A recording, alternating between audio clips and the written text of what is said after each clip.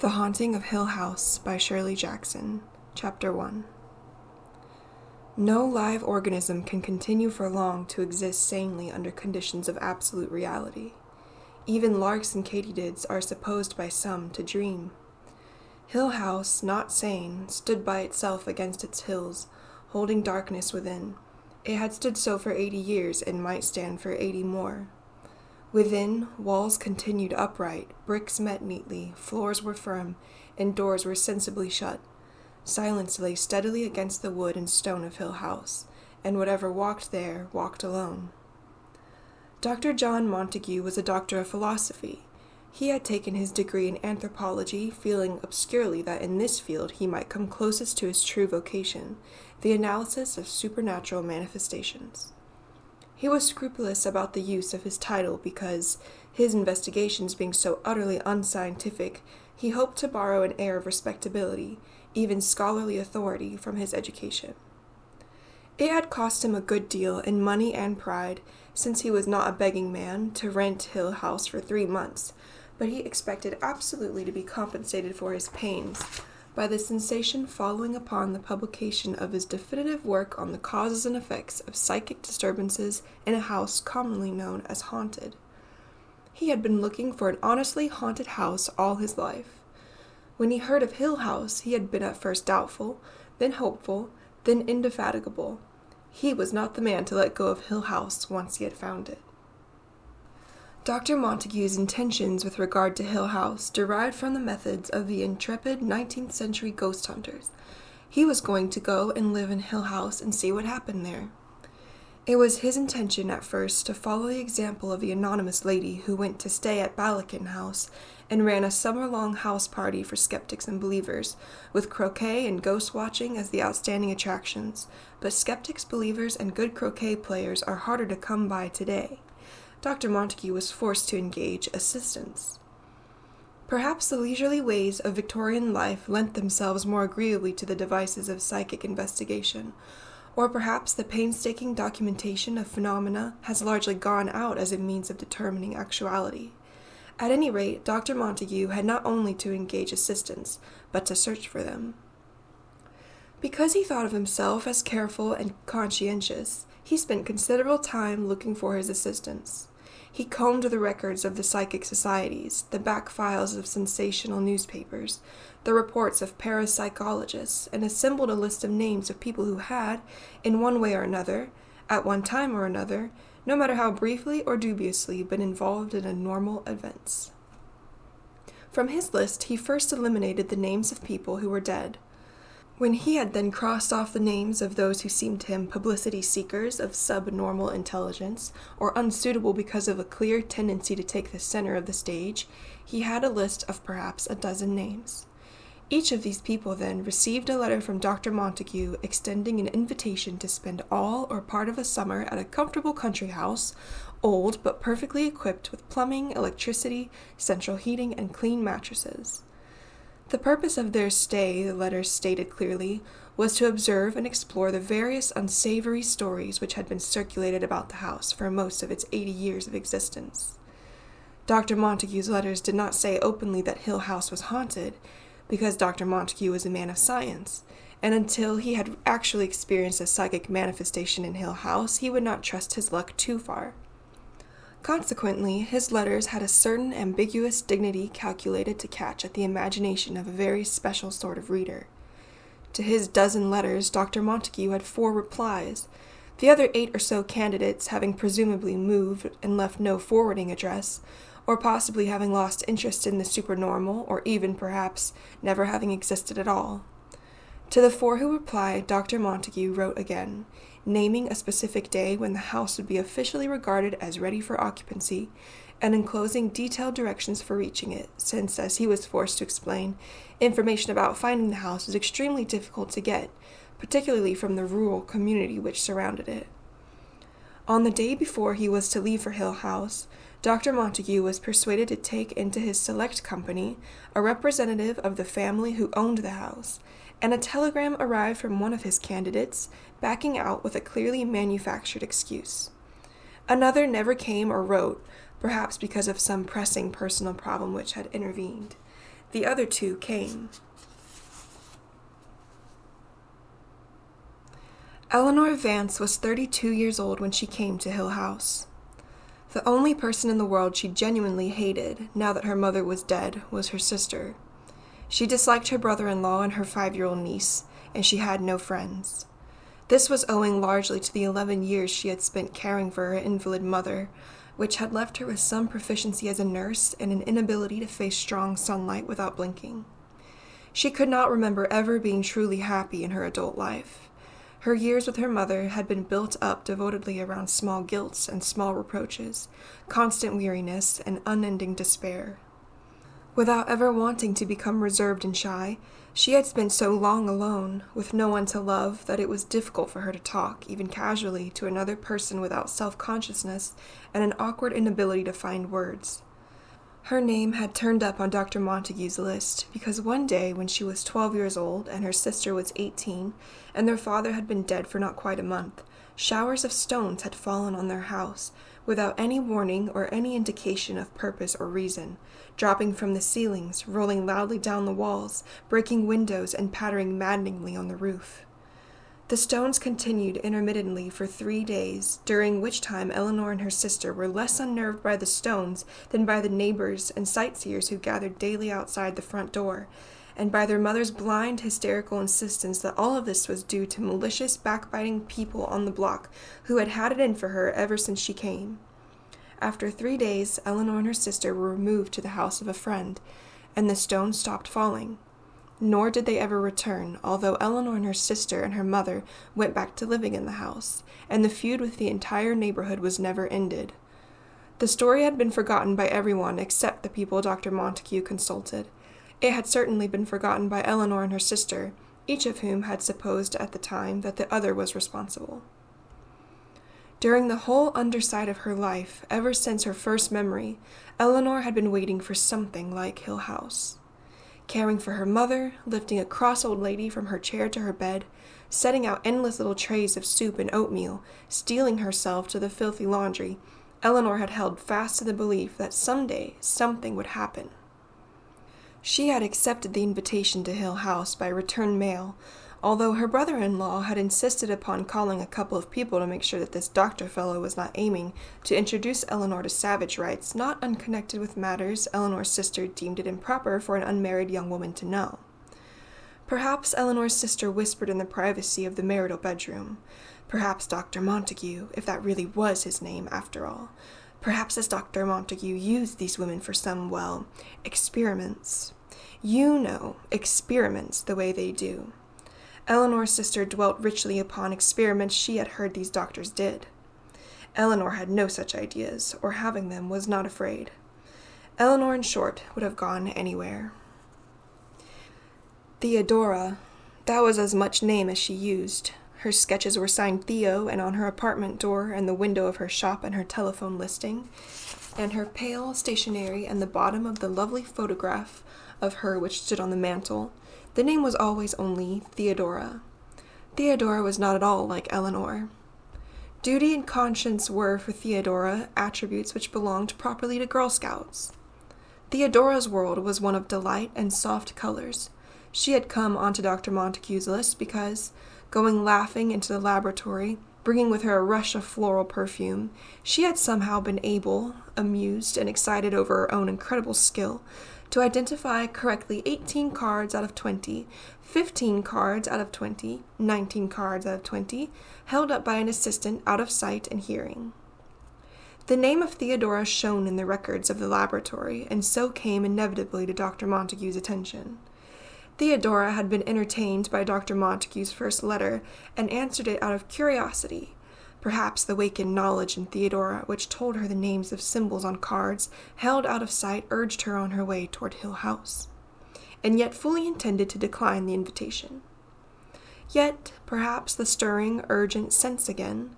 When Dr. Montague's confirming letter arrived, Theodora had been tempted and had somehow plunged blindly, wantonly, into a violent quarrel with the friend with whom she shared an apartment. Things were said on both sides which only time could eradicate. Theodora had deliberately and heartlessly smashed the lovely little figurine her friend had carved of her, and her friend had cruelly ripped to shreds the volume of Alfred de Musset, which had been a birthday present from Theodora, taking particular pains with the page which bore Theodora's loving, teasing inscription. These acts were of course unforgettable, and before they could laugh over them together, time would have to go by. Theodora had written that night, accepting Dr. Montague's invitation, and departed in cold silence the next day. Luke Sanderson was a liar. He was also a thief.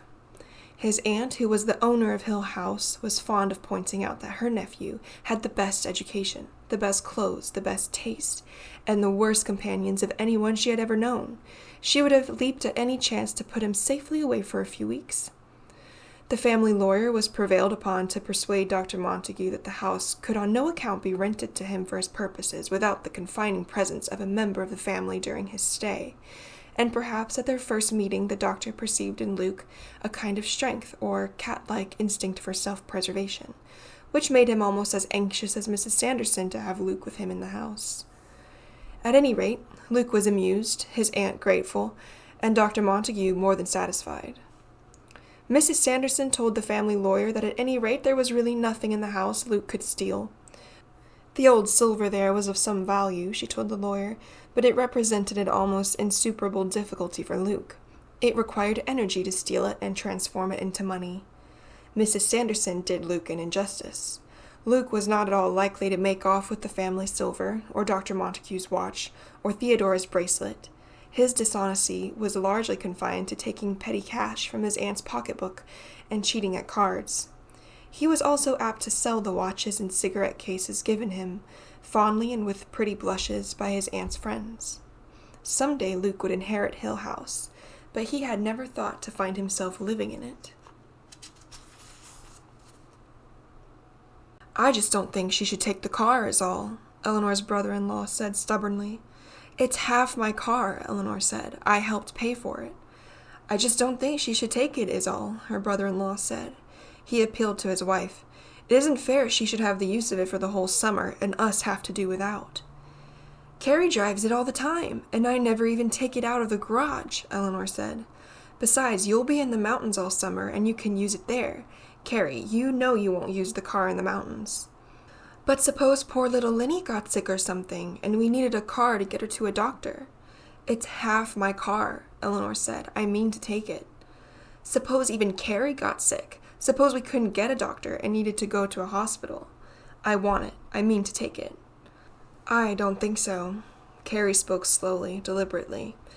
"We don't know where you're going, do we? You haven't seen fit to tell us very much about all this, have you? I don't think I can see my way clear to letting you borrow my car. It's half my car." "No," Carrie said, "you may not." "Right," Eleanor's brother-in-law nodded. "We need it, like Carrie says." Carrie smiled slightly. "I'd never forgive myself, Eleanor, if I lent you the car and something happened. How do we know we can trust this doctor fellow? You're still a young woman, after all, and the car is worth a good deal of money." "Well now, Carrie, I did call Homer in the credit office, and he said this fellow was in good standing at some college or other," Carrie said, still smiling. "Of course, there is every reason to suppose that he is a decent man, but Eleanor does not choose to tell us where she is going, or how to reach her if we want the car back. Something could happen, and we might never know. Even if Eleanor," she went on delicately, addressing her teacup, "even if Eleanor is prepared to run off to the ends of the earth at the invitation of any man, there is still no reason why she should be permitted to take my car with her. It's half my car. Suppose poor little Linny got sick, up there in the mountains with nobody around, no doctor." "In any case, Eleanor, I am sure that I am doing what Mother would have thought best. Mother had confidence in me and would certainly never have approved my letting you run wild, going off heaven knows where in my car. Or suppose even I got sick up there I am sure Mother would have agreed with me, Eleanor. Besides," Eleanor's brother-in-law said, struck by a sudden idea, "how do we know she'd bring it back in good condition?" "There has to be a first time for everything," Eleanor told herself. She got out of the taxi very early in the morning, trembling because by now, perhaps, her sister and her brother-in-law might be stirring with the first faint proddings of suspicion. She took her suitcase quickly out of the taxi while the driver lifted out the cardboard carton which had been on the front seat. Eleanor overtipped him, wondering if her sister and brother-in-law were following, were perhaps even now turning into the street and telling each other, "There she is, just as we thought, the thief, there she is." She turned in haste to go into the huge city garage where their car was kept, glancing nervously toward the ends of the street. She crashed into a very little lady sending packages in all directions, and saw with dismay a bag upset and break on the sidewalk, spilling out a broken piece of cheesecake, tomato slices, a hard roll. Damn you, the little lady screamed, her face pushed up close to Eleanor's. "I was taking it home, damn you. "I'm so sorry," Eleanor said. She bent down, but it did not seem possible to scoop up the fragments of tomato and cheesecake and shove them somehow back into the broken bag. The old lady was scowling down and snatching up her other packages before Eleanor could reach them, and at last Eleanor rose, smiling in convulsive apology. "I'm really so sorry," she said. "Damn you," the little old lady said, but more quietly. "I was taking it home for my little lunch, and now, thanks to you? Perhaps I could pay." Eleanor took hold of her pocketbook, and the little lady stood very still and thought. "I couldn't take money just like that," she said at last. "I didn't buy the things, you see. They were left over." She snapped her lips angrily. "You should have seen the ham they had," she said, "but someone else got that. And the chocolate cake, and the potato salad, and the little candies, and the little paper dishes. I was too late on everything. And now?" She and Eleanor both glanced down at the mess on the sidewalk, and the little lady said, "So you see, I couldn't just take money, not money just from your hand, not for something that was left over." "May I buy you something to replace this, then? I'm in a terrible hurry, but if we could find some place that's open." The little old lady smiled wickedly. "I've still got this, anyway," she said, and she hugged one package tight. "You may pay my taxi fare home," she said. "Then no one else will be likely to knock me down." "Gladly," Eleanor said, and turned to the taxi driver, who had been waiting, interested. "Can you take this lady home?" she asked. "A couple of dollars will do it," the lady said.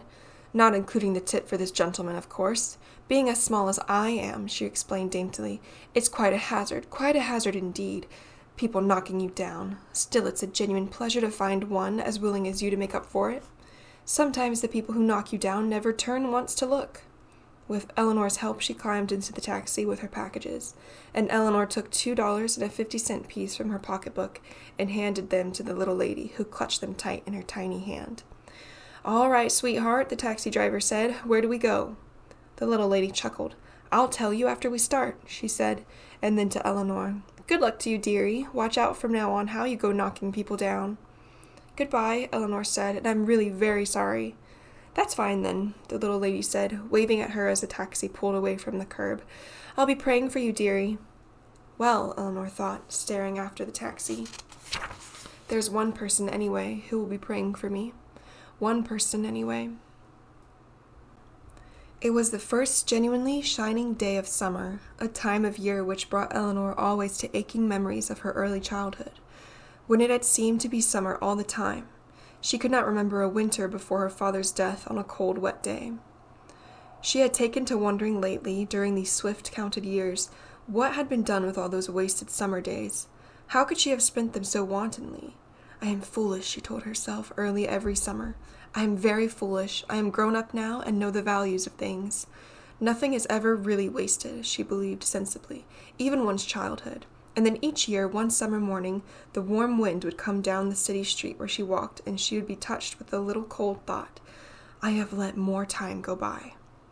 Yet this morning, driving the little car which she and her sister owned together, apprehensive lest they might still realize that she had come after all and just taken it away, going docilely along the street, following the lines of traffic, stopping when she was bidden and turning when she could, she smiled out at the sunlight slanting along the street and thought, I am going. I have finally taken a step." Always before, when she had her sister's permission to drive the little car, she had gone cautiously, moving with extreme care to avoid even the slightest scratch or mar which might irritate her sister. But today, with her carton on the back seat and her suitcase on the floor, her gloves and pocketbook and light coat on the seat beside her, the car belonged entirely to her, a little contained world all her own. "I am really going," she thought. At the last traffic light in the city, before she turned to go onto the great highway out of town, she stopped, waiting, and slid Dr. Montague's letter out of her pocketbook. "I will not even need a map," she thought. "He must be a very careful man." "Route 39 to Ashton," the letter said. and then turn left onto Route 5 going west. Follow this for a little less than 30 miles and you will come to the small village of Hillsdale. Go through Hillsdale to the corner with a gas station on the left and a church on the right, and turn left here onto what seems to be a narrow country road. You will be going up into the hills and the road is very poor. Follow this road to the end, about 6 miles, and you will come to the gates of Hill House. I am making these directions so detailed because it is inadvisable to stop in Hillsdale to ask your way. The people there are rude to strangers and openly hostile to anyone inquiring about Hill House. I am very happy that you will be joining us in Hill House, and will take great pleasure in making your acquaintance on Thursday, the 21st of June. The light changed. She turned onto the highway and was free of the city. No one, she thought, can catch me now. They don't even know which way I'm going. She had never driven far alone before. The notion of dividing her lovely journey into miles and hours was silly. She saw it, bringing her car with precision between the line on the road and the line of trees beside the road, as a passage of moments, each one new, carrying her along with them, taking her down a path of incredible novelty to a new place.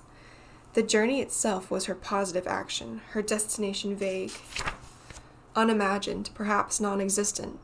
She meant to savor each turn of her traveling, loving the road and the trees and the houses and the small, ugly towns, teasing herself with the notion that she might take it into her head to stop just anywhere and never leave again. She might pull her car to the side of the highway, although that was not allowed, she told herself. She would be punished if she really did, and leave it behind while she wandered off past the trees into the soft, welcoming country beyond. She might wander till she was exhausted, chasing butterflies or following a stream, and then come at nightfall to the hut of some poor woodcutter who would offer her shelter. She might make her home forever in East Barrington or Desmond or the incorporated village of Burke. She might never leave the road at all, but just hurry on until the wheels of the car were worn to nothing, and she had come to the end of the world. And, she thought, I might just go along to Hill House, where I am expected and where I am being given shelter and room and board and a small token salary, in consideration of forsaking my commitments and involvements in the city and running away to see the world. I wonder what Dr. Montague is like. I wonder what Hill House is like. I wonder who else will be there. She was well away from the city now, watching for the turning onto Route 39, that magic thread of road Dr. Montague had chosen for her, out of all the roads in the world, to bring her safely to him and to Hill House. No other road could lead her from where she was to where she wanted to be. Dr. Montague was confirmed, made infallible, under the sign which pointed the way to Route 39, was another sign saying Ashton, 121 miles. The road, her intimate friend now, turned and dipped, going around turns where surprises waited. Once a cow, regarding her over a fence, once an incurious dog, down into hollows where small towns lay, past fields and orchards. On the main street of one village she passed a vast house, pillared and walled, with shutters over the windows and a pair of stone lions guarding the steps, and she thought that perhaps she might live there, dusting the lions each morning and patting their heads good night. Time is beginning this morning in June, she assured herself, but it is a time that is strangely new and of itself. In these few seconds I have lived a lifetime in a house with 2 lions in front. Every morning I swept the porch and dusted the lions, and every evening I patted their heads good night, and once a week I washed their faces and manes and paws with warm water and soda and cleaned between their teeth with a swab. Inside the house the rooms were tall and clear with shining floors and polished windows. A little dainty old lady took care of me, moving starchily with a silver tea service on a tray, and bringing me a glass of elderberry wine each evening for my health's sake. I took my dinner alone in the long quiet dining room at the gleaming table, and between the tall windows the white paneling of the walls shone in the candlelight. I dined upon a bird and radishes from the garden, and homemade plum jam. When I slept it was under a canopy of white organdy, and a night light guarded me from the hall. People bowed to me on the streets of the town, because everyone was very proud of my lions. When I died, she had left the town far behind by now, and was going past dirty closed lunch stands and torn signs. There had been a fair somewhere near here once, long ago, with motorcycle races. The sign still carried fragments of words. Dare, one of them read, and another, evil, and she laughed at herself, perceiving how she sought out omens everywhere. The word is daredevil, Eleanor, daredevil drivers. and she slowed her car because she was driving too fast and might reach Hill House too soon. At one spot, she stopped altogether beside the road to stare in disbelief and wonder. Along the road for perhaps a quarter of a mile, she had been passing admiring a row of splendid tended oleanders, blooming pink and white in a steady row. Now she had come to the gateway they protected, and past the gateway the trees continued. The gateway was no more than a pair of ruined stone pillars, with a road leading away between them into empty fields. She could see that the oleander trees cut away from the road and ran up each side of a great square, and she could see all the way to the farther side of the square, which was a line of oleander trees seemingly going along a little river. Inside the oleander square there was nothing, no house, no building, nothing but the straight road going across and ending at the stream. Now what was here, she wondered? What was here and is gone? Or what was going to be here and never came?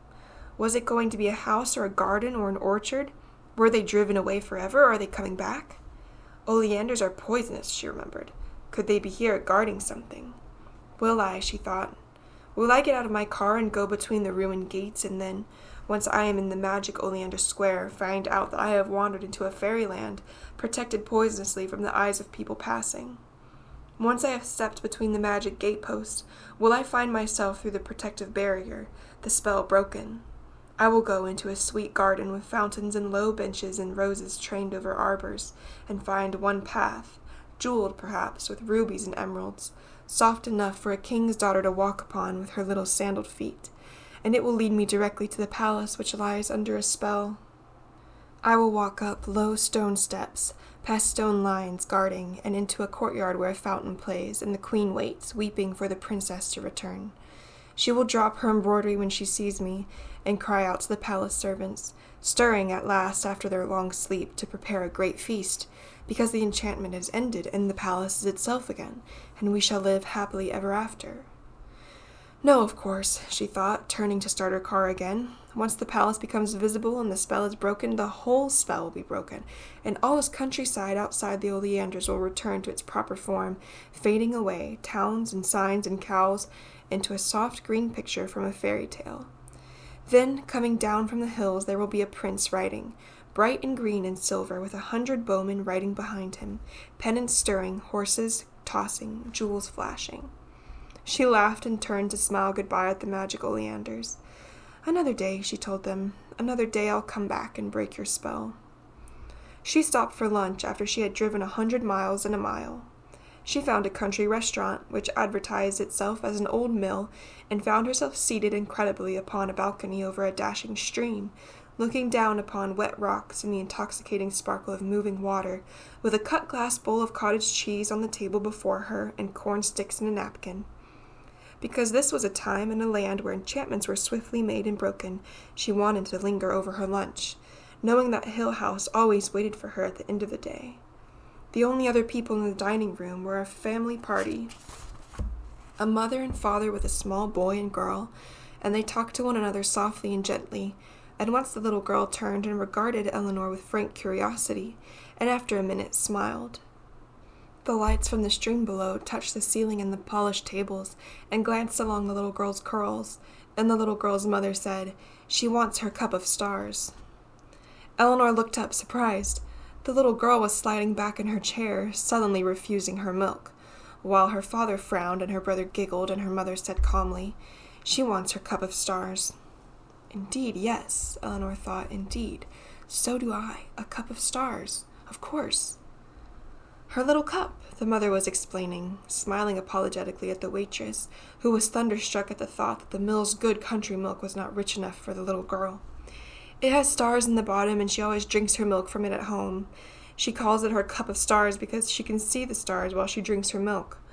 The waitress nodded, unconvinced, and the mother told the little girl, "You'll have your milk from your cup of stars tonight when we get home. But just for now, just to be a very good little girl, will you take a little milk from this glass?" "Don't do it," Eleanor told the little girl. "Insist on your cup of stars. Once they have trapped you into being like everyone else, you will never see your cup of stars again. Don't do it." And the little girl glanced at her and smiled a little subtle, dimpling, wholly comprehending smile, and shook her head stubbornly at the glass. Brave girl, Eleanor thought.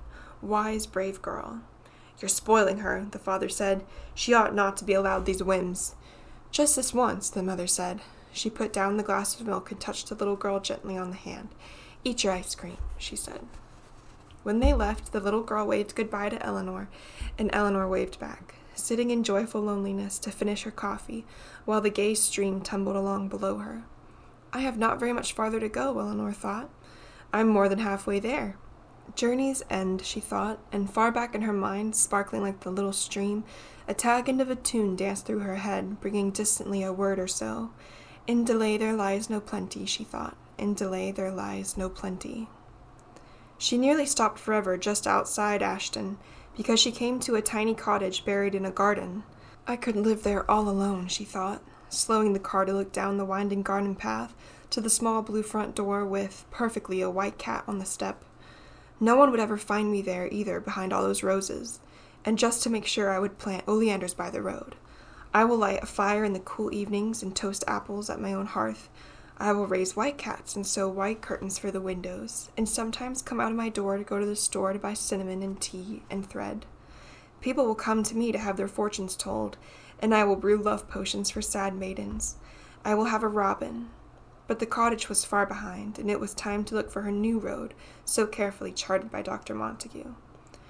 "Turn left onto Route 5 going west," his letter said, and as efficiently and promptly as though he had been guiding her from some spot far away, moving her car with controls in his hands, it was done.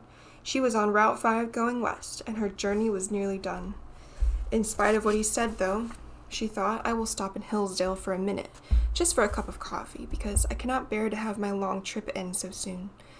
It was not really disobeying anyway. The letter said it was inadvisable to stop in Hillsdale to ask the way, not forbidden to stop for coffee, and perhaps, if I don't mention Hill House, I will not be doing wrong. Anyway, she thought obscurely, it's my last chance. Hillsdale was upon her before she knew it, a tangled, disorderly mess of dirty houses and crooked streets. It was small. Once she had come onto the main street, she could see the corner at the end with the gas station and the church. There seemed to be only one place to stop for coffee, and that was an unattractive diner.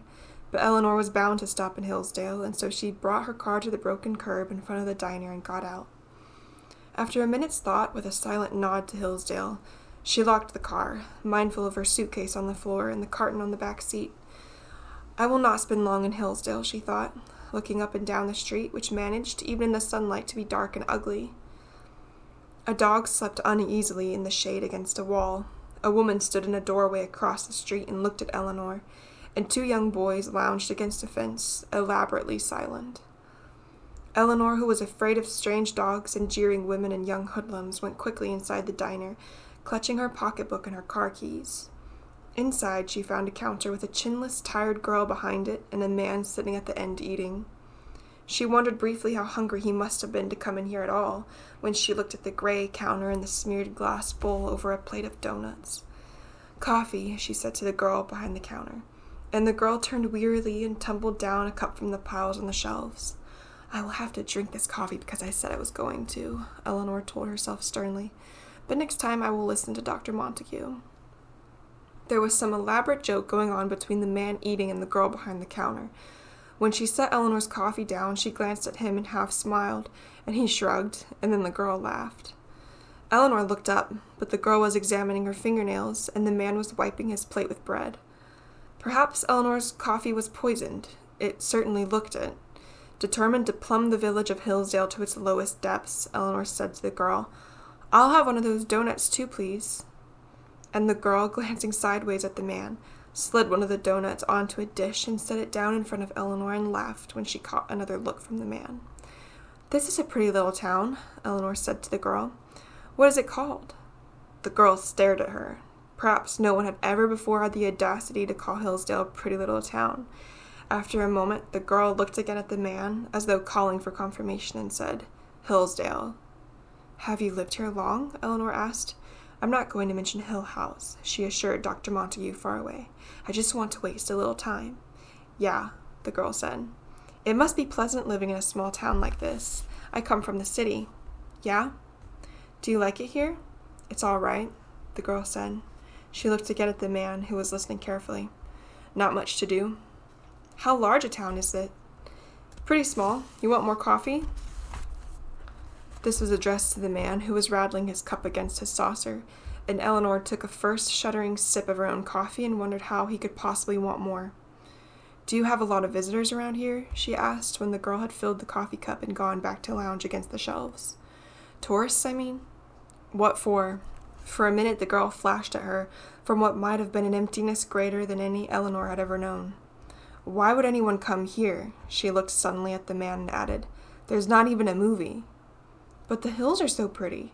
Mostly with small out-of-the-way towns like this one you'll find city people who have come and built themselves homes up in the hills for privacy." The girl laughed shortly. "Not here they don't." "Or remodeling old houses?" "Privacy," the girl said, and laughed again. "It just seems surprising," Eleanor said, feeling the man looking at her. "Yeah," the girl said. "If they'd put in a movie even." "I thought," Eleanor said carefully, "that I might even look around. Old houses are usually cheap, you know, and it's fun to make them over." "Not around here," the girl said. "Then," Eleanor said, "there are no old houses around here, back in the hills?" "Nope." The man rose, taking change from his pocket, and spoke for the first time. "People leave this town," he said. "They don't come here." When the door closed behind him, the girl turned her flat eyes back to Eleanor almost resentfully, as though Eleanor with her chatter had driven the man away. "He was right," she said finally. "They go away, the lucky ones." "Why don't you run away?" Eleanor asked her, and the girl shrugged. "Would I be any better off?" she asked. She took Eleanor's money without interest and returned the change. Then, with another of her quick flashes, she glanced at the empty plates at the end of the counter and almost smiled. "He comes in every day," she said. When Eleanor smiled back and started to speak, the girl turned her back and busied herself with the cups on the shelves, and Eleanor, feeling herself dismissed, rose gratefully from her coffee and took up her car keys and pocketbook. "Goodbye," Eleanor said, and the girl, back still turned, said, "Good luck to you. I hope you find your house." The road leading away from the gas station and the church was very poor indeed, deeply rutted and rocky. Eleanor's little car stumbled and bounced, reluctant to go farther into these unattractive hills, where the day seemed quickly drawing to an end under the thick, oppressive trees on either side. "They do not really seem to have much traffic on this road," Eleanor thought wryly, turning the wheel quickly to avoid a particularly vicious rock ahead. 6 miles of this will not do the car any good, and for the first time in hours she thought of her sister and laughed. By now they would surely know that she had taken the car and gone, but they would not know where. They would be telling each other incredulously that they would never have suspected it of Eleanor. "I would never have suspected of myself," she thought, laughing still. "Everything is different. I am a new person, very far from home. In delay there lies no plenty. Present mirth hath present laughter."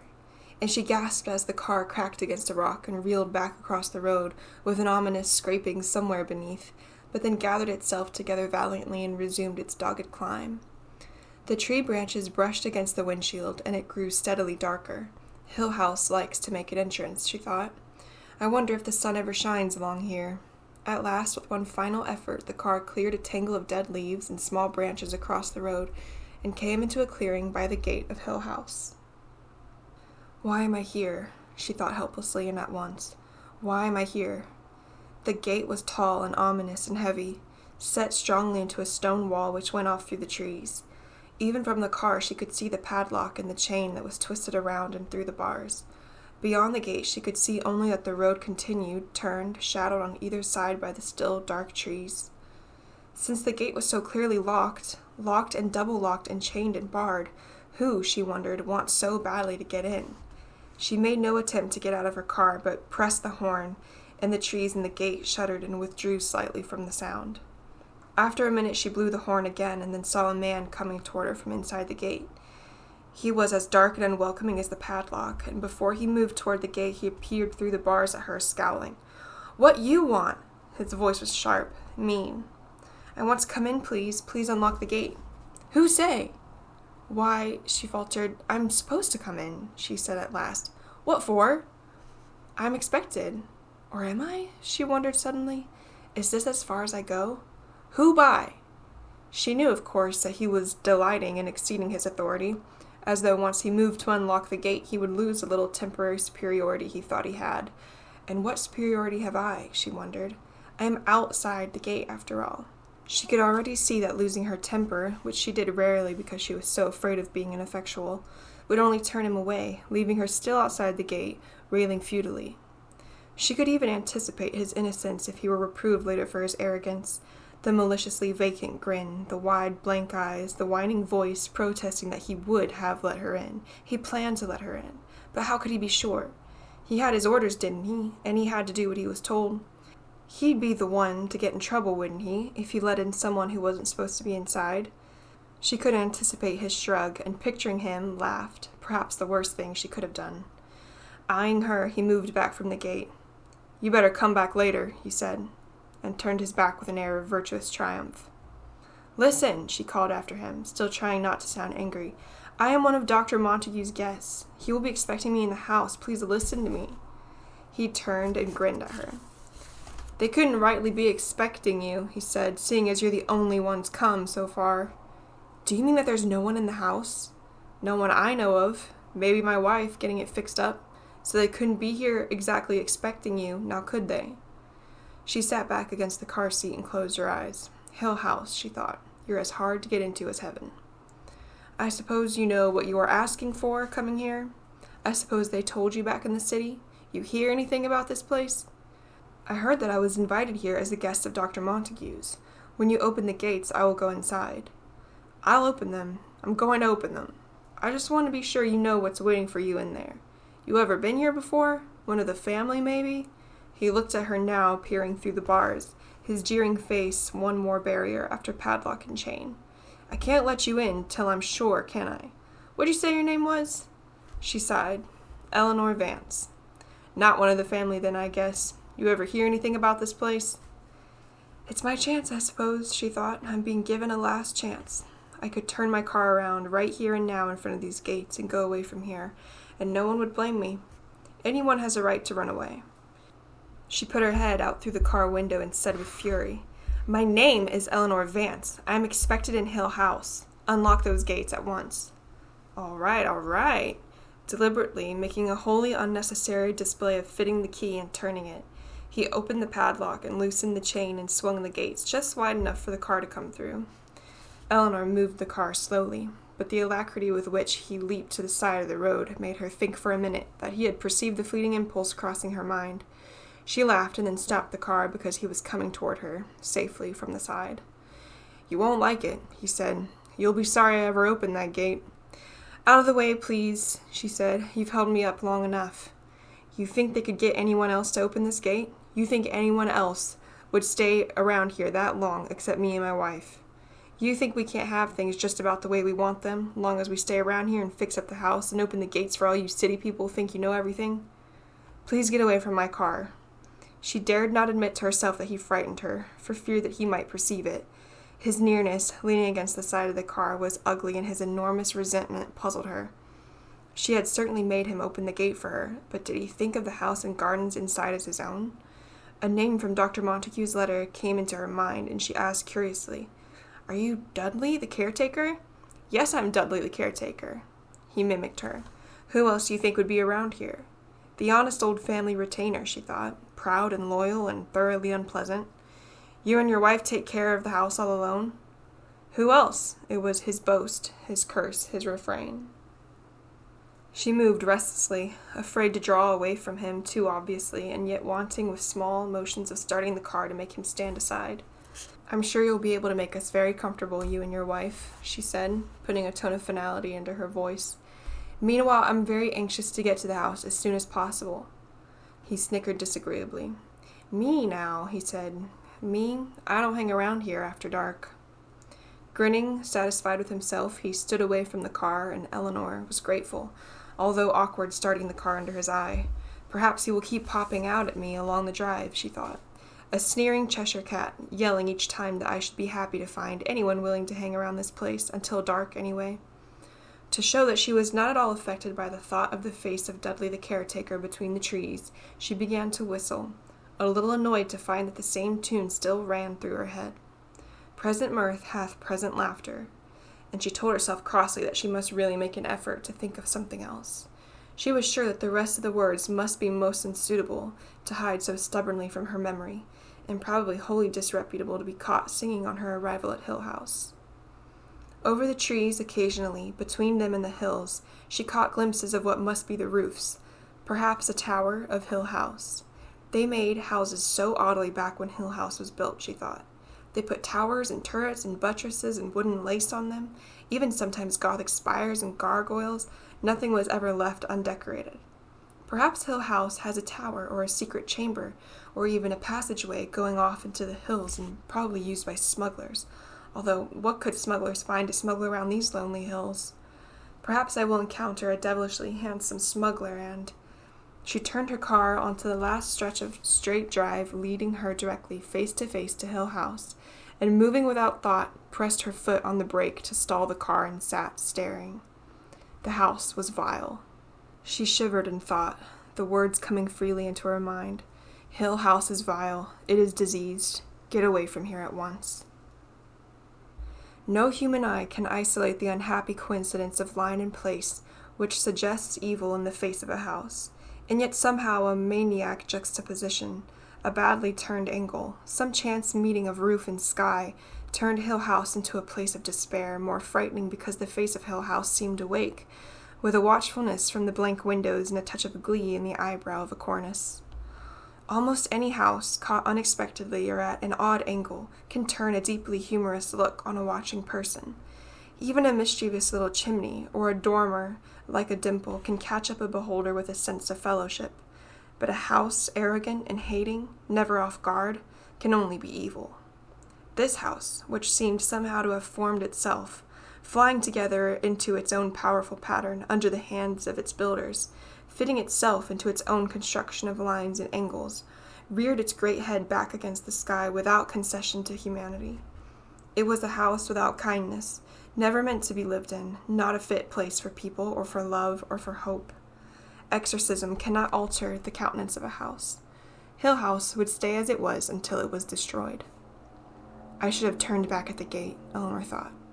The house had caught her with an atavistic turn in the pit of the stomach, and she looked along the lines of its roofs, fruitlessly endeavoring to locate the badness, whatever dwelt there. Her hands turned nervously cold so that she fumbled, trying to take out a cigarette, and beyond everything else she was afraid, listening to the sick voice inside her which whispered, "Get away from here, get away." "But this is what I came so far to find," she told herself. "I can't go back. Besides, he would laugh at me if I tried to get back out through that gate." Trying not to look up at the house, and she could not even have told its color or its style or its size, except that it was enormous and dark, looking down over her, she started the car again and drove up the last bit of driveway directly to the steps, which led into a forthright, no-escape manner onto the veranda and aimed at the front door. The drive turned off on either side to encircle the house, and probably later she could take her car around and find a building of some kind to put it in. Now she felt uneasily that she did not care to cut off her means of departure too completely. She turned the car just enough to move it off to one side, out of the way of later arrivals. It would be a pity, she thought grimly, for anyone to get a first look at this house with anything so comforting as a human automobile parked in front of it, and got out, taking her suitcase and her coat. Well, she thought inadequately, here I am. It was an act of moral strength to lift her foot and set it on the bottom step, and she thought that her deep unwillingness to touch Hill House for the first time came directly from the vivid feeling that it was waiting for her, evil but patient. Journeys end in lovers' meeting, she thought, remembering her song at last, and laughed, standing on the steps of Hill House. Journeys end in lovers' meeting, and she put her feet down firmly and went up to the veranda and the door. Hill House came around her in a rush. She was enshadowed, and the sound of her feet on the wood of the veranda was an outrage in the utter silence, as though it had been a very long time since feet stamped across the boards of Hill House. She brought her hand up to the heavy iron knocker that had a child's face, determined to make more noise and yet more, so that Hill House might be very sure she was there, and then the door opened without warning, and she was looking at a woman who, if like ever merited like, could only be the wife of the man at the gate. "Mrs. Dudley?" she said, catching her breath. "I'm Eleanor Vance. I'm expected." Silently the woman stood aside. Her apron was clean, her hair was neat, and yet she gave an indefinable air of dirtiness, quite in keeping with her husband, and the suspicious sullenness of her face was a match for the malicious petulance of his. No, Eleanor told herself. It's partly because everything seems so dark around here, and partly because I expected that man's wife to be ugly. If I hadn't seen Hill House, would I be so unfair to these people? They only take care of it, after all. The hall in which they stood was overfull of dark wood and weighty carving, dim under the heaviness of the staircase, which lay back from the farther end. Above there seemed to be another hallway going the width of the house. She could see a wide landing, and then, across the stairwell, doors closed along the upper hall. On either side of her now were gray double doors, carved with fruit and grain and living things. All the doors she could see in this house were closed. When she tried to speak, her voice was drowned in the dim stillness, and she had to try again to make a sound. "Can you take me to my room?" she asked at last, gesturing toward her suitcase on the floor and watching the wavering reflection of her hand going down and down into the deep shadows of the polished floor. "I gather I'm the first one here? You did say you were Mrs. Dudley?" "I think I'm going to cry," she thought, like a child sobbing and wailing. "I don't like it here." Mrs. Dudley turned and started up the stairs, and Eleanor took up her suitcase and followed, hurrying after anything else alive in this house. "No," she thought, "I don't like it here." Mrs. Dudley came to the top of the stairs and turned right, and Eleanor saw that with some rare perception the builders of the house had given up any attempt at style, probably after realizing what the house was going to be, whether they chose it or not, and had on this second floor set in a long, straight hall to accommodate the doors to the bedrooms. She had a quick impression of the builders finishing off the second and third stories of the house with a kind of indecent haste, eager to finish their work without embellishment and get out of there, following the simplest possible pattern for the rooms. At the left end of the hall was a second staircase, probably going from servants' rooms on the third floor down past the second to the service rooms below. At the right end of the hall, another room had been set in, perhaps, since it was on the end, to get the maximum amount of sun and light. Except for a continuation of the dark woodwork and what looked like a series of poorly executed engravings arranged with unlovely exactness along the hall in either direction, nothing broke the straightness of the hall except the series of doors, all closed. Mrs. Dudley crossed the hall and opened a door, perhaps at random. "This is the blue room," she said. From the turn in the staircase, Eleanor assumed that the room would be at the front of the house. Sister Anne, she thought, and moved gratefully toward the light from the room. "How nice," she said, standing in the doorway, but only from the sense that she must say something. It was not nice at all, and only barely tolerable. It held and closed the same clashing disharmony that marked Hill House throughout. Mrs. Dudley turned aside to let Eleanor come in, and spoke apparently to the wall. "I set dinner on the dining room sideboard at 6 sharp, she said. "You can serve yourselves. I'll clear up in the morning. I have breakfast ready for you at 9. That's the way I agreed to do. I can't keep the rooms up the way you'd like, but there's no one else you could get that would help me. I don't wait on people. What I agreed to, it doesn't mean I wait on people." Eleanor nodded, standing uncertainly in the doorway. "I don't stay after I set out dinner," Mrs. Dudley went on. "Not after it begins to get dark. I leave before dark comes." "I know," Eleanor said. "We live over in the town 6 miles away." "Yes," Eleanor said, remembering Hillsdale. "So there won't be anyone around if you need help." "I understand. We couldn't even hear you in the night." "I don't suppose—" "No one could. No one lives any nearer than the town. No one else will come any nearer than that." "I know," Eleanor said tiredly. "In the night," Mrs. Dudley said, and smiled outright. "In the dark," she said, and closed the door behind her. Eleanor almost giggled, thinking of herself calling, "Oh, Mrs. Dudley, I need your help in the dark." And then she shivered. She stood alone beside her suitcase, her coat still hanging over her arm, thoroughly miserable, telling herself helplessly, "Journeys end in lovers' meeting," and wishing she could go home. Behind her lay the dark staircase and the polished hallway and the great front door, and Mrs. Dudley, and Dudley laughing at the gate, and the padlocks in Hillsdale, and the cottage of flowers and the family at the inn, and the oleander garden and the house with the stone lions in front. And they had brought her, under Dr. Montague's unerring eye, to the blue room at Hill House. "It's awful," she thought, unwilling to move, since motion might imply acceptance, a gesture of moving in. "It's awful, and I don't want to stay." But there was nowhere else to go. Dr. Montague's letter had brought her this far and could take her no farther. After a minute she sighed and shook her head and walked across to set her suitcase down on the bed. Here I am in the blue room of Hill House, she said half aloud, although it was real enough and beyond all question a blue room. There were blue dimity curtains over the windows which looked out over the roof of the veranda onto the lawn, and a blue-figured rug on the floor, and a blue spread on the bed, and a blue quilt at the foot. The walls, dark woodwork to shoulder height, were blue-figured paper above, with a design of tiny blue flowers wreathed and gathered and delicate. Perhaps someone had once hoped to lighten the air of the blue room in Hill House with a dainty wallpaper, not seeing how such a hope would evaporate in Hill House, leaving only the faintest hint of its existence, like an almost inaudible echo of sobbing far away. Eleanor shook herself, turning to see the room complete. It had an unbelievably faulty design, which left it chillingly wrong in all its dimensions, so that the walls seemed always in one direction a fraction longer than the eye could endure, and in another direction a fraction less than the barest possible tolerable length. This is where they want me to sleep? Eleanor thought incredulously. What nightmares are awaiting, shadowed in those high corners? What breath of mindless fear will drift across my mouth? And shook herself again. Really, she told herself, really, Eleanor? She opened her suitcase on the high bed and, slipping off her stiff city shoes with grateful relief, began to unpack, at the back of her mind, the thoroughly female conviction that the best way to soothe a troubled mind is to put on comfortable shoes.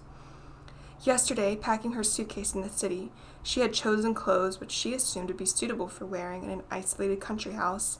She had even run out at the last minute and bought, excited at her own daring, 2 pairs of slacks, something she had not worn in more years than she could remember. Mother would be furious, she had thought, packing the slacks down at the bottom of her suitcase so that she need not take them out, need never let anyone know she had them in case she lost her courage. Now in Hill House they no longer seemed so new. She unpacked carelessly, setting dresses crookedly on hangers, tossing the slacks into the bottom drawer of the high marble top dresser, throwing her city shoes into a corner of the great wardrobe. She was bored already with the books she had brought. I'm probably not going to stay anyway, she thought, and closed her empty suitcase and set it in the wardrobe corner. It won't take me 5 minutes to pack again. She discovered that she had been trying to put her suitcase down without making a sound, and then realized that while she unpacked, she had been in her stocking feet, trying to move as silently as possible, as though stillness were vital in Hill House. She remembered that Mrs. Dudley had also walked without sound. When she stood still in the middle of the room, the pressing silence of Hill House came back all around her. I am like a small creature swallowed whole by a monster, she thought, and the monster feels my tiny little movements inside. No, she said aloud, and the one word echoed.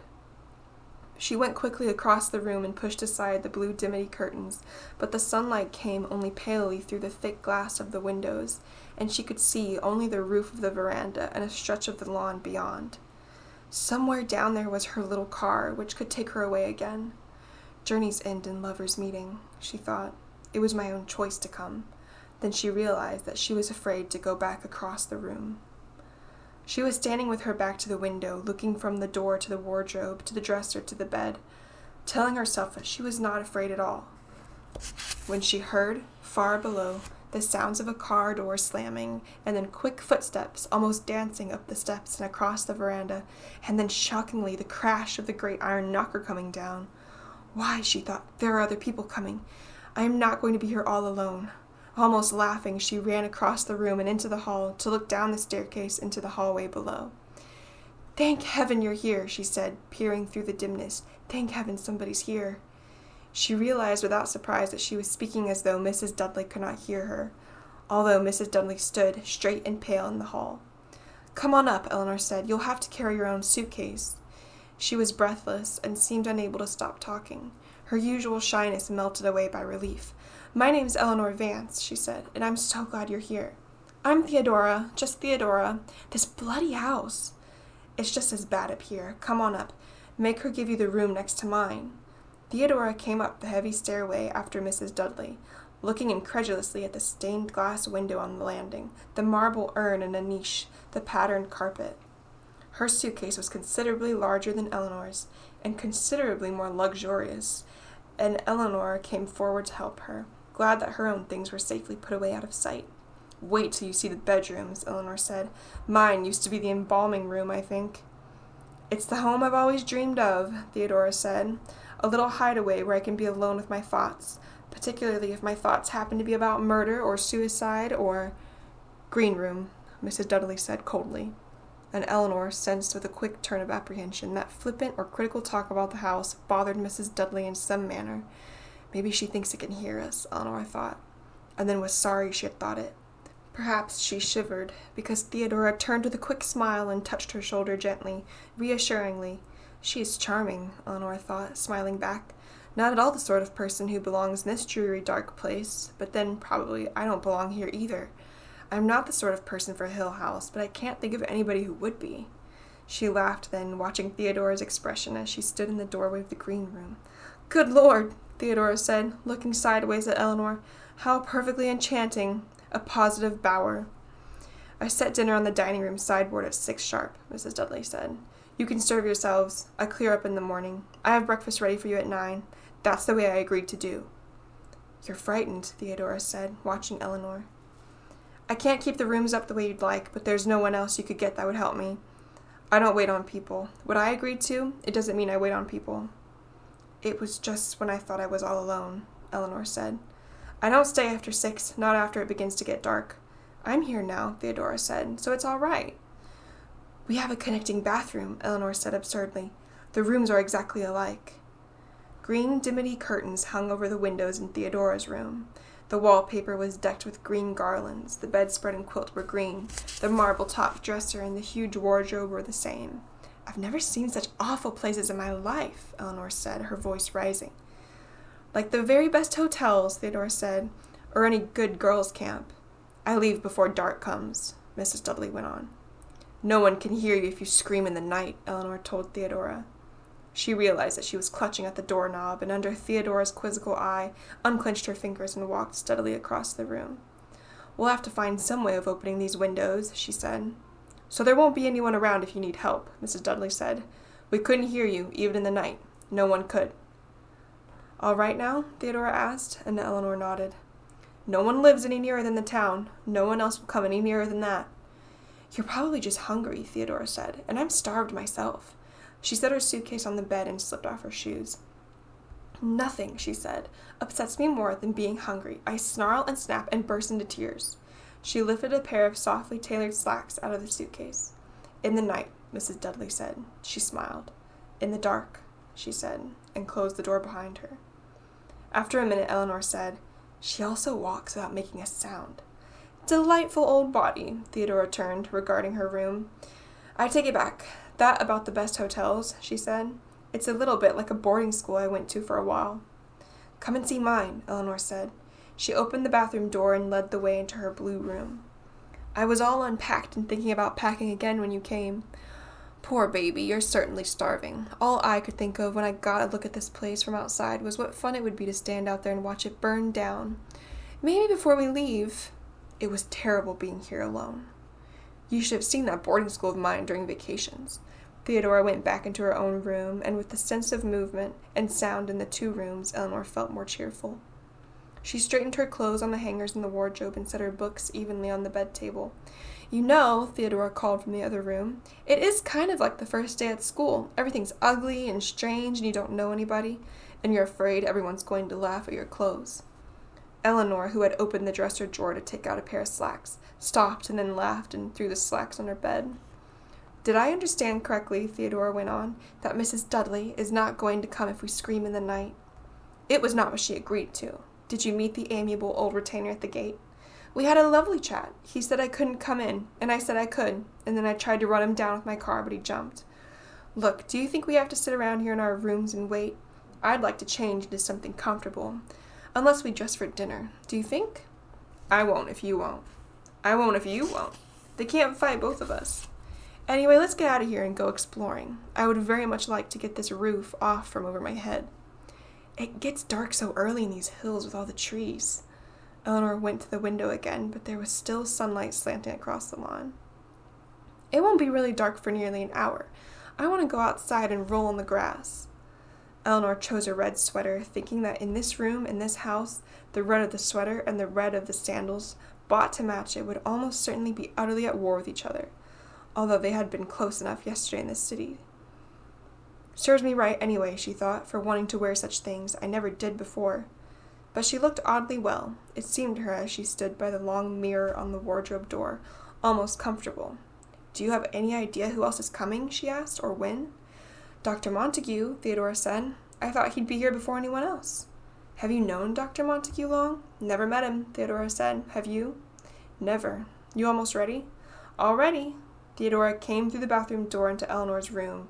She is lovely, Eleanor thought, turning to look. I wish I were lovely. Theodora was wearing a vivid yellow shirt, and Eleanor laughed and said, You bring more light into this room than the window. Theodora came over and regarded herself approvingly in Eleanor's mirror. I feel, she said, that in this dreary place it is our duty to look as bright as possible.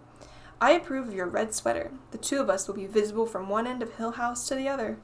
Still looking in the mirror, she asked, I suppose Dr. Montague wrote to you? Yes, Eleanor was embarrassed.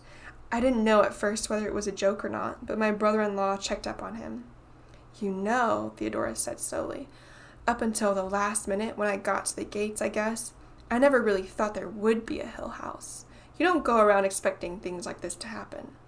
But some of us go around hoping, Eleanor said. Theodora laughed and swung around before the mirror and caught Eleanor's hand. Fellow babe in the woods, she said, let's go exploring. We can't go far away from the house. I promise not to go one step farther than you say. Do you think we have to check in and out with Mrs. Dudley? She probably watches every move we make anyway. It's probably part of what she agreed to. Agreed to with whom, I wonder? Count Dracula? You think he lives in Hill House? I think he spends all his weekends here. I swear I saw bats in the woodwork downstairs. Follow, follow. They ran downstairs, moving with color and life against the dark woodwork and the clouded light of the stairs, their feet clattering, and Mrs. Dudley stood below and watched them in silence. We're going exploring, Mrs. Dudley, Theodora said lightly. We'll be outside somewhere, but we'll be back soon, Eleanor added. I set dinner on the sideboard at 6 o'clock, Mrs. Dudley explained. Eleanor, tugging, got the great front door open. It was just as heavy as it looked, and she thought, we will really have to find some easier way to get back in. Leave this open, she said over her shoulder to Theodora. It's terribly heavy.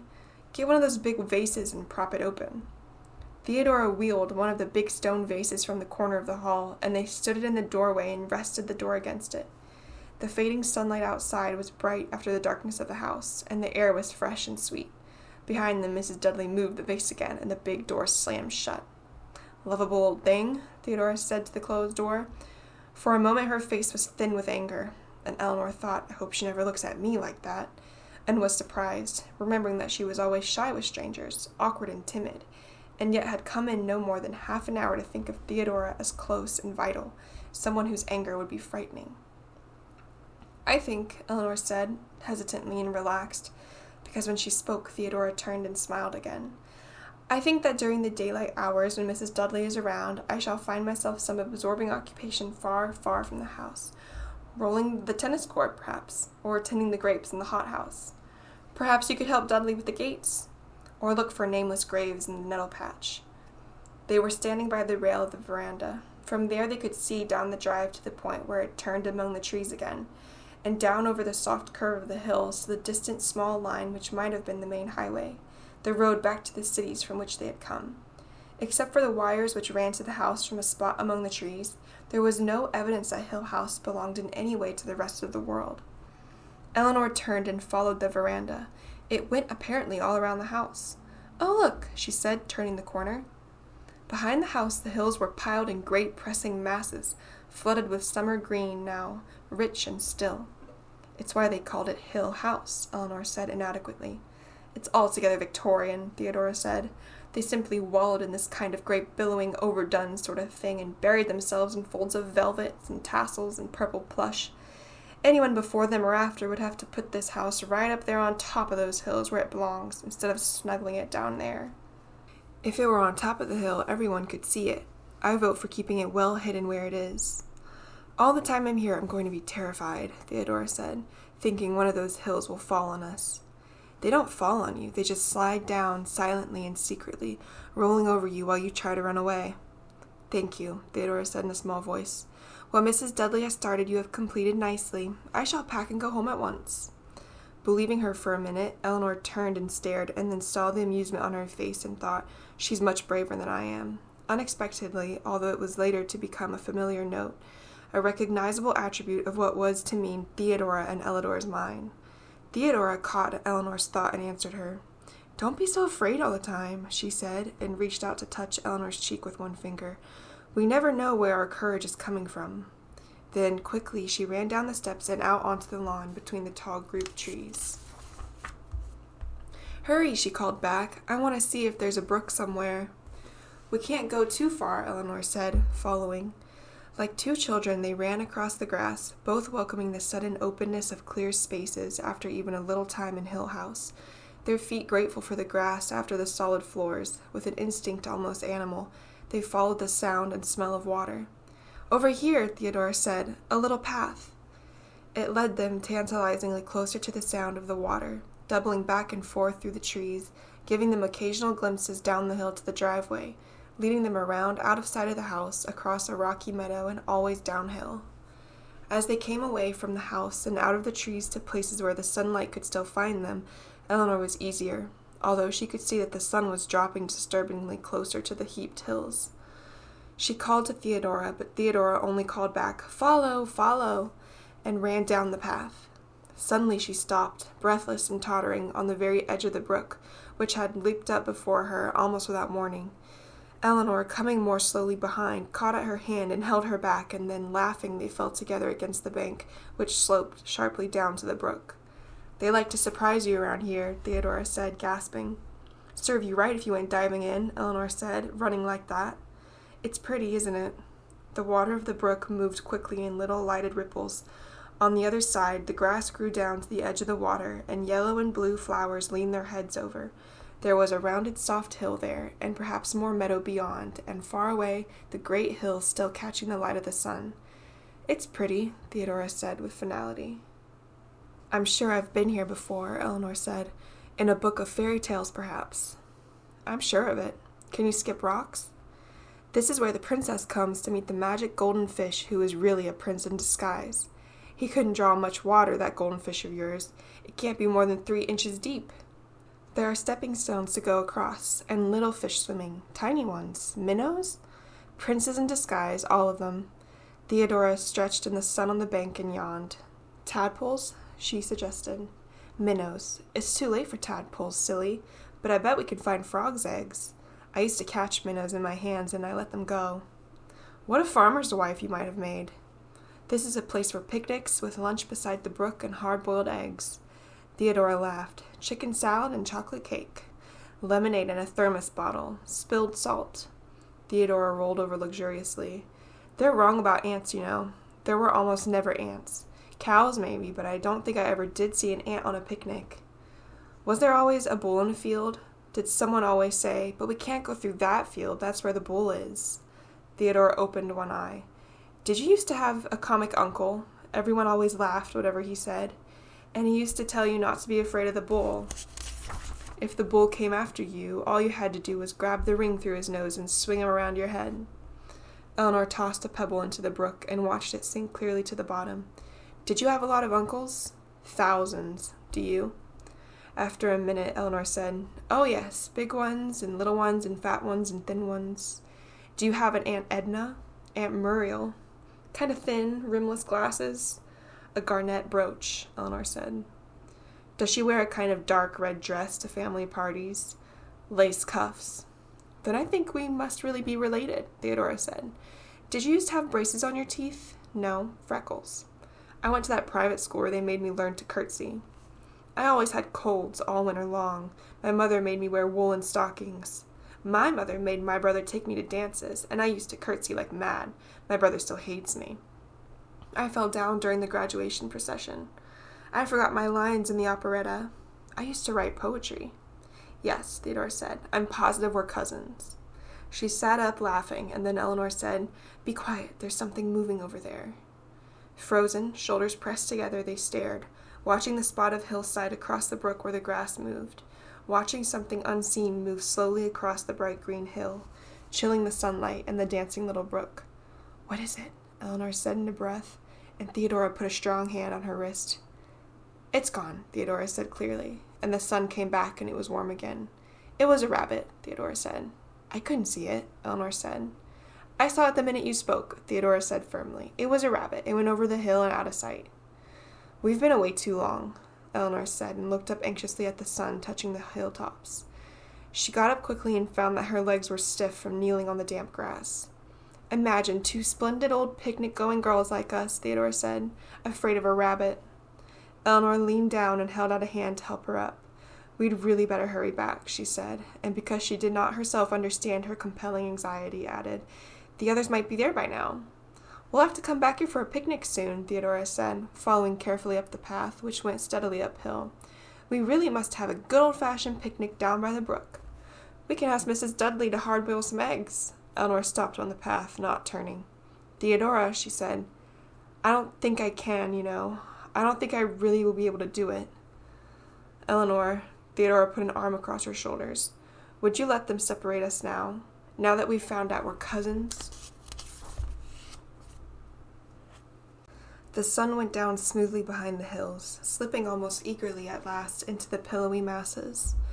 There were already long shadows on the lawn as Eleanor and Theodora came up the path toward the side veranda of Hill House, blessedly hiding its mad face in the growing darkness. "There's someone waiting there," Eleanor said, walking more quickly, and so saw Luke for the first time. Journeys end in lovers' meeting, she thought, and could only say inadequately, "Are you looking for us?"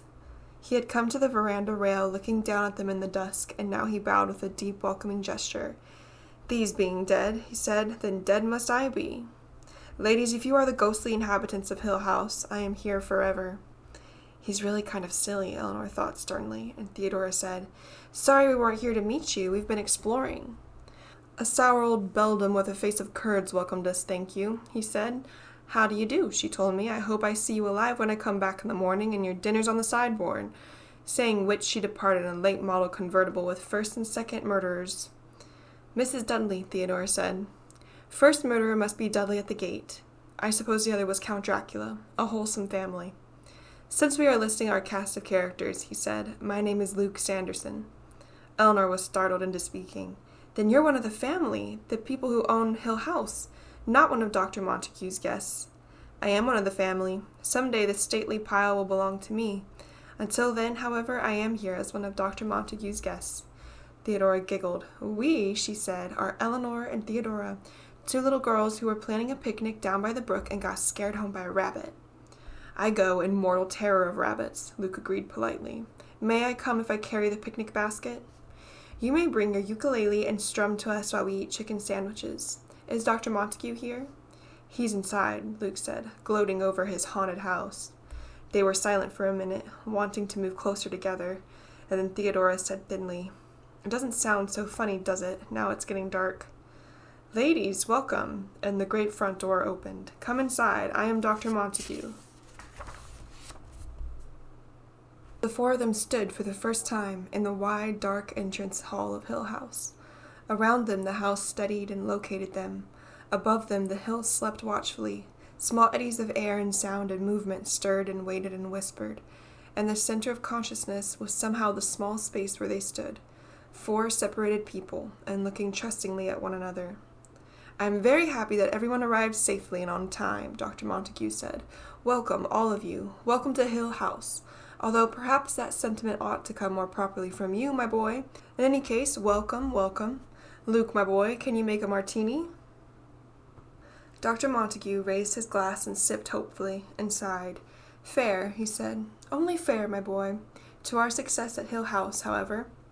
"How would one reckon success exactly in an affair like this?" Luke inquired curiously. The doctor laughed. "Put it then," he said, "that I hope that all of us will have an exciting visit, and my book will rock my colleagues back on their heels. I cannot call your visit a vacation, although to some it might seem so, because I am hopeful of your working, although work, of course, depends largely upon what is to be done, does it not?" "Notes," he said with relief, as though fixing upon one unshakable solidity in a world of fog. "Notes. We will take notes. To some, a not unbearable task." "So long as no one makes any puns about spirits and spirits," Theodora said, holding out her glass to Luke to be filled. "Spirits?" The doctor peered at her. "Spirits, yes indeed. Of course, none of us," he hesitated, frowning. "Certainly not," he said, and took 3 quick, agitated sips at his cocktail. "Everything's so strange," Eleanor said. "I mean, this morning I was wondering what Hill House would be like, and now I can't believe that it's real and we're here." They were sitting in a small room, chosen by the doctor who had led them to it. Down a narrow corridor, fumbling a little at first, but then finding his way. It was not a cozy room, certainly. It had an unpleasantly high ceiling and a narrow tiled fireplace, which looked chill in spite of the fire which Luke had lighted at once. The chairs in which they sat were rounded and slippery, and the light coming through the colored beaded shades of the lamps sent shadows into the corners. The overwhelming sense of the room was purple. Beneath their feet the carpeting glowed in dim, convoluted patterns. The walls were papered in gilt, and a marble cupid beamed fatuously down at them from the mantel. When they were silent for a moment, the quiet weight of the house pressed down from all around them.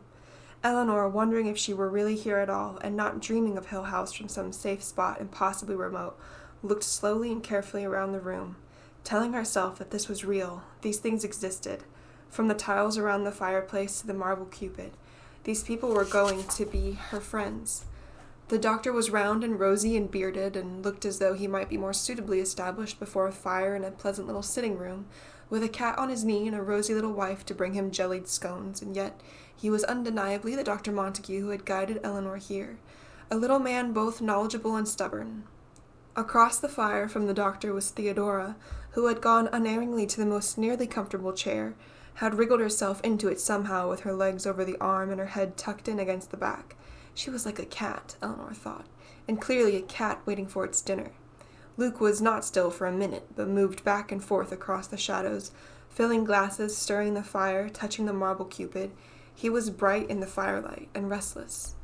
They were all silent, looking into the fire, lazy after their several journeys, and Eleanor thought, "I am the 4th person in this room. I am one of them. I belong." "Since we are all here," Luke said suddenly, as though there had been no pause in the conversation, "shouldn't we get acquainted? We know only names so far. I know that it is Eleanor here who is wearing a red sweater, and consequently it must be Theodora who wears yellow. Dr. Montague has a beard," Theodora said, "so you must be Luke." "And you are Theodora," Eleanor said, "because I am Eleanor." And Eleanor, she told herself triumphantly, who belongs, who is talking easily, who is sitting by the fire with her friends. "Therefore you are wearing the red sweater," Theodora explained to her soberly. "I have no beard," Luke said, "so he must be Dr. Montague." "I have a beard," Dr. Montague said, pleased, and looked around at them with a happy beam. "My wife," he told them, "likes the man to wear a beard. Many women, on the other hand, find a beard distasteful. A clean-shaven man, you'll excuse me, my boy, never looks fully dressed, my wife tells me." He held out his glass to Luke. "Now that I know which of us is me," Luke said, "let me identify myself further. I am in private life, assuming that this is public life and the rest of the world is actually private. Let me see, a bullfighter. Yes, a bullfighter." "I love my love with a B," Eleanor said in spite of herself, "because he is bearded." "Very true," Luke nodded at her. "That makes me Dr. Montague. I live in Bangkok, and my hobby is bothering women." "Not at all," Dr. Montague protested, amused. "I live in Belmont." Theodora laughed and gave Luke that quick, understanding glance she had earlier given Eleanor. Eleanor, watching, thought wryly that it might sometimes be oppressive to be for long around one so immediately in tune, so perceptive as Theodora. "I am, by profession, an artist's model," Eleanor said quickly to silence her own thoughts. "I live a mad, abandoned life, draped in a shawl and going from garret to garret." "Are you heartless and wanton?" Luke asked, "or are you one of the fragile creatures who will fall in love with a lord's son and pine away?" "Losing all your beauty and coughing a good deal," Theodora added. "I rather think I have a heart of gold," Eleanor said reflectively. "At any rate, my affairs are the talk of the cafes." Dear me, she thought, dear me. "Alas," Theodora said, "I am a lord's daughter. Ordinarily I go clad in silk and lace and cloth of gold, but I have borrowed my maid's finery to appear among you. I may of course become so enamored of the common life that I will never go back, and the poor girl will have to get herself new clothes. And you, Dr. Montague?" He smiled in the firelight. "A pilgrim, a wanderer." "Truly a congenial little group," Luke said approvingly. "Destined to be inseparable friends, in fact. A courtesan, a pilgrim, a princess, and a bullfighter. Hill House has surely never seen our like." I will give the honor to Hill House, Theodora said. I have never seen its like. She rose, carrying her glass, and went to examine a bowl of glass flowers. What did they call this room, do you suppose? A parlor, perhaps, Dr. Montague said. Perhaps a boudoir. I think we would be more comfortable in here than in one of the other rooms. As a matter of fact, I think we ought to regard this room as our center of operations, a kind of common room. It may not be cheerful. Of course it's cheerful, Theodora said stanchly. There is nothing more exhilarating than maroon upholstery and oak paneling, and what is that in the corner there? A sedan chair? Tomorrow you will see the other rooms, the doctor told her. If we are going to have this for a rumpus room, Luke said, I propose we move in something to sit on. I cannot perch for long on anything here. I skid, he said confidentially to Eleanor. Tomorrow, the doctor said. Tomorrow, as a matter of fact, we will explore the entire house and arrange things to please ourselves. And now, if you have all finished, I suggest that we determine what Mrs. Dudley has done about our dinner. Theodora moved at once and then stopped, bewildered.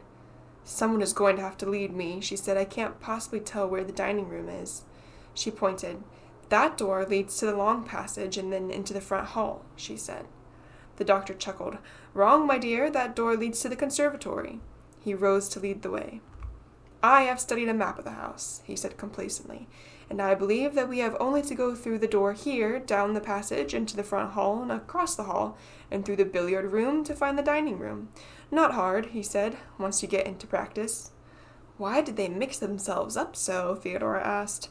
Why so many odd little rooms? Maybe they like to hide from each other, Luke said. I can't understand why they wanted everything so dark, Theodora said. She and Eleanor were following Dr. Montague down the passage, and Luke came behind, lingering to look into the drawer of a narrow table, and wondering aloud to himself at the valance of cupid heads and ribbon bunches which topped the paneling in the dark hall. Some of these rooms are entirely inside rooms, the doctor said from ahead of them. No windows, no access to the outdoors at all. However, a series of enclosed rooms is not altogether surprising in a house of this period, particularly when you recall that what windows they did have were heavily shrouded with hangings and draperies within, and shrubbery without. He opened the passage door and led them into the front hall. Now, he said, considering the doorways opposite, 2 smaller doors flanking the great central double door. Now, he said, and selected the nearest. The house does have its little oddities, he continued, holding the door so that they might pass through into the dark room beyond. Luke, come and hold this open so I can find the dining room. Moving cautiously, he crossed the dark room and opened a door, and they followed him into the pleasantest room they had seen so far, more pleasant certainly because of the lights and the sight and smell of food. I congratulate myself, he said, rubbing his hands happily. I have led you to civilization through the uncharted wastes of Hill House. We ought to make a practice of leaving every door wide open. Theodora glanced nervously over her shoulder. I hate this wandering around in the dark. You'd have to prop them open with something, then, Eleanor said. Every door in this house swings shut when you let go of it. Tomorrow, Dr. Montague said, I will make a note. Door stops. He moved happily toward the sideboard where Mrs. Dudley had set a warming oven and an impressive row of covered dishes. The table was set for 4 with a lavish display of candles and damask and heavy silver. No stinting, I see, Luke said, taking up a fork with a gesture which would have confirmed his aunt's worst suspicions. We get the company silver. I think Mrs. Dudley is proud of the house, Eleanor said. She doesn't intend to give us a poor table at any rate, the doctor said, peering into the warming oven. This is an excellent arrangement, I think. It gets Mrs. Dudley well away from here before dark and enables us to have our dinners without her uninviting company.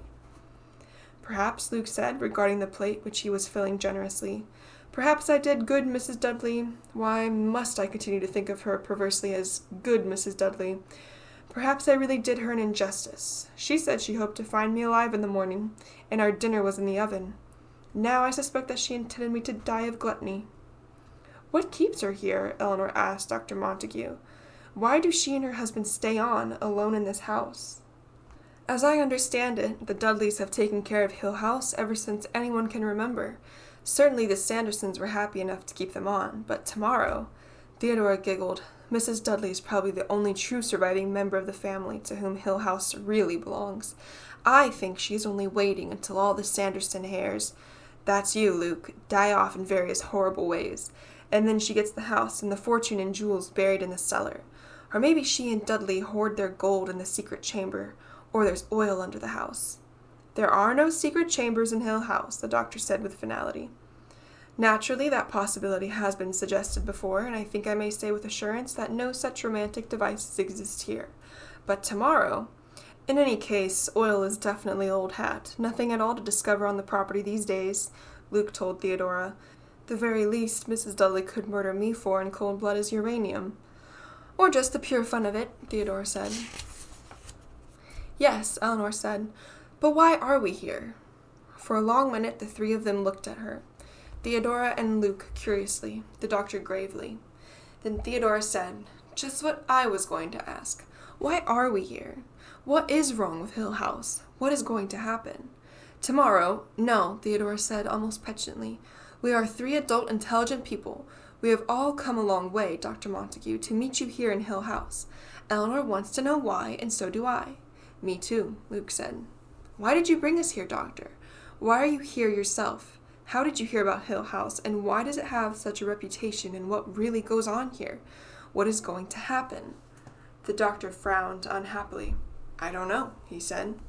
And then when Theodora made a quick, irritated gesture, he went on, I know very little more about the house than you do, and naturally I intended to tell you everything I do know. As for what is going to happen, I will learn that when you do.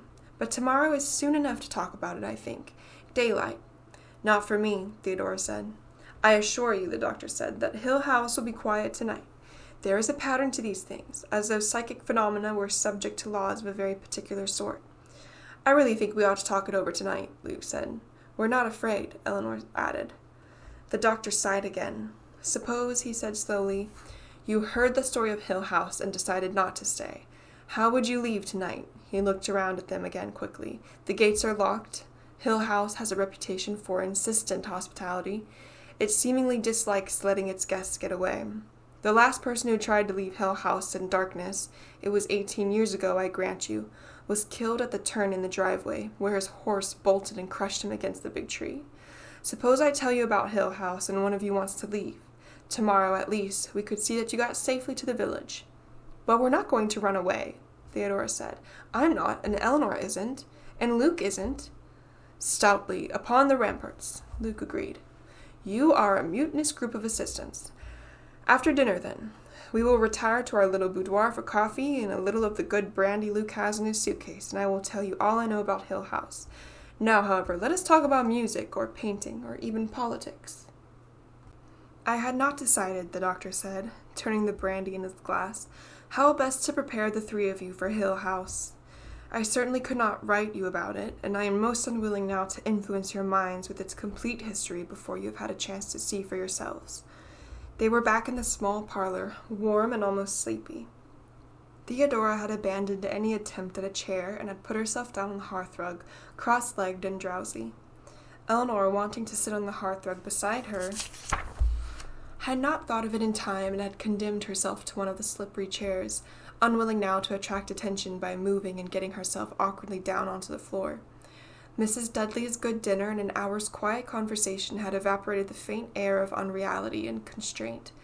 They had begun to know one another, recognize individual voices and mannerisms, faces and laughter. Eleanor thought with a little shock of surprise that she had been in Hill House only for 4 or 5 hours, and smiled a little at the fire. She could feel the thin stem of her glass between her fingers, the stiff pressure of the chair against her back, the faint movements of air through the room, which were barely perceptible in small stirrings of tassels and beads. Darkness lay in the corners, and the marble Cupid smiled down on them with chubby good humor. What a time for a ghost story, Theodora said. If you please. The doctor was stiff. We are not children trying to frighten one another, he said. Sorry, Theodora smiled up at him. I'm just trying to get myself used to all of this. Let us, said the doctor, exercise great caution in our language. Preconceived notions of ghosts and apparitions. The disembodied hand in the soup, Luke said helpfully. My dear boy, if you please, I was trying to explain that our purpose here, since it is of a scientific and exploratory nature, ought not to be affected, perhaps even warped, by half-remembered spooky stories which belong more properly to a marshmallow roast. Pleased with himself, he looked around to be sure that they were all amused. As a matter of fact, my researches over the past few years have led me to certain theories regarding psychic phenomena which I have now, for the first time, an opportunity of testing. Ideally, of course, you ought not to know anything about Hill House. You should be ignorant and receptive. And take notes, Theodora murmured. Notes, yes indeed, notes. However, I realize that it is most impractical to leave you entirely without background information, largely because you are not people accustomed to meeting a situation without preparation. He beamed at them slyly. You are 3 willful, spoiled children who are prepared to nag me for your bedtime story. Theodora giggled, and the doctor nodded at her happily. He rose and moved to stand by the fire in an unmistakable classroom pose.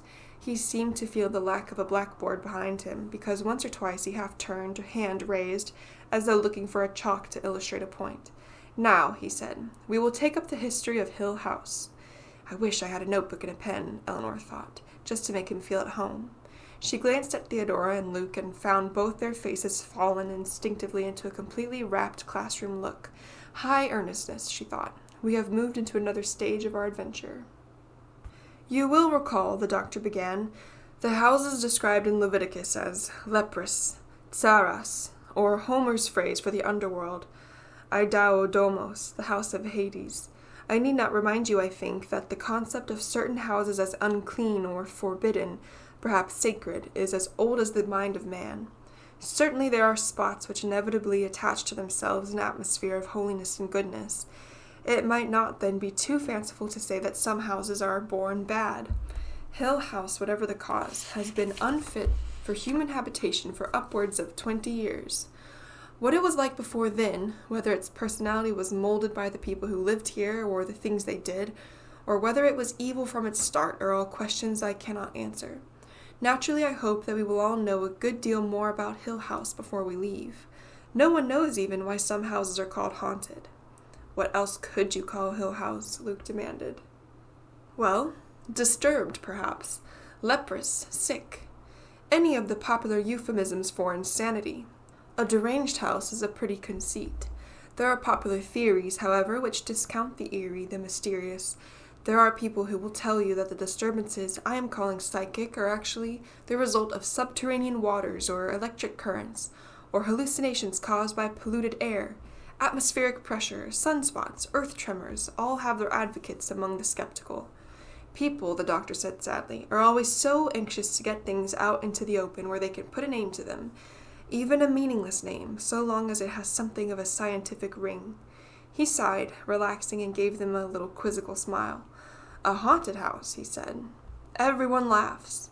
I found myself telling my colleagues at the university that I was going camping this summer. I told people I was participating in a scientific experiment, Theodora said helpfully, without telling them where or what, of course. Presumably your friends feel less strongly about scientific experiments than mine. Yes, the doctor sighed again. Camping, at my age, and yet that they believed. Well, he straightened up again and fumbled at his side, perhaps for a yardstick. I first heard about Hill House a year ago, from a former tenant. He began by assuring me that he had left Hill House because his family objected to living so far out in the country, and ended by saying that in his opinion the house ought to be burned down and the ground sowed with salt. I learned of other people who had rented Hill House, and found that none of them had stayed more than a few days, certainly never the full terms of their leases, giving reasons that ranged from the dampness of the location, not at all true, by the way, the house is very dry, to a pressing need to move elsewhere for business reasons. That is, every tenant who has left Hill House hastily has made an effort to supply a rational reason for leaving, and yet every one of them has left. I tried, of course, to learn more from these former tenants, and yet in no case could I persuade them to discuss the house. They all seemed most unwilling to give me information, and were in fact reluctant to recall the details of their several stays. In only one opinion were they united. Without exception, every person who has spent any length of time in this house urged me to stay as far away from it as possible. Not one of the former tenants could bring himself to admit that Hill House was haunted. But when I visited Hillsdale and looked up the newspaper records... Newspapers? Theodora asked. Was there a scandal? Oh yes, the doctor said. A perfectly splendid scandal, with a suicide and madness and lawsuits. Then I learned that the local people had no doubts about the house. I heard a dozen different stories, of course. It is really unbelievably difficult to get accurate information about a haunted house. It would astonish you to know what I have gone through to learn only as much as I have. And as a result, I went to Mrs. Sanderson, Luke's aunt, and arranged to rent Hill House. She was most frank about its undesirability. It's harder to burn down a house than you think, Luke said, but agreed to allow me a short lease to carry out my researches, on condition that a member of the family be one of my party. They hope, Luke said solemnly, that I will dissuade you from digging up the lovely old scandals. There, now I have explained how I happen to be here and why Luke has come. As for you two ladies, we all know by now that you are here because I wrote you, and you accepted my invitation. I hoped that each of you might, in her own way, intensify the forces at work in the house.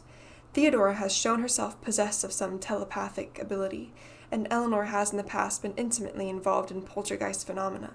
I? Of course, the doctor looked at her curiously. Many years ago when you were a child. The stones. Eleanor frowned and shook her head. Her fingers trembled around the stem of her glass, and then she said, "That was the neighbors. My mother said the neighbors did that. People are always jealous." Perhaps so. The doctor spoke quietly and smiled at Eleanor. The incident has been forgotten long ago, of course. I only mentioned it because that is why I want you in Hill House. When I was a child, Theodora said lazily, many years ago, doctor, as you put it so tactfully, I was whipped for throwing a brick through a greenhouse roof. I remember I thought about it for a long time, remembering the whipping, but remembering also the lovely crash, and after thinking about it very seriously, I went out and did it again. I don't remember very well, Eleanor said uncertainly to the doctor. But why? Theodora asked. I mean, I can accept that Hill House is supposed to be haunted, and you want us here, Dr. Montague, to help keep track of what happens. And I bet besides that you wouldn't at all like being here alone. But I just don't understand. It's a horrible old house, and if I rented it, I'd scream for my money back after one fast look at the front hall. But what's here? What really frightens people so? I will not put a name to what has no name, the doctor said. I don't know. They never even told me what was going on, Eleanor said urgently to the doctor. My mother said it was the neighbors. They were always against us because she wouldn't mix with them. My mother... Luke interrupted her slowly and deliberately. I think, he said, that what we all want is facts. Something we can understand and put together. First, the doctor said, I am going to ask you all the question. Do you want to leave? Do you advise that we pack up now and leave Hill House to itself and never have anything more to do with it? He looked at Eleanor, and Eleanor put her hands together tight. It is another chance to get away, she was thinking, and she said no, and glanced with embarrassment at Theodora. I was kind of a baby this afternoon, she explained. I did let myself get frightened. She's not telling all the truth, Theodora said loyally. She wasn't any more afraid than I was. We scared each other to death over a rabbit. Horrible creatures, rabbits, Luke said. The doctor laughed. I suppose we were all nervous this morning anyway. It is a rude shock to turn that corner and get a clear look at Hill House. I thought he was going to send the car into a tree, Luke said. I am really very brave now in a warm room with a fire and company, Theodora said. I don't think we could leave now if we wanted to. Eleanor had spoken before she realized clearly what she was going to say, or what it was going to sound like to the others. She saw that they were staring at her and laughed and added lamely, Mrs. Dudley would never forgive us. She wondered if they really believed that that was what she had meant to say, and thought, perhaps it has us now, this house. Perhaps it will not let us go. Let us have a little more brandy, the doctor said, and I will tell you the story of Hill House. He returned to his classroom position before the fireplace and began slowly, as one giving an account of kings long dead and wars long done with. His voice was carefully unemotional. Hill House was built 80-odd years ago, he began. It was built as a home for his family by a man named Hugh Crane, a country home where he hoped to see his children and grandchildren live in comfortable luxury, and where he fully expected to end his days in quiet. Unfortunately, Hill House was a sad house almost from the beginning. Hugh Crane's young wife died minutes before she first was to set eyes on the house, when the carriage bringing her here overturned in the driveway, and the lady was brought, lifeless, I believe is the phrase they used, into the home her husband had built for her. He was a sad and bitter man, Hugh Crane, left with 2 small daughters to bring up, but he did not leave Hill House. Children grew up here? Eleanor asked incredulously. The doctor smiled.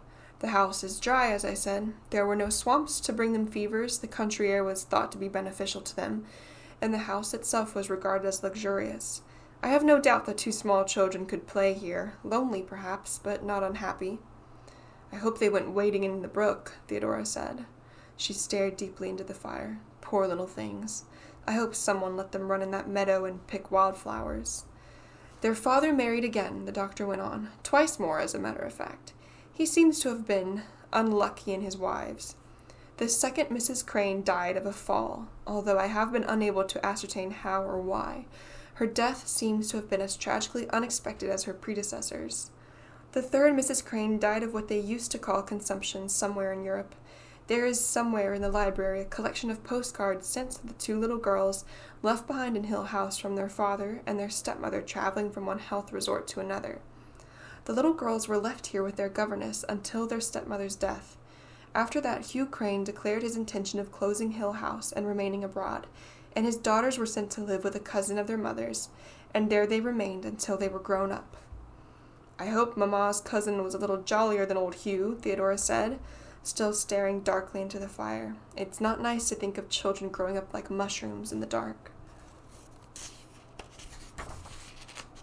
They felt differently, the doctor said. The 2 sisters spent the rest of their lives quarreling over Hill House. After all, his high hopes of a dynasty centered here. Hugh Crane died somewhere in Europe shortly after his wife, and Hill House was left jointly to the 2 sisters, who must have been quite young ladies by then.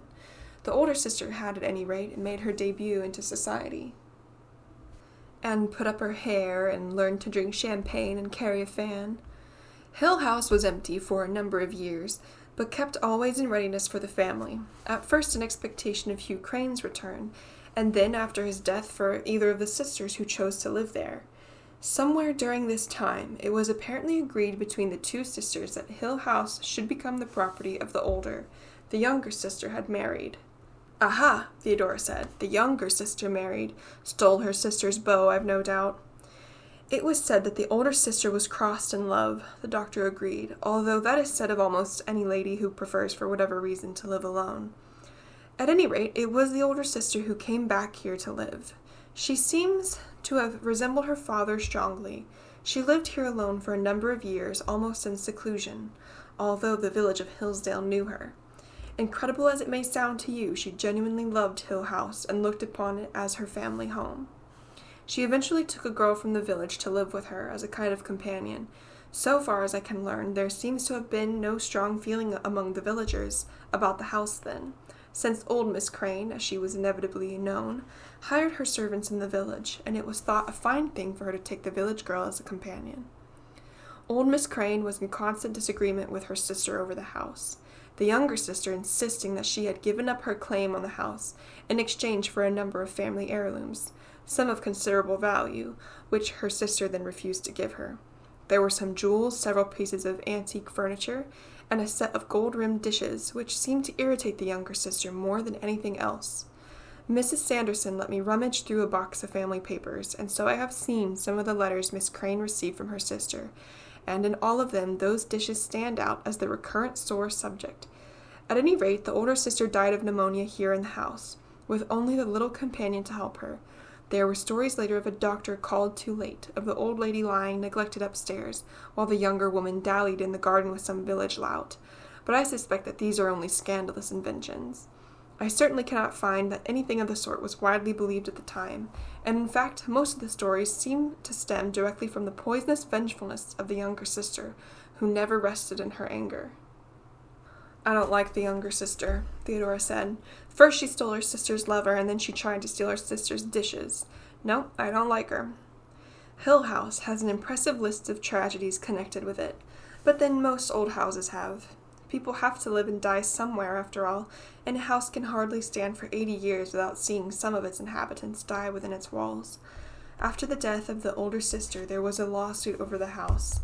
The companion insisted that the house was left to her, but the younger sister and her husband maintained most violently that the house belonged legally to them, and claimed that the companion had tricked the older sister into signing away property which she had always intended leaving to her sister. It was an unpleasant business, like all family quarrels, and as in all family quarrels, incredibly harsh and cruel things were said on either side. The companion swore in court, and here I think is the first hint of Hill House and its true personality, that the younger sister came into the house at night and stole things. When she was pressed to enlarge upon this accusation, she became very nervous and incoherent, and finally forced to give some evidence for her charge, said that a silver service was missing, and a valuable set of enamels, in addition to the famous set of gold-rimmed dishes, which would actually be a very difficult thing to steal when you think about it. For her part, the younger sister went so far as to mention murder and demand an investigation into the death of old Miss Crane, bringing up the first hints of the stories of neglect and mismanagement. I cannot discover that these suggestions were ever taken seriously. There is no record whatever of any, but the most formal notice of the older sister's death, and certainly the villagers would have been the first to wonder if there had been any oddness about the death. The companion won her case at last, and could, in my opinion, have won a case for slander besides, and the house became legally hers, although the younger sister never gave up trying to get it. She kept after the unfortunate companion with letters and threats, made the wildest accusations against her everywhere, and in the local police records there is listed at least one occasion when the companion was forced to apply for police protection to prevent her enemy from attacking her with a broom. The companion went in terror, seemingly, her house burgled at night. She never stopped insisting that they came and stole things, and I read one pathetic letter in which she complained that she had not spent a peaceful night in the house since the death of her benefactor. Oddly enough, sympathy around the village was almost entirely with the younger sister, perhaps because the companion, once a village girl, was now lady of the manor. The villagers believed, and still believe, I think, that the younger sister was defrauded of her inheritance by a scheming young woman. They did not believe that she would murder her friend, you see, but they were delighted to believe that she was dishonest, certainly because they were capable of dishonesty themselves when opportunity arose. Well, gossip is always a bad enemy. When the poor creature killed herself— Killed herself? Eleanor, shocked into speech, half rose. She had to kill herself? You mean, was there another way of escaping her tormentor? She certainly did not seem to think so. It was accepted locally that she had chosen suicide because her guilty conscience drove her to it. I am more inclined to believe that she was one of those tenacious, unclever young women who can hold on desperately to what they believe is their own, but cannot withstand mentally a constant nagging persecution. She had certainly no weapons to fight back against the younger sister's campaign of hatred. Her own friends in the village had been turned against her, and she seems to have been maddened by the conviction that locks and bolts could not keep out the enemy who stole into her house at night. She should have gone away, Eleanor said, left the house, and run as far as she could go.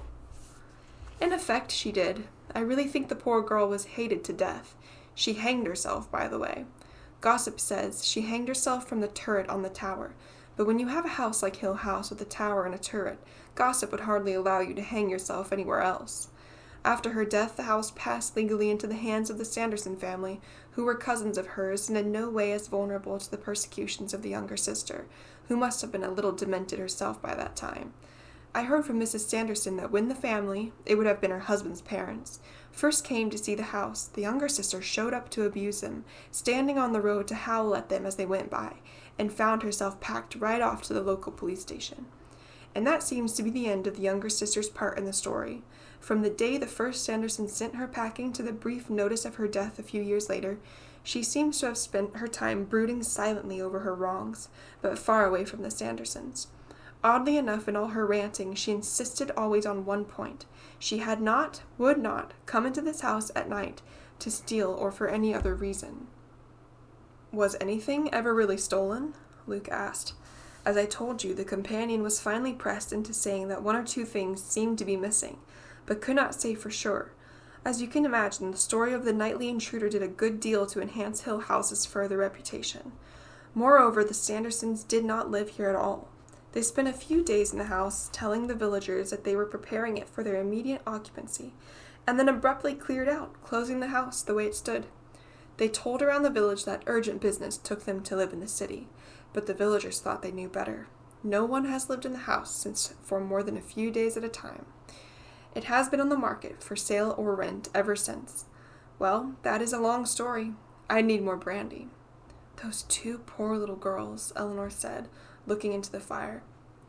I can't forget them, walking through these dark rooms, trying to play dolls maybe, In here, or those bedrooms upstairs? And so the old house has just been sitting here. Luke put out a tentative finger and touched the marble cupid gingerly. Nothing in it touched, nothing used, nothing here wanted by anyone anymore. Just sitting here thinking and waiting, Eleanor said. And waiting, the doctor confirmed. Essentially, he went on slowly, the evil is the house itself, I think. It has enchained and destroyed its people and their lives. It is a place of contained ill will. Well, tomorrow you will see it all. The Sandersons put in electricity and plumbing and a telephone when they first thought to live here, but otherwise nothing has been changed. Well, Luke said after a little silence, I am sure we will all be very comfortable here. Eleanor found herself unexpectedly admiring her own feet. Theodora dreamed over the fire just beyond the tips of her toes, and Eleanor thought with deep satisfaction that her feet were handsome in their red sandals. What a complete and separate thing I am, she thought, going from my red toes to the top of my head, individually and I, possessed of attributes belonging only to me. I have red shoes, she thought. That goes with being Eleanor. I dislike lobster and sleep on my left side and crack my knuckles when I'm nervous and save buttons. I am holding a brandy glass, which is mine because I am here and I am using it, and I have a place in this room.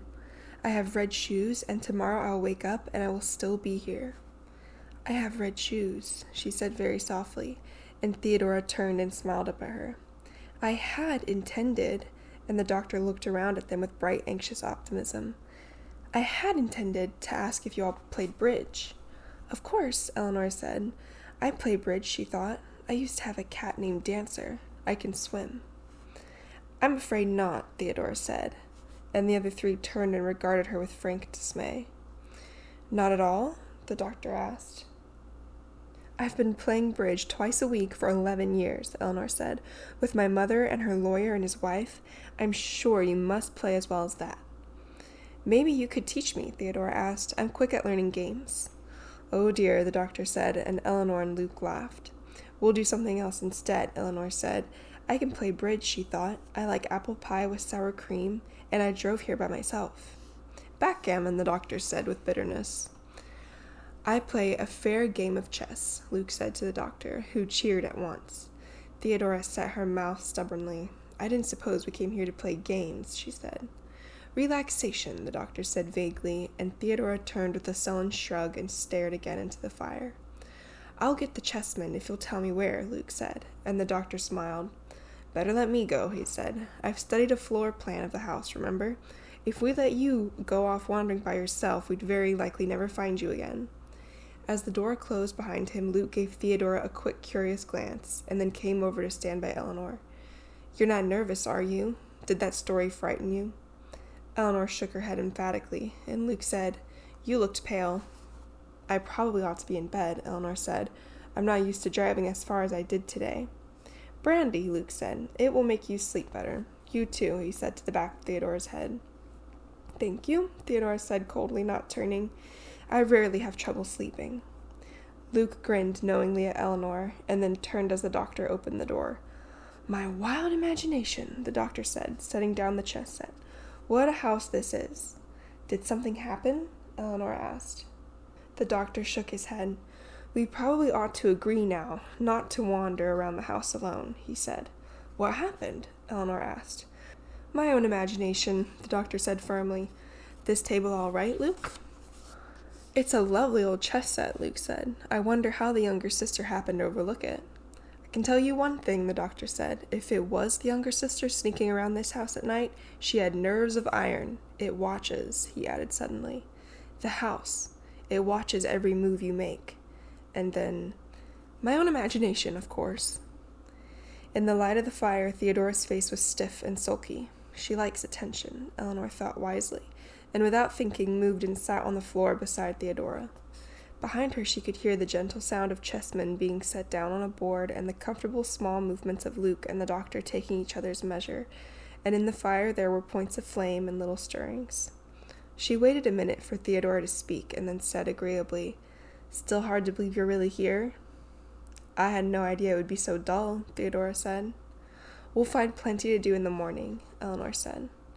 At home there will be people around and lots of talking and laughing and lights and excitement. I suppose I don't need such things, Eleanor said, almost apologetically. There never was much excitement for me. I had to stay with Mother, of course, and when she was asleep, I kind of got used to playing solitaire or listening to the radio. I never could bear to read in the evenings because I had to read aloud to her for 2 hours every afternoon. Love stories. And she smiled a little, looking into the fire. But that's not all, she thought, astonished at herself. That doesn't tell what it was like, even if I wanted to tell. Why am I talking? I'm terrible, aren't I? Theodora moved quickly and put her hand over Eleanor's. I sit here and grouch because there's nothing to amuse me. I'm very selfish. Tell me how horrible I am. And in the firelight her eyes shone with delight. You're horrible, Eleanor said, obediently. Theodora's hand on her own embarrassed her. She disliked being touched, and yet a small physical gesture seemed to be Theodora's chosen way of expressing contrition or pleasure or sympathy. I wonder if my fingernails are clean, Eleanor thought, and slid her hand away gently. I am horrible, Theodora said, good-humored again. I'm horrible and beastly and no one can stand me. There, now tell me about yourself. I'm horrible and beastly and no one can stand me. Theodora laughed. Don't make fun of me. You're sweet and pleasant and everyone likes you very much. Luke has fallen madly in love with you and I'm jealous. Now I want to know more about you. Did you really take care of your mother for many years? Yes, Eleanor said. Her fingernails were dirty, and her hand was badly shaped, and people made jokes about love because sometimes it was funny. 11 years, until she died 3 months ago. Were you sorry when she died? Should I say how sorry I am? No, she wasn't very happy. And neither were you, and neither was I. And what about now? What did you do afterward when you were free at last? I sold the house, Eleanor said. My sister and I each took whatever we wanted from it. Small things. There was really nothing much except little things my mother had saved. My father's watch and some old jewelry. Not at all like the sisters of Hill House. And you sold everything else? Everything, just as soon as I could. And then, of course, you started a gay, mad fling that brought you inevitably to Hill House. Not exactly, Eleanor laughed. But all those wasted years. Did you go on a cruise, look for exciting young men, buy new clothes? Unfortunately, Eleanor said dryly, there was not at all that much money. My sister put her share into the bank for her little girl's education. I did buy some clothes to come to Hill House. People like answering questions about themselves, she thought. What an odd pleasure it is. I would answer anything right now. What will you do when you go back? Do you have a job? No job right now. I don't know what I'm going to do. I know what I'll do, Theodora stretched luxuriously. I'll turn on every light in our apartment and just bask. What is your apartment like? Theodora shrugged. Nice, she said. We found an old place and fixed it up ourselves. 1 big room and a couple of small bedrooms, nice kitchen. We painted it red and white and made over a lot of old furniture we dug up in junk shops. 1 really nice table with a marble top. We both loved doing over old things. Are you married? Eleanor asked. There was a little silence, and then Theodora laughed quickly and said, No. Sorry, Eleanor said, horribly embarrassed. I didn't mean to be curious. You're funny, Theodora said, and touched Eleanor's cheek with her finger. There are lines by my eyes, Eleanor thought, and turned her face away from the fire. Tell me where you live, Theodora said. Eleanor thought, looking down at her hands, which were badly shaped. We could have afforded a laundress, she thought. It wasn't fair. My hands are awful. I have a little place of my own, she said slowly. An apartment like yours, only I live alone. Smaller than yours, I'm sure. I'm still furnishing it, buying 1 thing at a time, to make sure I get everything absolutely right. White curtains. I had to look for weeks before I found my little stone lions on each corner of the mantel, and I have a white cat and my books and records and pictures. Everything has to be exactly the way I want it, because there's only me to use it. Once I had a blue cup with stars painted on the inside. When you looked down into a cup of tea, it was full of stars. I want a cup like that. Maybe one will turn up someday in my shop, Theodora said. Then I can send it to you. Someday you'll get a little package saying, To Eleanor with love from her friend Theodora, and it will be a blue cup full of stars. I would have stolen those gold-rimmed dishes, Eleanor said, laughing. Mate, Luke said, and the doctor said, Oh dear. Blind luck, Luke said cheerfully. Have you ladies fallen asleep there by the fire? Just about, Theodora said. Luke came across the room and held out a hand to each of them to help them up, and Eleanor, moving awkwardly, almost fell. Theodora rose in a quick motion and stretched and yawned. "Theo is sleepy," she said. "I'll have to lead you upstairs," the doctor said. "Tomorrow we must really start to learn our way around. Luke, will you screen the fire?" "Had we better make sure that the doors are locked?" Luke asked. "I imagine that Mrs. Dudley locked the back door when she left, but what about the others?" "I hardly think we'll catch anyone breaking in," Theodora said. "Anyway, the little companion used to lock her doors, and what good did it do her?" "Suppose we want to break out?" Eleanor asked. The doctor glanced quickly at Eleanor and then away. "I see no need for locking doors," he said quietly. "There is certainly not much danger of burglars from the village," Luke said. "In any case," the doctor said, "I will not sleep for an hour or so yet. At my age, an hour's reading before bedtime is essential, and I wisely brought Pamela with me. If any of you has trouble sleeping, I will read aloud to you. I never yet knew anyone who could not fall asleep with Richardson being read aloud to him." Talking quietly, he led them down the narrow hallway and through the great front hall into the stairs. "I have often planned to try it on very small children," he went on. Eleanor followed Theodora up the stairs. She had not realized until now how worn she was, and each step was an effort. She reminded herself naggingly that she was in Hill House, but even the blue room meant only right now the bed with the blue coverlet and the blue quilt. On the other hand, the doctor continued behind her. A Fielding novel comparable in length, although hardly in subject matter, would never do for very young children. I even have doubts about Sterne. Theodora went to the door of the green room and turned and smiled. "If you feel the least bit nervous," she said to Eleanor, "run right into my room." "I will," Eleanor said earnestly. "Thank you. Good night." "And certainly not Smollett. Ladies, Luke and I are here on the other side of the stairway." "What color are your rooms?" Eleanor asked, unable to resist. "Yellow," the doctor said, surprised. "Pink," Luke said with a dainty gesture of distaste. "We're blue and green down here," Theodora said. "I will be awake reading," the doctor said. "I will leave my door ajar so I will certainly hear any sound. Good night. Sleep well." "Good night," Luke said. "Good night, all." As she closed the door of the blue room behind her, Eleanor thought wearily that it might be the darkness and oppression of Hill House that tired her so, and then it no longer mattered. The blue bed was unbelievably soft. Odd, she thought sleepily, that the house should be so dreadful and yet in many respects so physically comfortable. The soft bed, the pleasant lawn, the good fire, the cooking of Mrs. Dudley, the company too, she thought, and then thought, now I can think about them. I am all alone. Why is Luke here? But why am I here? Journeys end in lovers' meeting. They all saw that I was afraid. She shivered and sat up in bed to reach for the quilt at the foot. Then, half amused and half cold, she slipped out of bed and went, barefoot and silent, across the room to turn the key in the lock of the door. They won't know I locked it, she thought, and went hastily back to bed. With the quilt pulled up around her, she found herself looking with quick apprehension at the window, shining palely in the darkness, and then at the door. I wish I had a sleeping pill to take, she thought, and looked again over her shoulder compulsively at the window, and then again at the door, and thought, is it moving? But I locked it. Is it moving? I think, she decided concretely, that I would like this better if I had the blankets over my head. Hidden deep in the bed under the blankets, she giggled and was glad none of the others could hear her. In the city, she never slept with her head under the covers. I have come all this way today, she thought. Then she slept, secure. In the next room, Theodora slept, smiling with her light on. Farther down the hall, the doctor, reading Pamela, lifted his head occasionally to listen, and once went to his door and stood for a minute, looking down the hall before going back to his book. A nightlight shone at the top of the stairs over the pool of blackness which was the hall. Luke slept, on his bedside table a flashlight and the lucky piece he always carried with him.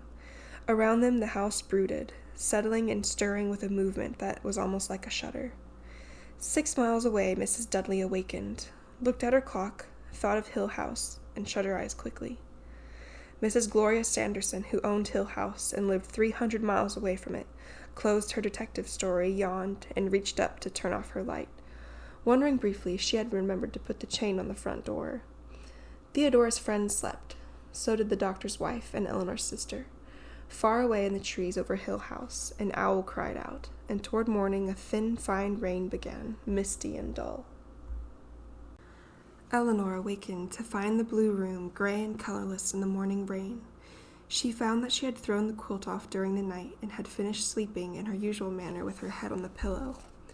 It was a surprise to find that she had slept until after 8, and she thought that it was ironic that the first good night's sleep she had had in years had come to her in Hill House. Lying in the blue bed, looking up into the dim ceiling with its remote carved pattern, she asked herself, half asleep still, "What did I do? Did I make a fool of myself? Were they laughing at me?" Thinking quickly over the evening before, she could remember only that she must have, seemed foolishly, childishly contented, almost happy. Had the others been amused to see that she was so simple? "I said silly things," she told herself, "and of course they noticed. Today I will be more reserved, less openly grateful to all of them for having me." Then, awakening completely, she shook her head and sighed. "You are a very silly baby, Eleanor," she told herself, as she did every morning. The room came clearly alive around her. She was in the blue room at Hill House. The dimity curtains were moving slightly at the window, and the wild splashing in the bathroom must be Theodora, awake, sure to be dressed and ready first, certain to be hungry. "Good morning," Eleanor called, and Theodora answering, gasping, "Good morning. Through in a minute. I'll leave the tub filled for you. Are you starving? Because I am." Does she think I wouldn't bathe unless she left a full tub for me? Eleanor wondered, and then was ashamed. "I came here to stop thinking things like that," she told herself sternly, and rolled out of bed and went to the window. She looked out across the veranda roof to the wide lawn below, with its bushes and little clumps of trees wound around with mist. Far down at the end of the lawn was the line of trees which marked the path to the creek, although the prospect of a jolly picnic on the grass was not this morning so appealing. It was clearly going to be wet all day, but it was a summer rain, deepening the green of the grass and the trees, sweetening and cleaning the air. "It's charming," Eleanor thought, surprised at herself. She wondered if she was the first person ever to find Hill House charming and then thought chilled. Or do they all think so the first morning? She shivered and found herself at the same time unable to account for the excitement she felt, which made it difficult to remember why it was so odd to wake up happy in Hill House. "I'll starve to death." Theodora pounded on the bathroom door, and Eleanor snatched at her robe and hurried. "Try to look like a stray sunbeam," Theodora called out from her room. "It's such a dark day, we've got to be a little brighter than usual." "Sing before breakfast, you'll cry before night," Eleanor told herself, because she had been singing softly. "In delay there lies no plenty." "I thought I was the lazy one," Theodora said complacently through the door, "but you're much, much worse. Lazy hardly begins to describe you. You must be clean enough now to come and have breakfast." "Mrs. Dudley sets out breakfast at 9. What will she think when we show up bright and smiling?" "She will sob with disappointment. Did anyone scream for her in the night, do you suppose?" Eleanor regarded a soapy leg critically. "I slept like a log," she said. "So did I. If you are not ready in 3 minutes, I will come in and drown you. I want my breakfast." Eleanor was thinking that it had been a very long time since she had dressed to look like a stray sunbeam, or been so hungry for breakfast, or arisen so aware, so conscious of herself, so deliberate and tender in her attentions. She even brushed her teeth with a niceness she could not remember ever feeling before. "It is all the result of a good night's sleep," she thought. "Since Mother died, I must have been sleeping even more poorly than I realized." "Aren't you ready yet?" "Coming, coming," Eleanor said, and ran to the door, remembered that it was still locked, and unlocked it softly. Theodora was waiting for her in the hall, vivid in the dullness and gaudy plaid. Looking at Theodora, it was not possible for Eleanor to believe that she had ever dressed or washed or moved or ate or slept or talked without enjoying every minute of what she was doing. Perhaps Theodora never cared at all what other people thought of her. "Do you realize that we may be another hour or so just finding the dining room?" Theodora said. "But maybe they have left us a map. Did you know that Luke and the doctor have been up for hours? I was talking to them from the window." "They have started without me," Eleanor thought. "Tomorrow I will wake up earlier and be there to talk from the window too." They came to the foot of the stairs, and Theodora crossed the great dark hall and put her hand confidently to a door. "Here," she said. But the door opened into a dim, echoing room neither of them had seen before. "Here," Eleanor said. But the door she chose led on to the narrow passage to the little parlor where last night they had sat before a fire. "It's across the hall from that," Theodora said, and turned baffled. "Damn it," she said, and put her head back and shouted, "Luke, doctor?" Distantly they heard an answering shout, and Theodora moved to open another door. "If they think," she said over her shoulder, "that they are going to keep me forever in this filthy hall, trying one door after another to get to my breakfast."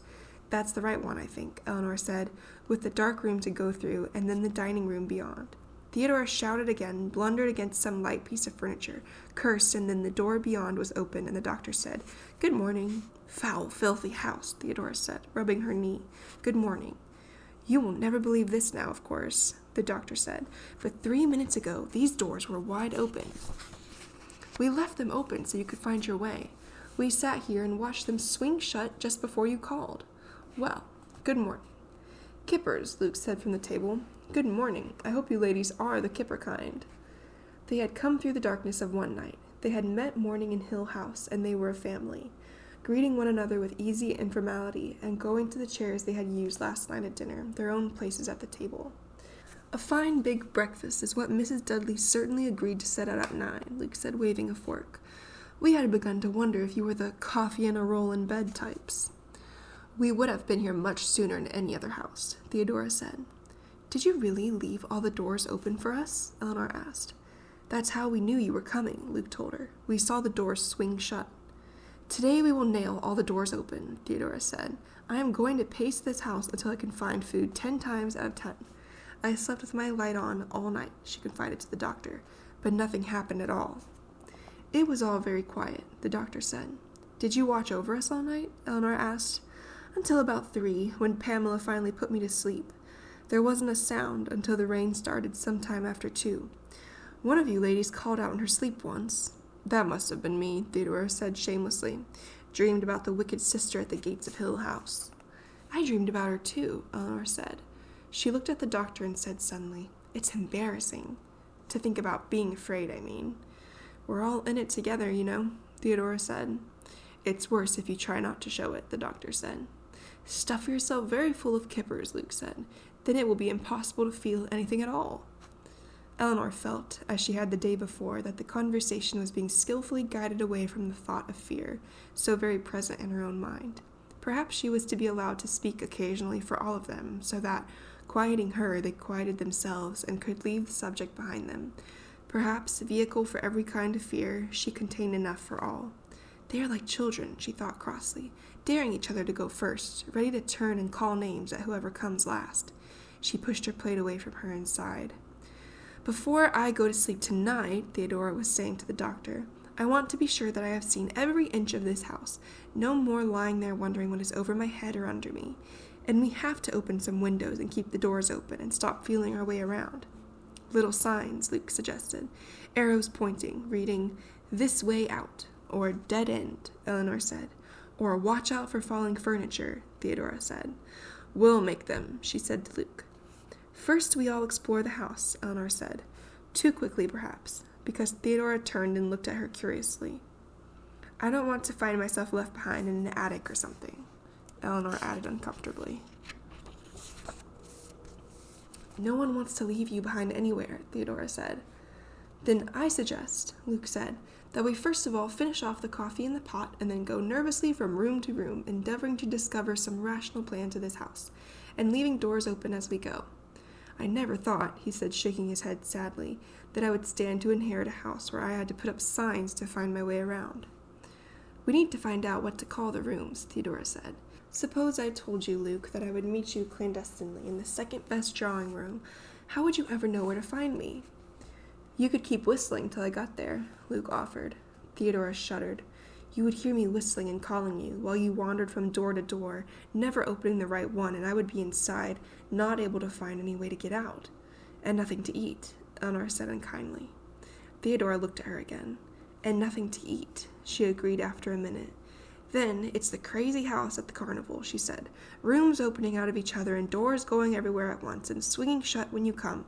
And I bet that somewhere there are mirrors that make you look all sideways and an air hose to blow up your skirts and something that comes out of a dark passage and laughs in your face." She was suddenly quiet and picked up her cup so quickly that her coffee spilled. "Not as bad as all that," the doctor said easily. "Actually, the ground is laid out in what I might almost call concentric circles of rooms. At the center is the little parlor where we sat last night. Around it, roughly, are a series of rooms, the billiard room, for instance, and a dismal little den entirely furnished in rose-colored satin, where Eleanor and I will go each morning with our needlework. And surrounding these, I call them the inside rooms because they are the ones with no direct way to the outside. They have no windows, you remember. Surrounding these are the ring of outside rooms, the drawing room, the library, the conservatory, No, Theodora said, shaking her head. I am still lost back in the rose-colored satin. And the veranda goes all around the house. There are doors opening onto the veranda from the drawing room and the conservatory, and one sitting room. There is also a passage. Stop, Theodora was laughing, but she shook her head. It's a filthy, rotten house. The swinging door in the corner of the dining room opened, and Mrs. Dudley stood, one hand holding the door open, looking without expression at the breakfast table. I clear off at 10, Mrs. Dudley said. Good morning, Mrs. Dudley, Luke said. Mrs. Dudley turned her eyes to him. I clear off at 10, she said. The dishes are supposed to be back on the shelves. I take them out again for lunch. I set out lunch at 1, but first the dishes have to be back on the shelves. Of course, Mrs. Dudley. The doctor rose and put down his napkin. Everybody ready? He asked. Under Mrs. Dudley's eye, Theodora deliberately lifted her cup and finished the last of her coffee, then touched her mouth with her napkin and sat back. Splendid breakfast, she said conversationally. Do the dishes belong to the house? They belong on the shelves, Mrs. Dudley said.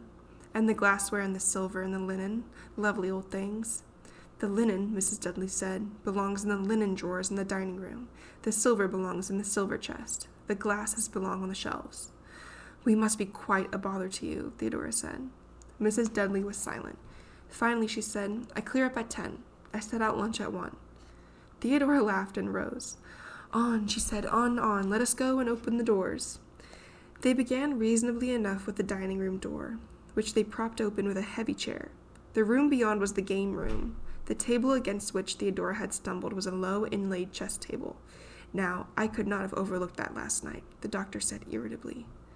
And at one end of the room were card tables and chairs, and a tall cabinet where chessmen had been, with croquet balls and the cribbage board. Jolly spot to spend a carefree hour, Luke said, standing in the doorway regarding the bleak room.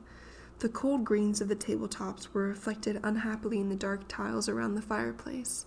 The inevitable wood paneling was here not at all enlivened by a series of sporting prints, which seemed entirely devoted to various methods of doing wild animals to death, and over the mantel a deer head looked down upon them in patent embarrassment. This is where they came to enjoy themselves, Theodora said, and her voice echoed shakily from the high ceiling. They came here, she explained, to relax from the oppressive atmosphere of the rest of the house. The deer head looked down on her mournfully. Those 2 little girls, she said. Can we please take down that beast up there? I think it's taken a fancy to you, Luke said. It's never taken its eyes off you since you came in. Let's get out of here. They propped the door open as they left and came out into the hall, which shone dully under the light from the open rooms.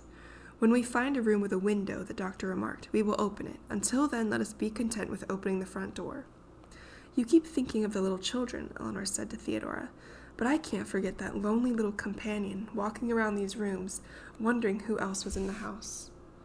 Luke tugged the great front door open and wheeled the big vase to hold it. Fresh air, he said thankfully. The warm smell of rain and wet grass swept into the hall, and for a minute they stood in the open doorway, breathing air from outside Hill House. Then the doctor said, Now here is something none of you anticipated, and he opened a small door tucked in beside the tall front door and stood back smiling. The library, he said, in the tower. I can't go in there, Eleanor said, surprising herself, but she could not. She backed away, overwhelmed with the cold air of mold and earth which rushed at her. My mother, she said, not knowing what she wanted to tell them, and pressed herself against the wall. Indeed, said the doctor, regarding her with interest. Theodora? Theodora shrugged and stepped into the library. Eleanor shivered. Luke, said the doctor, but Luke was already inside. From where she stood, Eleanor could see only a part of the circular wall of the library, with a narrow iron staircase going up, and perhaps, since it was the tower, up and up and up. Eleanor shut her eyes, hearing the doctor's voice distantly, hollow against the stone of the library walls. Can you see the little trapdoor up there in the shadows? He was asking. It leads out onto a little balcony, and of course that's where she was commonly supposed to have hanged herself, the girl you remember. A most suitable spot, certainly. More suitable for suicides, I would think, than for books. She is supposed to have tied the rope onto the iron railing and then just stepped. Thanks, Theodora said from within. I can visualize it perfectly, thank you. For myself, I would probably have anchored the rope onto the deer head in the game room, but I suppose she had some sentimental attachment to the tower. What a nice word attachment is in that context, don't you think? Delicious. It was Luke's voice, louder. They were coming out of the library and back to the hall where Eleanor waited. I think that I will make this room into a nightclub. I will put the orchestra up there on the balcony, and dancing girls will come down that winding iron staircase. The bar...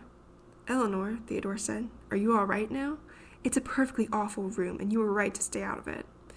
Eleanor stood away from the wall. Her hands were cold, and she wanted to cry, but she turned her back to the library door, which the doctor propped open with a stack of books. I don't think I'll do much reading while I'm here, she said, trying to speak lightly. Not if the books smell like the library. I hadn't noticed the smell, the doctor said. He looked inquiringly at Luke, who shook his head. Odd, the doctor went on, and just the kind of thing we're looking for. Make a note of it, my dear, and try to describe it exactly. Theodora was puzzled. She stood in the hallway, turning, looking back of her at the staircase, and then around again at the front door. Are there 2 front doors? She asked. Am I just mixed up? The doctor smiled happily. He had clearly been hoping for some such question. This is the only front door, he said. It is the one you came in yesterday. Theodora frowned. Then why can't Eleanor and I see the tower from our bedroom windows? Our rooms look out over the front of the house, and yet... The doctor laughed and clapped his hands. At last, he said, clever Theodora. This is why I wanted you to see the house by day.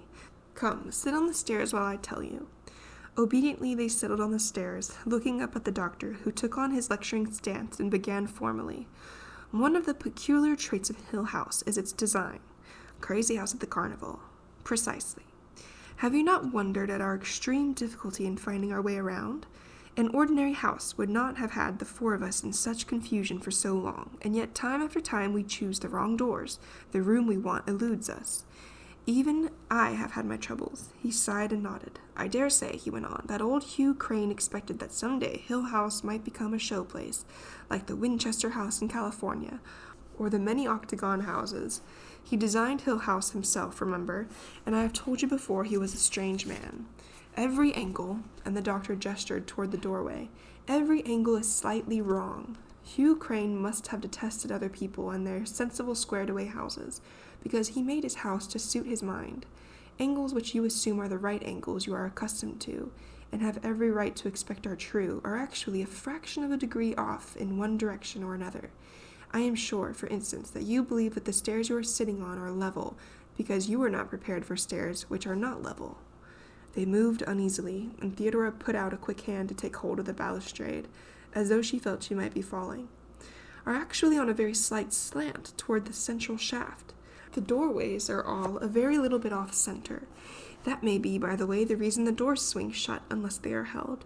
I wondered this morning whether the approaching footsteps of you 2 ladies upset the delicate balance of the doors.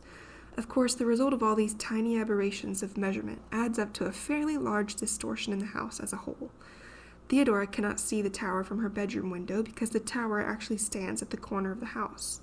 From Theodora's bedroom window it is completely invisible, although from here it seems to be directly outside her room. The window of Theodora's room is actually 15 feet to the left of where we are now. Theodora spread her hands helplessly. Golly, she said. I see, Eleanor said. The veranda roof is what misleads us. I can look out my window and see the veranda roof, and because I came directly into the house and up the stairs, I assumed that the front door was right below, although really, you see only the veranda roof, the doctor said. The front door is far away. It and the tower are visible from the nursery, which is the big room at the end of the hallway. We will see it later today. It is, and his voice was saddened, a masterpiece of architectural misdirection. The double stairway at Chambord. Then everything is a little bit off-center? Theodora asked uncertainly. That's why it all feels so disjointed? What happens when you go back to a real house? Eleanor asked. I mean, a real house. It must be like coming off shipboard, Luke said. After being here for a while, your sense of balance could be so distorted that it would take you a while to lose your sea legs, or your Hill House legs.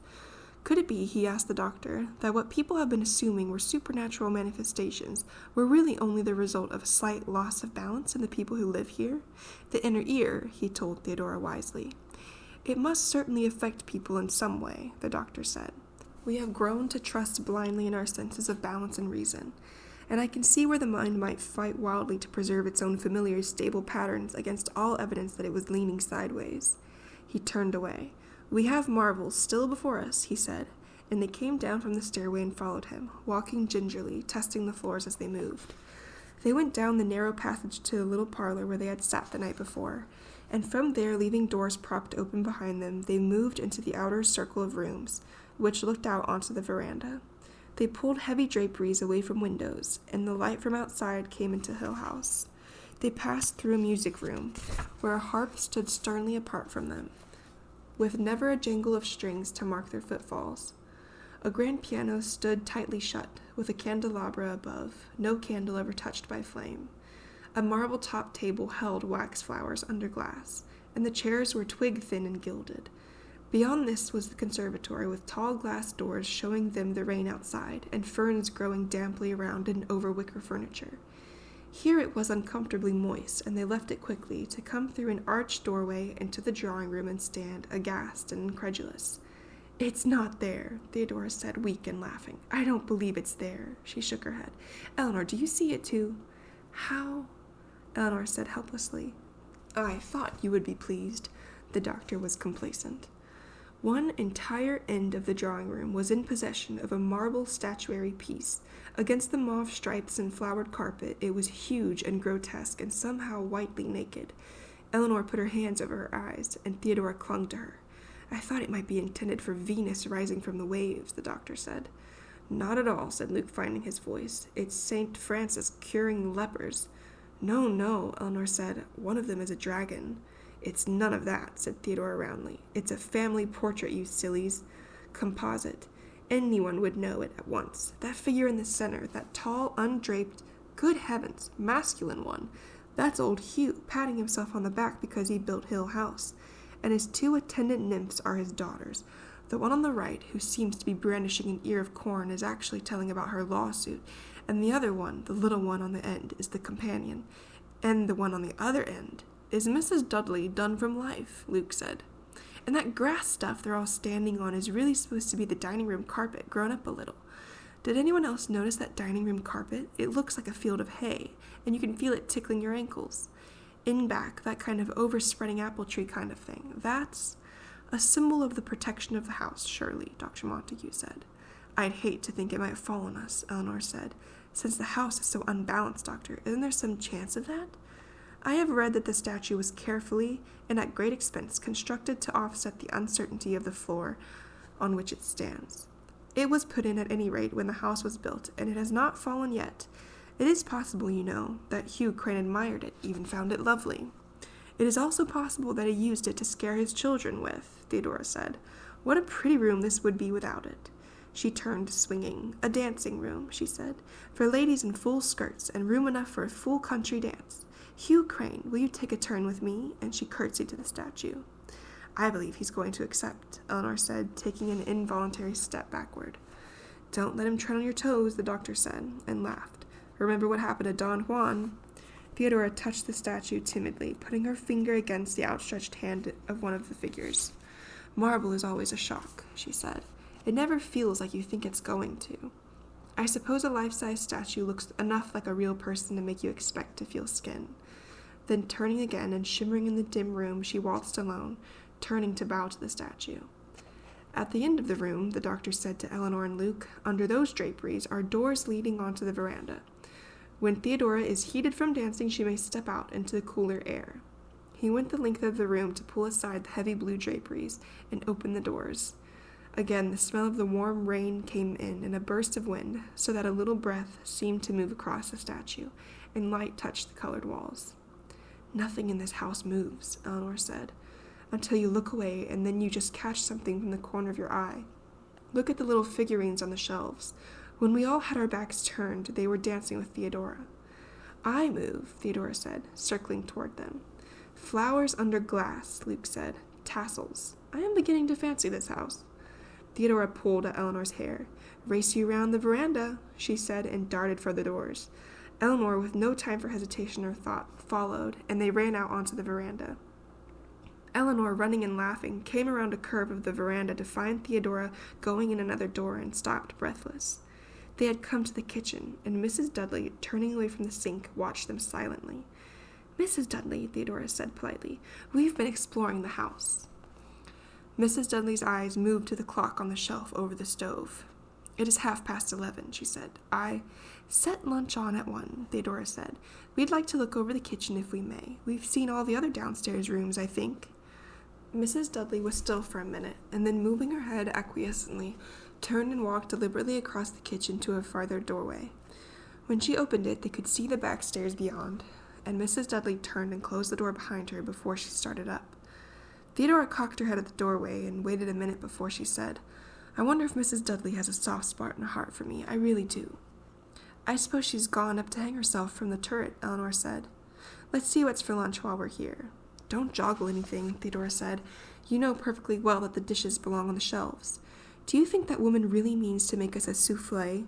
Here is certainly a soufflé dish and eggs and cheese." "It's a nice kitchen," Eleanor said.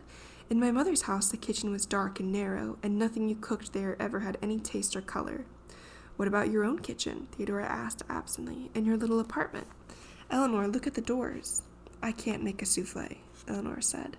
"Look, Eleanor, there's the door onto the veranda, and another that opens onto steps going down, to the cellar, I guess, and another over there going onto the veranda again, and the one she used to go upstairs, and another one over there, to the veranda again," Eleanor said, opening it. "3 doors going out onto the veranda from one kitchen, and the door to the butler's pantry, and on into the dining room. Our good Mrs. Dudley likes doors, doesn't she? She can certainly," and their eyes met, "get out fast in any direction if she wants to." Eleanor turned abruptly and went back to the veranda. "I wonder if she had Dudley cut extra doors for her. I wonder how she likes working in a kitchen where a door in back of her might open without her knowing it. I wonder, actually, just what Mrs. Dudley is in the habit of meeting in her kitchen, so that she wants to make sure that she'll find a way out no matter which direction she runs. I wonder—" "Shut up," Theodora said amiably. "A nervous cook can't make a good soufflé. Anyone knows that. And she's probably listening on the stairs. Let us choose one of her doors and leave it open behind us." Luke and the doctor were standing on the veranda looking out over the lawn. The front door was oddly close, beyond them. Behind the house, seeming almost overhead, the great hills were muted and dull in the rain. Eleanor wandered along the veranda, thinking that she had never before known a house so completely surrounded. Like a very tight belt, she thought. Would the house fly apart if the veranda came off? She went what she thought must be the great part of the circle around the house, and then she saw the tower. It rose up before her suddenly, almost without warning, as she came around the curve of the veranda. It was made of gray stone, grotesquely solid, jammed hard against the wooden side of the house, with the insistent veranda holding it there. Hideous, she thought, and then thought that if the house burned away someday, the tower would still stand, gray and forbidding over the ruins, warning people away from what was left of Hill House, with perhaps a stone fallen here and there, so owls and bats might fly in and out and nest among the books below. Halfway up, windows began, thin angled slits in the stone, and she wondered what it would be like, looking down from them, and wondered that she had not been able to enter the tower. "I will never look down from those windows," she thought, and tried to imagine the narrow iron stairway going up and around inside. High on top was a conical wooden roof, topped by a wooden spire. It must have been laughable in any other house, but here in Hill House it belonged, gleeful and expectant, awaiting perhaps a slight creature creeping out from the little window onto the slanted roof, reaching up to the spire, knotting a rope. "You'll fall," Luke said, and Eleanor gasped. She brought her eyes down with an effort and found that she was gripping the veranda rail tightly and leaning far backward. "Don't trust your balance in my charming Hill House," Luke said, and Eleanor breathed deeply, dizzy and staggered. He caught her and held her while she tried to steady herself in the rocking world where the trees and the lawn seemed somehow tilted sideways and the sky turned and swung. "Eleanor," Theodora said nearby, and she heard the sound of the doctor's feet running along the veranda. "This damnable house," Luke said. "You have to watch it every minute." "Eleanor," said the doctor. "I'm all right," Eleanor said, shaking her head and standing unsteadily by herself. "I was leaning back to see the top of the tower, and I got dizzy." She was standing almost sideways when I caught her, Luke said. I've had that feeling once or twice this morning, Theodora said, as though I was walking up the wall. Bring her back inside, the doctor said. It's not so bad when you're inside the house. I'm really all right, Eleanor said, very much embarrassed, and she walked with deliberate steps along the veranda to the front door, which was closed. I thought we left it open, she said with a little shake in her voice, and the doctor came past her and pushed the heavy door open again. Inside, the hall had returned to itself. All the doors they had left open were neatly closed. When the doctor opened the door into the game room, they could see beyond him that the doors to the dining room were closed, and the little stool they had used to prop one door open was neatly back in place against the wall. In the boudoir and the drawing room, the parlor and the conservatory, the doors and windows were closed, the draperies pulled together, and the darkness back again. It's Mrs. Dudley, Theodora said, trailing after the doctor and Luke, who moved quickly from one room to the next, pushing doors wide open again and propping them, sweeping drapes away from windows and letting in the warm, wet air. Mrs. Dudley did it yesterday as soon as Eleanor and I were out of the way, because she'd rather shut them herself than come along and find them shut by themselves, because the doors belong shut and the windows belong shut and the dishes belong. She began to laugh foolishly, and the doctor turned and frowned at her with irritation. Mrs. Dudley had better learn her place, he said. I will nail these doors open if I have to. He turned down the passageway to their little parlor and sent the door swinging open with a crash. Losing my temper will not help, he said, and gave the door a vicious kick. Sherry in the parlor before lunch, Luke said amiably. Ladies, enter. Mrs. Dudley, the doctor said, putting down his fork. An admirable souffle. Mrs. Dudley turned to regard him briefly and went into the kitchen with an empty dish. The doctor sighed and moved his shoulders tiredly. After my vigil last night, I feel the need of a rest this afternoon, and you, he said to Eleanor, would do well to lie down for an hour. Perhaps a regular afternoon rest might be more comfortable for all of us. I see, said Theodora, amused. I must take an afternoon nap. It may look funny when I go home again, but I can always tell them that it was part of my schedule at Hill House. Perhaps we will have trouble sleeping at night, the doctor said, and a little chill went around the table, darkening the light of the silver and the bright colors of the china, a little cloud that drifted through the dining room and brought Mrs. Dudley after it. It's 5 minutes of 2, Mrs. Dudley said. Eleanor did not sleep during the afternoon, although she would have liked to. Instead, she lay on Theodora's bed in the green room and watched Theodora do her nails, chatting lazily, unwilling to let herself perceive that she had followed Theodora into the green room because she had not dared to be alone. I love decorating myself, Theodora said, regarding her hand affectionately. I'd like to paint myself all over.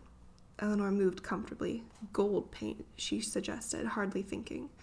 With her eyes almost closed, she could see Theodora only as a mass of colors sitting on the floor. Nail polish and perfume and bath salts, Theodora said, as one telling the cities of the Nile. Mascara. You don't think half enough of such things, Eleanor. Eleanor laughed and closed her eyes altogether. No time, she said. Well, Theodora said with determination, by the time I'm through with you, you will be a different person.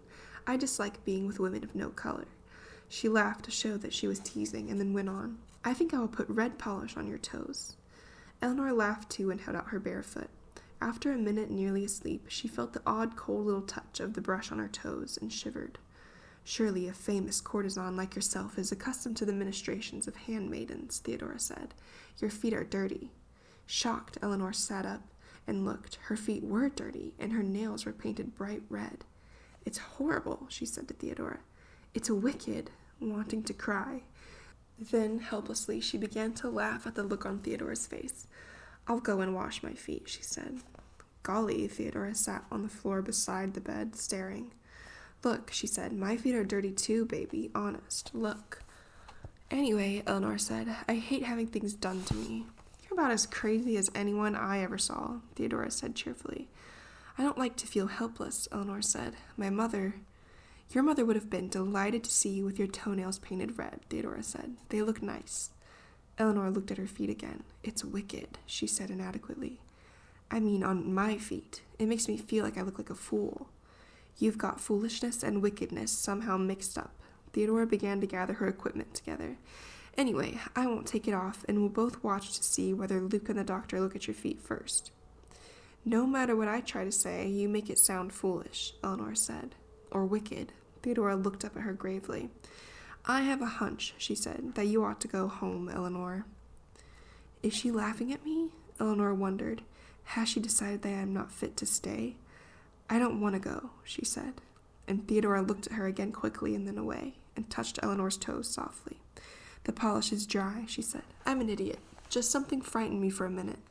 She stood up and stretched. "Let's go look for the others," she said. Luke leaned himself wearily against the wall of the upstairs hall, his head resting against the gold frame of an engraving of a ruin. "I keep thinking of this house as my own future property," he said, "more now than I did before. I keep telling myself that it will belong to me someday, and I keep asking myself why." He gestured at the length of the hall. "If I had a passion for doors," he said, "or gilded clocks or miniatures, if I wanted a Turkish corner of my own, I would very likely regard Hill House as a fairyland of beauty." "It's a handsome house," the doctor said stanchly. "It must have been thought of as elegant when it was built." He started off down the hall to the large room on the end which had once been the nursery. "Now," he said, "we shall see the tower from a window," and shivered as he passed through the door. Then he turned and looked back curiously. Could there be a draft across that doorway? "A draft in Hill House?" Theodora laughed. "Not unless you could manage to make one of those doors stay open." "Come here, one at a time, then," the doctor said, and Theodora moved forward, grimacing as she passed the doorway. "Like the doorway of a tomb," she said. "It's warm enough inside, though." Luke came, hesitated in the cold spot, and then moved quickly to get out of it. And Eleanor, following, felt with incredulity the piercing cold that struck her between one step and the next. It was like passing through a wall of ice, she thought, and asked the doctor, "What is it?" The doctor was patting his hands together with delight. "You can keep your Turkish corners, my boy," he said. He reached out a hand and held it carefully over the location of the cold. "They cannot explain this," he said. "The very essence of the tomb, as Theodora points out." The cold spot in Borley Rectory only dropped 11 degrees. He went on complacently. "This, I should think, is considerably colder. The heart of the house." Theodora and Eleanor had moved to stand closer together. Although the nursery was warm, it smelled musty and close, and the cold crossing the doorway was almost tangible, visible as a barrier which must be crossed in order to get out. Beyond the windows, the gray stone of the tower pressed close. Inside, the room was dark, and the line of nursery animals painted along the wall seemed somehow not at all jolly, but as though they were trapped or related to the dying deer in the sporting prints of the game room. The nursery, larger than the other bedrooms, had an indefinable air of neglect found nowhere else in Hill House, and it crossed Eleanor's mind that even Mrs. Dudley's diligent care might not bring her across that cold barrier any oftener than necessary. Luke had stepped back across the cold spot and was examining the hall carpet, then the walls, patting at the surfaces as though hoping to discover some cause for the odd cold. "It couldn't be a draft," he said, looking up at the doctor, "unless they've got a direct air line to the North Pole. Everything's solid anyway." "I wonder who slept in the nursery," the doctor said irrelevantly. "Do you suppose they shut it up once the children were gone?" "Look," Luke said, pointing. In either corner of the hall, over the nursery doorway, 2 grinning heads were set, meant apparently as gay decorations for the nursery entrance. They were no more jolly or carefree than the animals inside. Their separate stares, captured forever in distorted laughter, met and locked at the point of the hall, where the vicious cold entered. "When you stand where they can look at you," Luke explained, "they freeze you." Curiously, the doctor stepped down the hall to join him, looking up. "Don't leave us alone in here," Theodora said, and ran out of the nursery, pulling Eleanor through the cold, which was like a fast slap or a close, cold breath. "A fine place to chill our beer," she said, and put out her tongue at the grinning faces. "I must make a full account of this," the doctor said happily. "It doesn't seem like an impartial cold," Eleanor said, awkward because she was not quite sure what she meant. "I felt it as deliberate, as if something wanted to give me an unpleasant shock." "It's because of the faces, I suppose," the doctor said. He was on his hands and knees feeling along the floor. "Measuring tape and thermometer," he told himself. "Chalk for an outline. Perhaps the cold intensifies at night. Everything is worse," he said, looking at Eleanor, "if you think something is looking at you." Luke stepped through the cold with a shiver and closed the door to the nursery. He came back to the others in the hall with a kind of leap, as though he thought he could escape the cold by not touching the floor. With the nursery door closed, they realized all at once how much darker it had become, and Theodora said restlessly, "Let's get downstairs to our parlor. I can feel those hills pushing in." "After 5, Luke said. "Cocktail time, I suppose," he said to the doctor. "You will trust me to mix you a cocktail again tonight?" "Too much vermouth," the doctor said, and followed them lingeringly, watching the nursery door over his shoulder.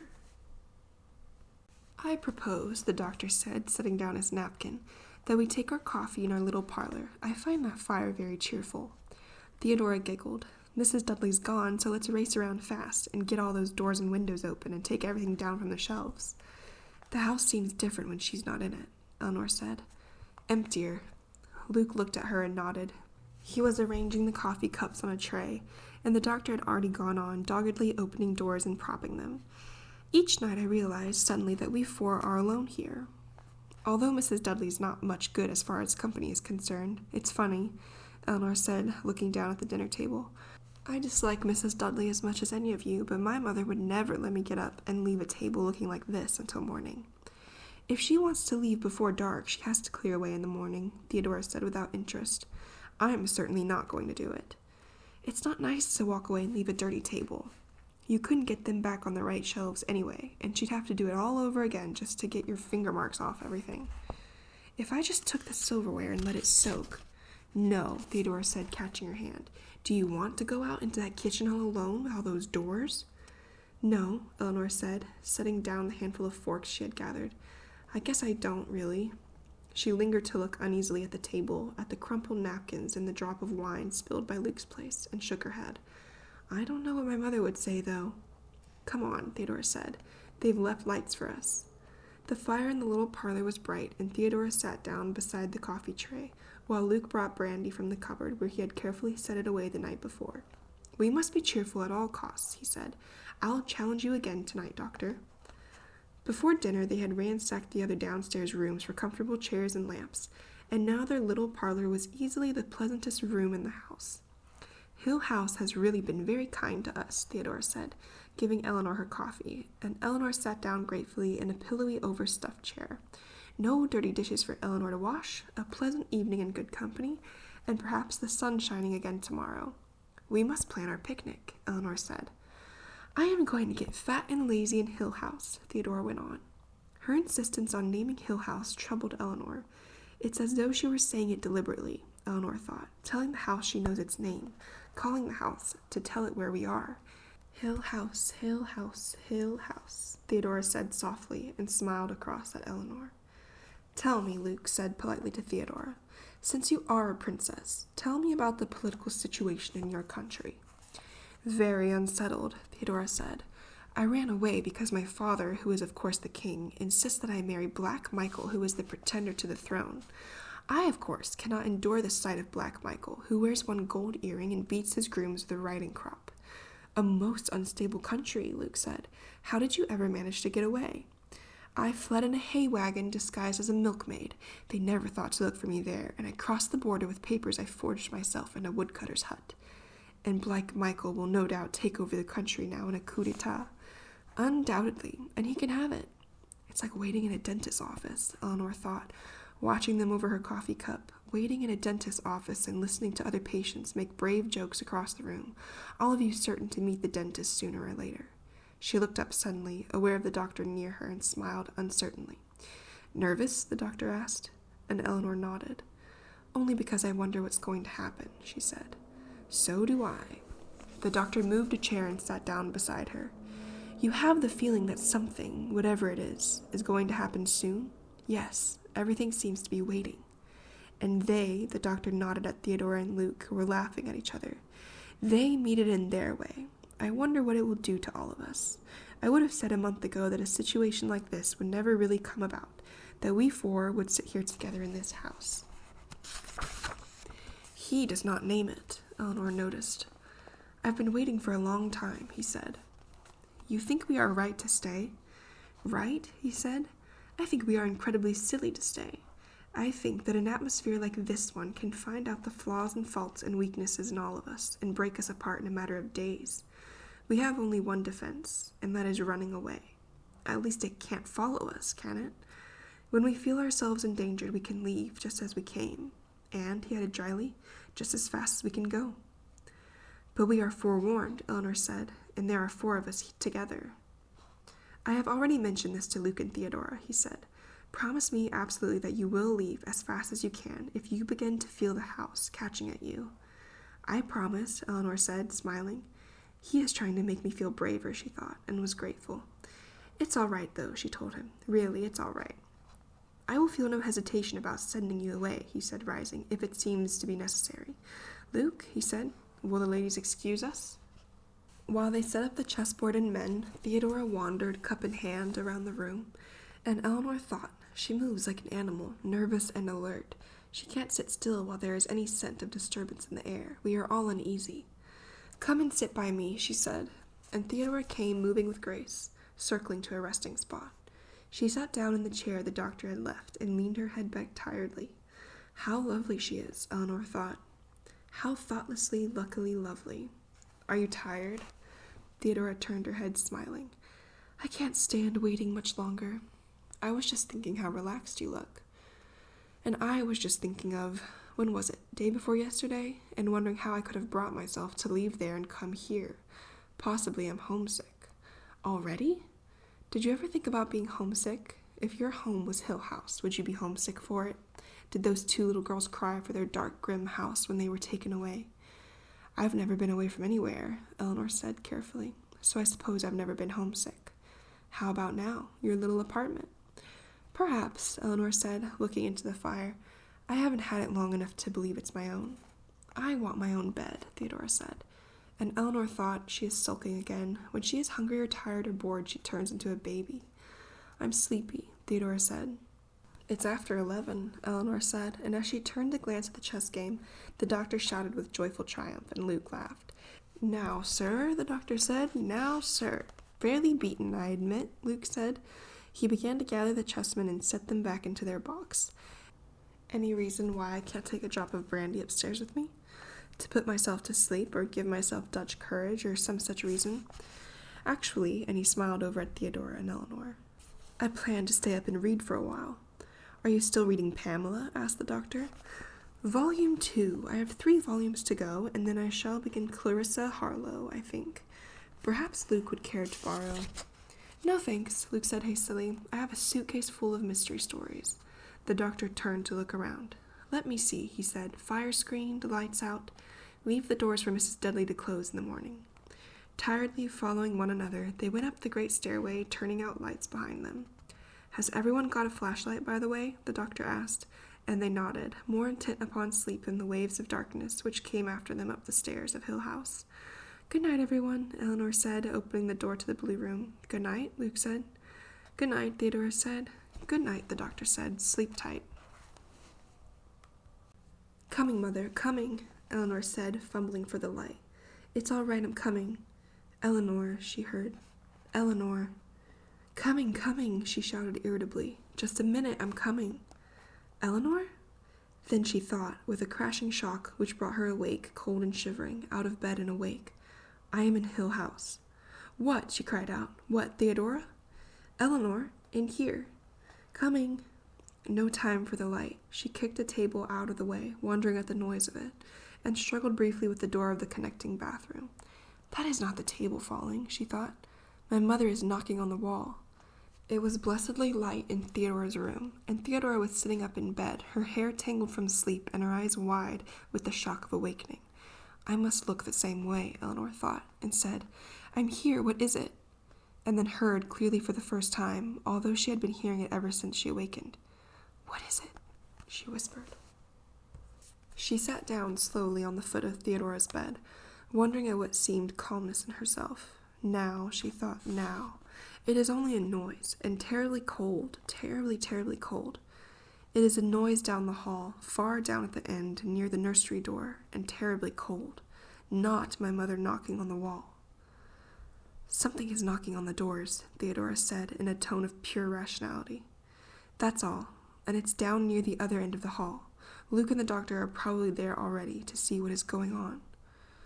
Not at all like my mother knocking on the wall. I was dreaming again. Bang, bang, Theodora said. Bang, Eleanor said and giggled. I am calm, she thought, but so very cold. The noise is only a kind of banging on the doors, one after another. Is this what I was so afraid about? Bang is the best word for it. It sounds like something children do, not mothers knocking against the wall for help. And anyway, Luke and the doctor are there. Is this what they mean by cold chills going up and down your back? Because it is not pleasant. It starts in your stomach and goes in waves around and up and down again like something alive. Like something alive, yes. Like something alive. Theodora, she said, and closed her eyes and tightened her teeth together and wrapped her arms around herself. It's getting closer. Just a noise, Theodora said, and moved next to Eleanor and sat tight against her. It has an echo. It sounded, Eleanor thought, like a hollow noise, a hollow bang, as though something were hitting the doors with an iron kettle, or an iron bar, or an iron glove. It pounded regularly for a minute, and then suddenly more softly, and then again in a quick flurry, seeming to be going methodically from door to door at the end of the hall. Distantly, she thought she could hear the voices of Luke and the doctor calling from somewhere below, and she thought, then they are not up here with us at all, and heard the iron crashing against what must have been a door very close. Maybe it will go on down the other side of the hall, Theodora whispered, and Eleanor thought that the oddest part of this indescribable experience was that Theodora should be having it too. No, Theodora said, and they heard the crash against the door across the hall. It was louder, it was deafening, it struck against the door next to them. Did it move back and forth across the hall? Did it go on feet along the carpet? Did it lift a hand to the door? And Eleanor threw herself away from the bed and ran to hold her hands against the door. Go away, she shouted wildly. Go away, go away. There was complete silence, and Eleanor thought, standing with her face against the door, now I've done it. It was looking for the room with someone inside. The cold crept and pinched at them, filling and overflowing the room. Anyone would have thought that the inhabitants of Hill House slept sweetly in this quiet, and then, so suddenly that Eleanor wheeled around, the sound of Theodora's teeth chattering, and Eleanor laughed. You big baby, she said. I'm cold, Theodora said, deadly cold. So am I. Eleanor took the green quilt and threw it around Theodora, and took up Theodora's warm dressing gown and put it on. You warmer now? Where's Luke? Where's the doctor? I don't know. Are you warmer now? No, Theodora shivered. In a minute I'll go out in the hall and call them. Are you... It started again, as though it had been listening, waiting to hear their voices and what they said, to identify them, to know how well prepared they were against it, waiting to hear if they were afraid. So suddenly that Eleanor leaped back against the bed, and Theodora gasped and cried out. The iron crash came against their door, and both of them lifted their eyes in horror, because the hammering was against the upper edge of the door, higher than either of them could reach, higher than Luke or the doctor could reach, and the sickening, degrading cold came in waves from whatever was outside the door. Eleanor stood perfectly still and looked at the door. She did not quite know what to do, although she believed that she was thinking coherently and was not unusually frightened, not more frightened certainly than she had believed in her worst dreams she could be. The cold troubled her even more than the sounds. Even Theodora's warm robe was useless against the icy little curls of fingers on her back. The intelligent thing to do, perhaps, was to walk over and open the door that, perhaps, would belong with the doctor's views of pure scientific inquiry. Eleanor knew that even if her feet would take her as far as the door, her hand would not lift to the doorknob. Impartially, remotely, she told herself that no one's hand would touch that knob. It's not the work hands were made for, she told herself. She had been rocking a little, each crash against the door pushing her a little backward, and now she was still because the noise was fading. I'm going to complain to the janitor about the radiators, Theodora said from behind her. Is it stopping?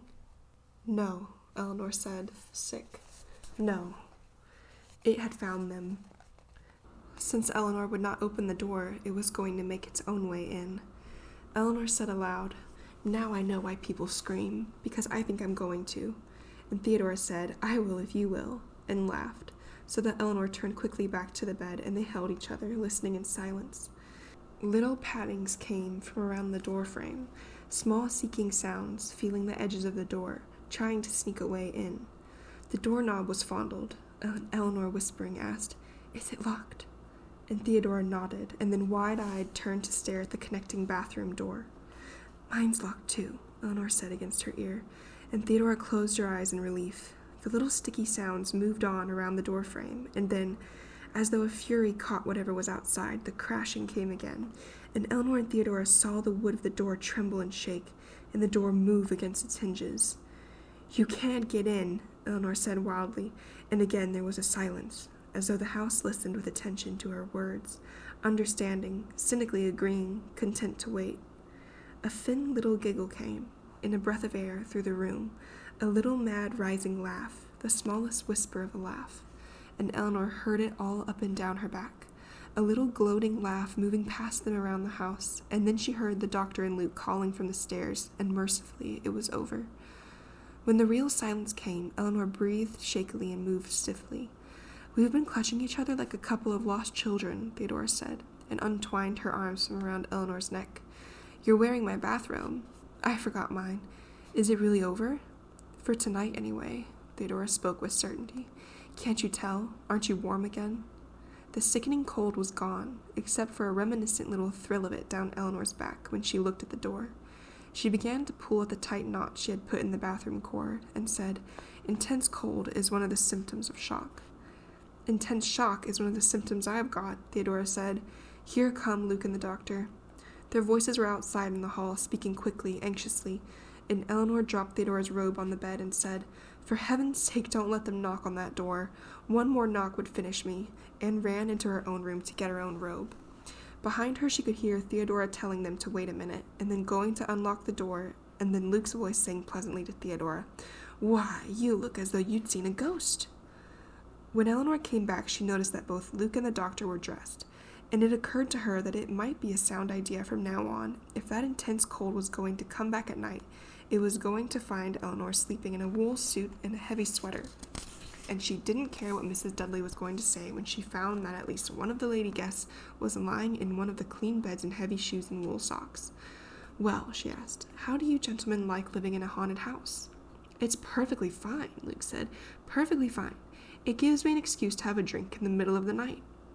He had the brandy bottle and glasses, and Eleanor thought that they must make a companionable little group, the four of them, sitting around Theodora's room at 4 a.m, drinking brandy. They spoke lightly, quickly, and gave one another fast, hidden little curious glances, each of them wondering what secret terror had been tapped in the others, what changes might show in face or gesture, what unguarded weakness might have opened the way to ruin. "Did anything happen in here while we were outside?" the doctor asked. Eleanor and Theodora looked at each other and laughed, honestly at last, without any edge of hysteria or fear. After a minute, Theodora said carefully, "Nothing in particular. Someone knocked on the door with a cannonball and then tried to get in and eat us and started laughing its head off when we wouldn't open the door, but nothing really out of the way." Curiously, Eleanor went over and opened the door. "I thought the whole door was going to shatter," she said, bewildered, "and there isn't even a scratch on the wood, nor on any of the doors. They're perfectly smooth." "How nice that it didn't mar the woodwork," Theodora said, holding her brandy glass out to Luke. "I couldn't bear it if this dear old house got hurt." She grinned at Eleanor. "Nellie here was going to scream." "So were you." "Not at all. I only said so to keep you company. Besides, Mrs. Dudley already said she wouldn't come." "And where were you, our manly defenders?" "We were chasing a dog," Luke said. "At least some animal like a dog." He stopped and then went on reluctantly. "We followed it outside." Theodora stared, and Eleanor said, "You mean it was inside?" "I saw it run past my door," the doctor said. "Just caught a glimpse of it, slipping along. I woke Luke, and we followed it down the stairs and out into the garden and lost it somewhere back of the house." "The front door was open?" "No," Luke said. "The front door was closed. So were all the other doors. We checked." "We've been wandering around for quite a while," the doctor said. "We never dreamed that you ladies were awake until we heard your voices." He spoke gravely. "There is one thing we have not taken into account," he said. They looked at him, puzzled, and he explained, checking on his fingers in his lecture style. "First," he said, "Luke and I were awakened earlier than you ladies, clearly. We have been up and about, outside and in, for better than 2 hours, led on what you perhaps might allow me to call a wild goose chase. Second, neither of us," he glanced inquiringly at Luke as he spoke, "heard any sound appear until your voices began. It was perfectly quiet. That is, the sound which hammered on your door was not audible to us. When we gave up our vigil and decided to come upstairs, we apparently drove away whatever was waiting outside your door. Now, as we sit here together, all is quiet." I still don't see what you mean, Theodora said, frowning. We must take precautions, he said. Against what? How? When Luke and I are called outside and you two are kept imprisoned inside, doesn't it begin to seem, and his voice was very quiet, doesn't it begin to seem that the intention is somehow to separate us? Looking at herself in the mirror with the bright morning sunlight freshening even the blue room of Hill House, Eleanor thought, it is my second morning in Hill House, and I am unbelievably happy. Journeys end in lovers' meeting. I have spent an all but sleepless night. I have told lies and made a fool of myself, and the very air tastes like wine. I have been frightened half out of my foolish wits, but I have somehow earned this joy. I have been waiting for it for so long. Abandoning a lifelong belief that to name happiness is to dissipate it, she smiled at herself in the mirror and told herself silently, You are happy, Eleanor. You have finally been given a part of your measure of happiness. Looking away from her own face in the mirror, she thought blindly, Journeys end in lovers' meeting, lovers' meeting. Luke, it was Theodora, calling outside in the hall. You carried off one of my stockings last night, and you are a thieving cad, and I hope Mrs. Dudley can hear me. Eleanor could hear Luke faintly answering.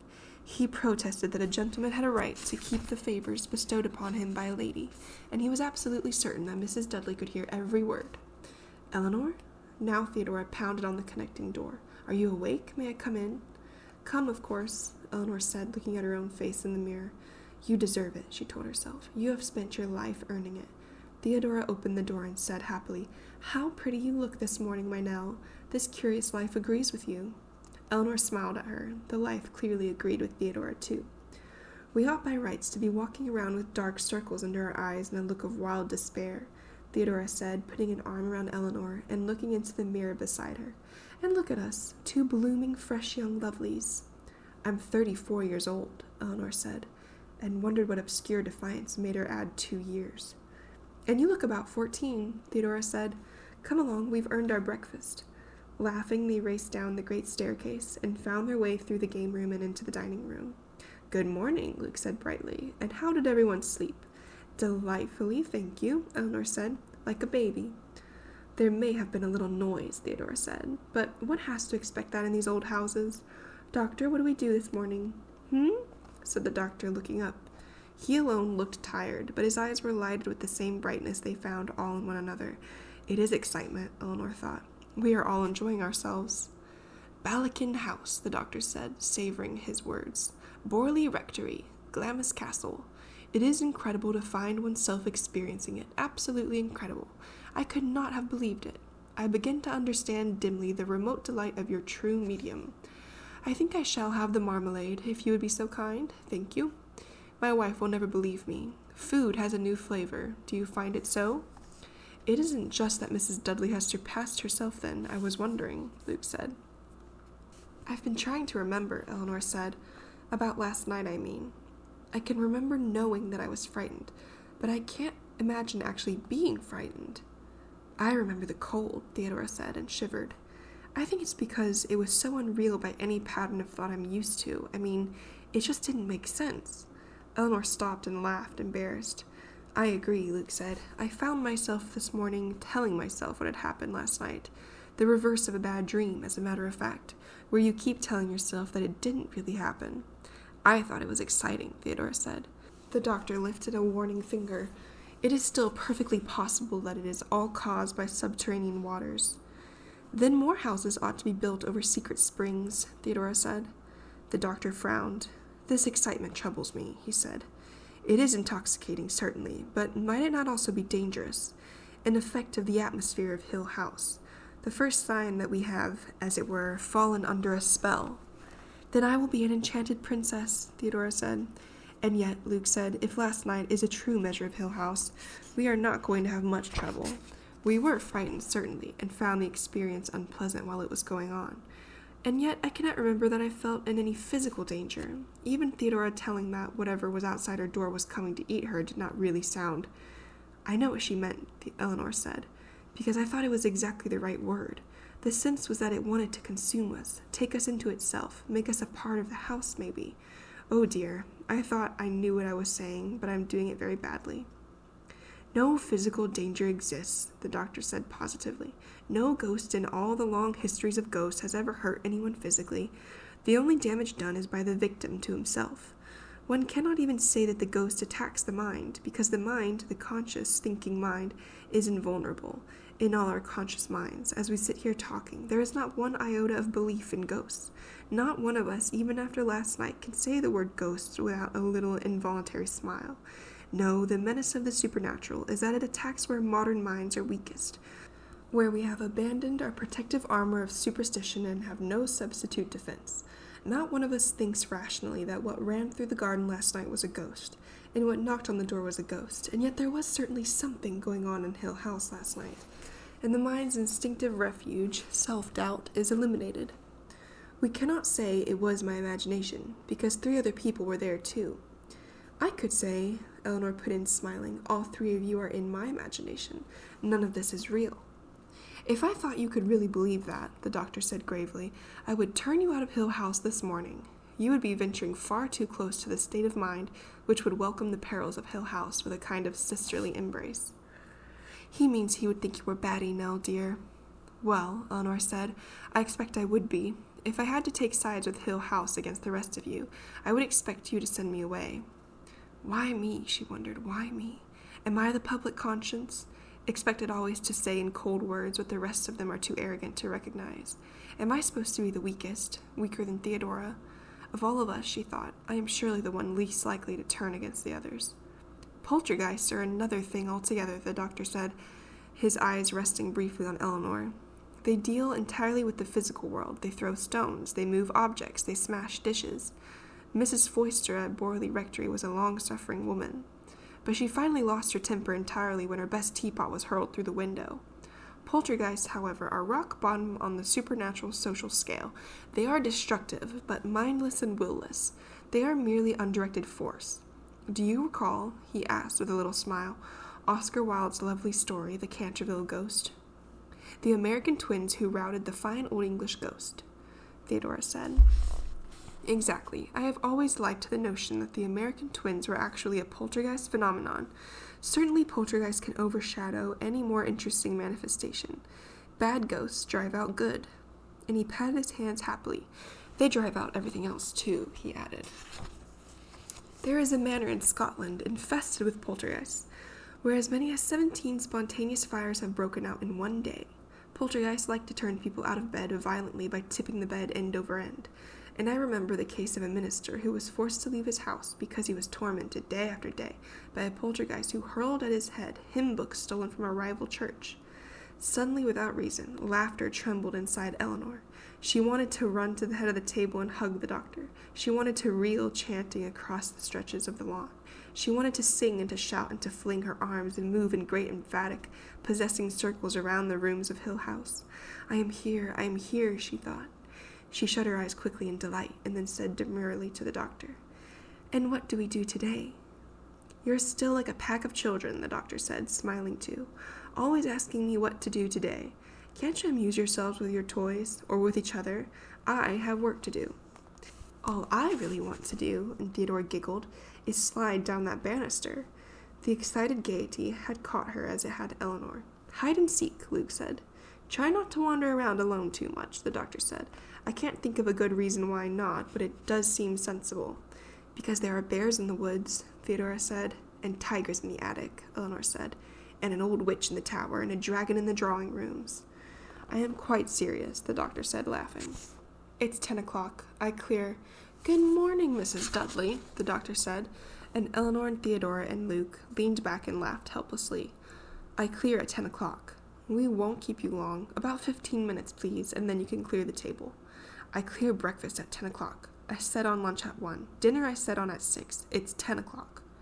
Mrs. Dudley, the doctor began sternly, and then noticing Luke's face tight with silent laughter, lifted his napkin to cover his eyes and gave in. You may clear the table, Mrs. Dudley, the doctor said brokenly. Happily, the sound of their laughter, echoing along the halls of Hill House, and carrying to the marble group in the drawing-room and the nursery upstairs, and the odd little top to the tower, they made their way down the passage to their parlor and fell, still laughing, into chairs. "We must not make fun of Mrs. Dudley," the doctor said, and leaned forward, his face in his hands and his shoulders shaking. They laughed for a long time, speaking now and then in half-phrases, trying to tell one another something, pointing at one another wildly, and their laughter rocked Hill House, until, weak and aching, they lay back, spent, and regarded one another. "Now," the doctor began, and was stopped by a little giggling burst from Theodora. "Now," the doctor said again, more severely, and they were quiet. "I want more coffee," he said, appealing. "Don't we all?" "You mean go right in there and ask Mrs. Dudley?" Eleanor asked. "Walk right up to her when it isn't 1 o'clock or 6 o'clock and just ask her for some coffee?" Theodora demanded. "Roughly, yes," the doctor said. "Luke, my boy, I have observed that you are already something of a favorite with Mrs. Dudley." "And how," Luke inquired with amazement, "did you ever manage to observe anything so unlikely? Mrs. Dudley regards me with the same particular loathing she gives a dish not properly on its shelf. In Mrs. Dudley's eyes, you are, after all, the heir to this house," the doctor said coaxingly. "Mrs. Dudley must feel for you as an old family retainer feels for the young master. In Mrs. Dudley's eyes, I am something lower than a dropped fork. I beg of you, if you are contemplating asking the old fool for something, send Theo or our charming Nell. They are not afraid." "Nope," Theodora said. "You can't send a helpless female to face down Mrs. Dudley. Nell and I are here to be protected, not to man the battlements for you cowards." The doctor. "Nonsense," the doctor said heartily. "You certainly wouldn't think of asking me, an older man. Anyway, you know she adores you." "Insolent graybeard," Luke said, "sacrificing me for a cup of coffee. Do not be surprised, and I say it darkly, do not be surprised if you lose your Luke in this cause. Perhaps Mrs. Dudley has not yet had her own mid-morning snack, and she is perfectly capable of a filet de Luc à la Meunière, or perhaps Diepoise, depending upon her mood. If I do not return," and he shook his finger warningly under the doctor's nose, "I entreat you to regard your lunch with the gravest suspicion." Bowing extravagantly, as befitted one off to slay a giant, he closed the door behind him. "Lovely Luke," Theodora stretched luxuriously. "Lovely Hill House," Eleanor said. "Theo, there is a kind of little summer house in the side garden all overgrown. I noticed it yesterday. Can we explore it this morning?" "Delighted," Theodora said. "I would not like to leave 1 inch of Hill House uncherished. Anyway, it's too nice a day to stay inside."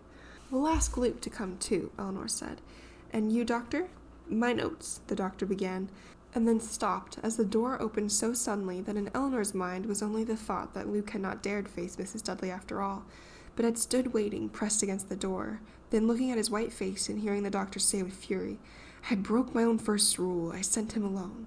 She found herself only asking urgently, "Luke? Luke?" "It's all right." Luke even smiled. "But come into the long hallway." Chilled by his face and his voice and his smile, they got up silently and followed him through the doorway into the dark long hallway which led back to the front hall. "Here," Luke said, and a little winding shiver of sickness went down Eleanor's back when she saw that he was holding a lighted match up to the wall. "It's writing?" Eleanor asked, pressing closer to see. "Writing," Luke said. "I didn't even notice it until I was coming back. Mrs. Dudley said no," he added, his voice tight. "My flash." The doctor took his flashlight from his pocket, and under its light, as he moved slowly from one end of the hall to the other, the letters stood out clearly. "Chalk," the doctor said, stepping forward to touch a letter with the tip of his finger. Written in chalk. The writing was large and straggling, and ought to have looked, Eleanor thought, as though it had been scribbled by bad boys on the fence. Instead, it was incredibly real, going in broken lines over the thick paneling of the hallway. From one end of the hallway to the other the letters went, almost too large to read, even when she stood back against the opposite wall. "Can you read it?" Luke asked softly, and the doctor, moving his flashlight, read slowly. "Help, Eleanor, come home." "No." And Eleanor felt the words stop in her throat. She had seen her name as the doctor read it. "It is me," she thought. "It is my name standing out there so clearly. I should not be on the walls of this house. Wipe it off, please," she said, and felt Theodora's arm go around her shoulders. "It's crazy," Eleanor said, bewildered. "Crazy is the word, all right," Theodora said strongly. "Come back inside, Nell, and sit down. Luke will get something and wipe it off." "But it's crazy," Eleanor said, hanging back to see her name on the wall. "Why?" Firmly the doctor put her through the door into the little parlor and closed it. Luke had already attacked the message with his handkerchief. "Now you listen to me," the doctor said to Eleanor. "Just because your name—" "That's it," Eleanor said, staring at him. "It knows my name, doesn't it? It knows my name." "Shut up, will you?" Theodora shook her violently. "It could have said any of us. It knows all our names." "Did you write it?" Eleanor turned to Theodora. "Please tell me. I won't be angry or anything, just so I can know that. Maybe it was only a joke, to frighten me." She looked appealingly at the doctor. "You know that none of us wrote it," the doctor said. Luke came in, wiping his hands on his handkerchief, and Eleanor turned hopefully. "Luke," she said, "you wrote it, didn't you, when you went out?" Luke stared, and then came to sit on the arm of her chair. "Listen," he said. "You want me to go writing your name everywhere, carving your initials on trees, writing Eleanor, Eleanor on little scraps of paper?" He gave her hair a soft little pull. "I've got more sense," he said. "Behave yourself." "Then why me?" Eleanor said, looking from one of them to another. "I'm outside." She thought madly. "I am the one chosen." And she said quickly, beggingly, "Did I do something to attract attention more than anyone else?" "No more than usual, dear," Theodora said. She was standing by the fireplace, leaning on the mantel and tapping her fingers, and when she spoke she looked at Eleanor with a bright smile. "Maybe you wrote it yourself." Angry, Eleanor almost shouted, "You think I want to see my name scribbled all over this foul house? You think I like the idea that I'm the center of attention? I'm not the spoiled baby after all. I don't like being singled out." "Asking for help, did you notice?" Theodora said lightly. "Perhaps the spirit of the poor little companion has found a means of communication at last. Maybe she was only waiting for some drab, timid— Maybe it was only addressed to me because no possible appeal for help could get through that iron selfishness of yours. Maybe I might have more sympathy and understanding in 1 minute than— And maybe, of course, you wrote it to yourself," Theodora said again. After the manner of men who see women quarreling, the doctor and Luke had withdrawn, standing tight together in miserable silence. Now at last Luke moved and spoke. "That's enough, Eleanor," he said unbelievably. And Eleanor whirled around, stamping. "How dare you?" she said, gasping. "How dare you?" And the doctor laughed then, and she stared at him and then at Luke, who was smiling and watching her. "What is wrong with me?" she thought. Then, "But they think Theodora did it on purpose, made me mad so I wouldn't be frightened. How shameful to be maneuvered that way." She covered her face and sat down in her chair. "No, dear," Theodora said, "I am sorry." "I must say something," Eleanor told herself. "I must show them that I am a good sport after all. A good sport. Let them think that I am ashamed of myself." "I'm sorry," she said. "I was frightened." "Of course you were," the doctor said. And Eleanor thought, how simple he is, how transparent. He believes every silly thing he has ever heard. He thinks even that Theodora shocked me out of hysteria. She smiled at him and thought, now I am back in the fold. "I really thought you were going to start shrieking," Theodora said, coming to kneel by Eleanor's chair. "I would have in your place. But we can't afford to have you break up, you know." "We can't afford to have anyone but Theodora in the center of the stage," Eleanor thought. If Eleanor is going to be the outsider, she is going to be it all alone. She reached out and patted Theodora's head and said, "Thanks. I guess I was kind of shaky for a minute." "I wondered if you two were going to come to blows," Luke said, until I realized what Theodora was doing. Smiling down into Theodora's bright, happy eyes, Eleanor thought, but that isn't what Theodora was doing at all. Time passed lazily at Hill House. Eleanor and Theodora, the doctor and Luke, alert against terror, wrapped around by the rich hills and securely set into the warm, dark luxuries of the house, were permitted a quiet day and a quiet night, enough, perhaps, to dull them a little. They took their meals together, and Mrs. Dudley's cooking stayed perfect. They talked together and played chess. The doctor finished Pamela and began on Sir Charles Grandison. A compelling need for occasional privacy led them to spend some hours alone in their separate rooms without disturbance. Theodora and Eleanor and Luke explored the tangled thicket behind the house and found the little summer house, while the doctor sat on the wide lawn writing, within sight and hearing. They found a walled-in rose garden, grown over with weeds, and a vegetable garden tenderly nourished by the Dudleys. They spoke often of arranging their picnic by the brook.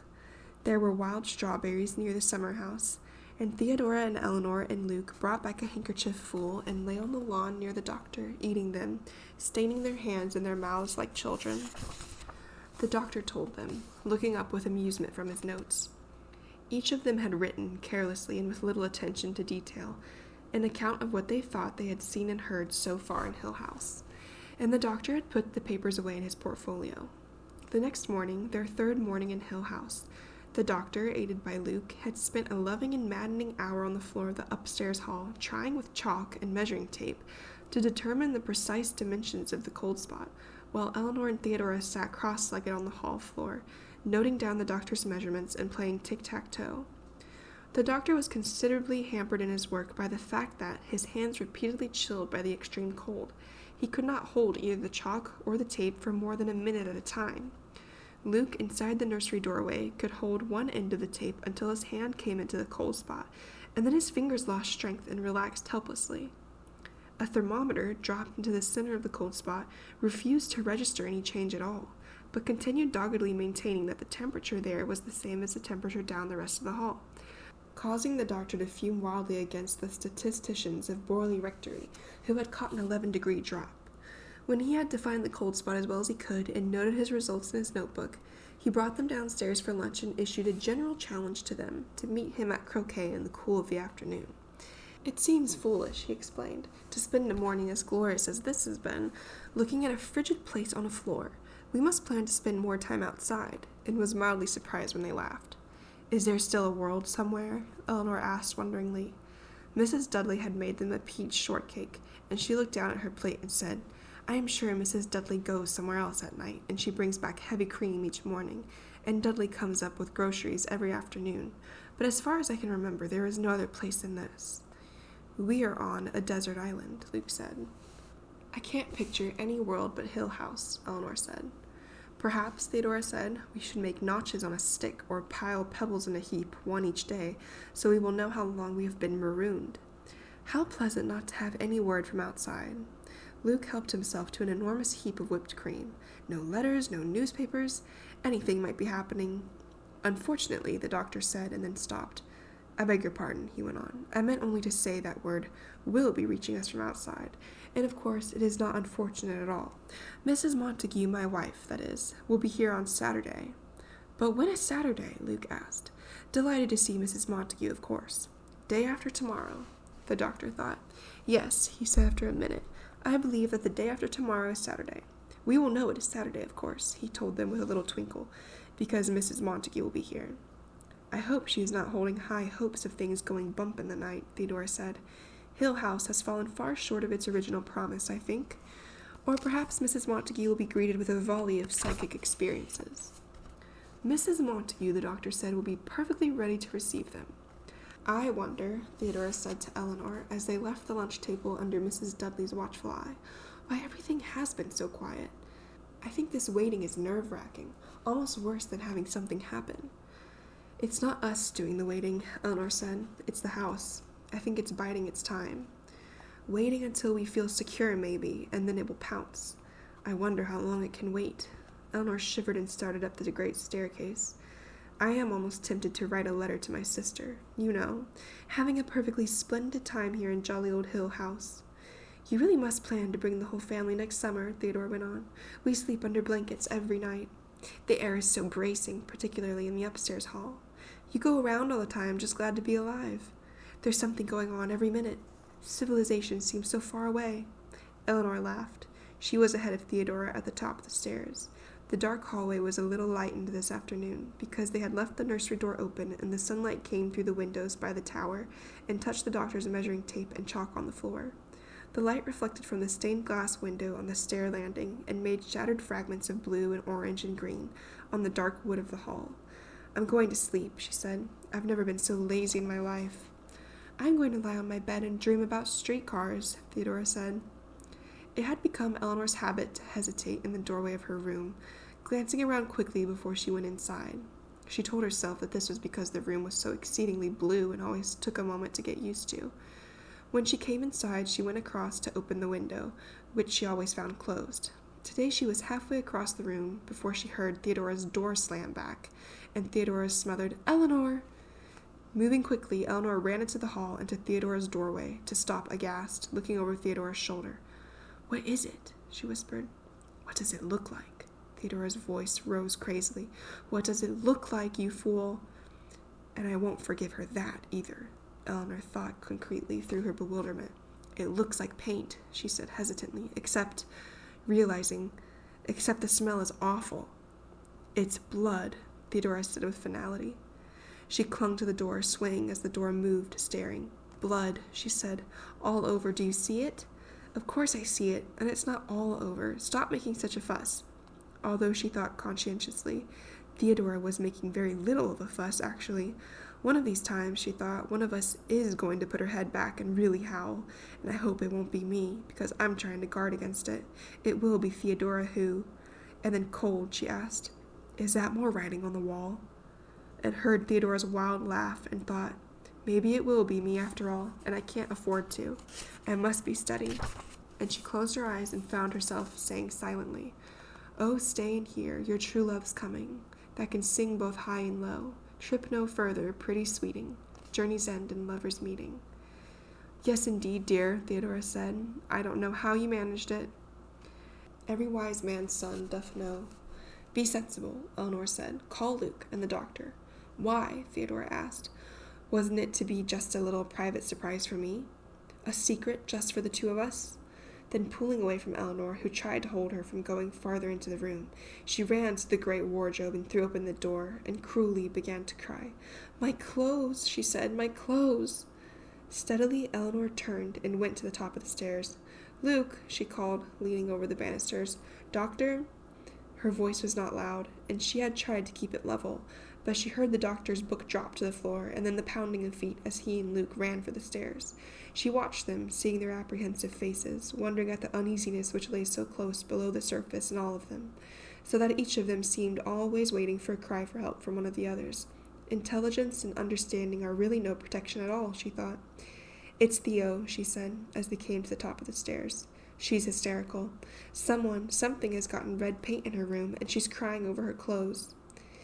Now I could not have put it more fairly than that, she thought, turning to follow them. Could I have put it more fairly than that? She asked herself, and found that she was smiling.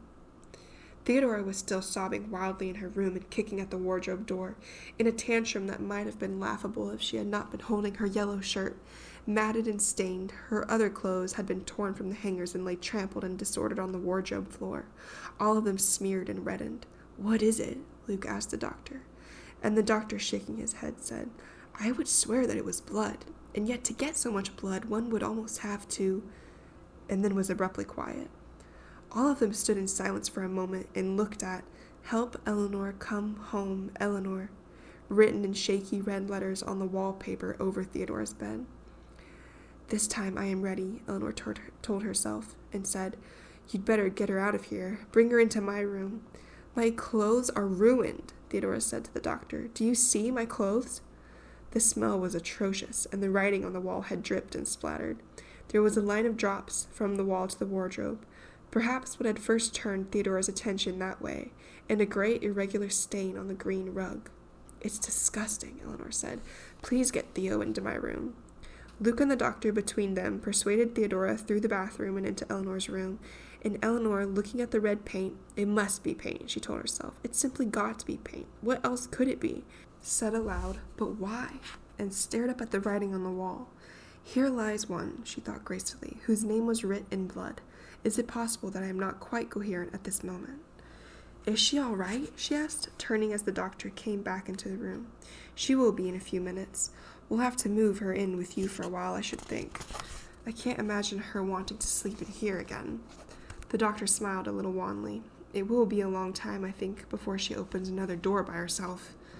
"I suppose she'll have to wear my clothes." "I suppose she will, if you don't mind." The doctor looked at her curiously. "This message troubles you less than the other?" "It's too silly," Eleanor said, trying to understand her own feelings. "I've been standing here looking at it and just wondering why. I mean, it's like a joke that didn't come off. I was supposed to be much more frightened than this, I think, and I'm not, because it's simply too horrible to be real. And I keep remembering Theo putting red polish—" She giggled, and the doctor looked at her sharply, but she went on. "It might as well be paint, don't you see? I can't stop talking," she thought. "What do I have to explain in all this?" "Maybe I can't take it seriously," she said, after the sight of Theo screaming over her poor clothes and accusing me of writing my name all over her wall. "Maybe I'm getting used to her blaming me for everything." "Nobody's blaming you for anything," the doctor said, and Eleanor felt that she had been reproved. "I hope my clothes will be good enough for her," she said tartly.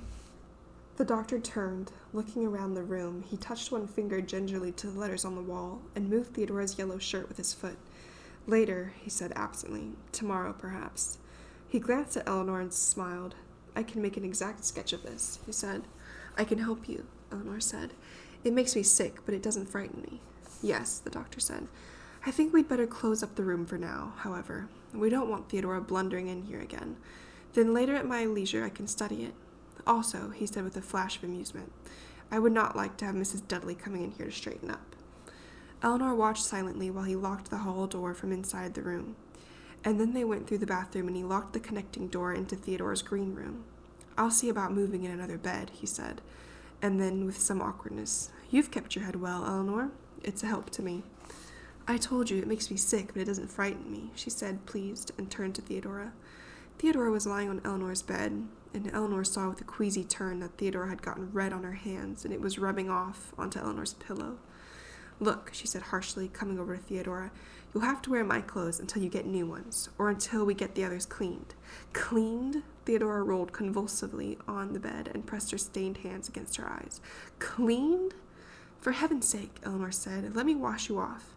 She thought, without trying to find a reason, that she had never felt such uncontrollable loathing for any person before, and she went into the bathroom and soaked a towel and came back to scrub roughly at Theodora's hands and face.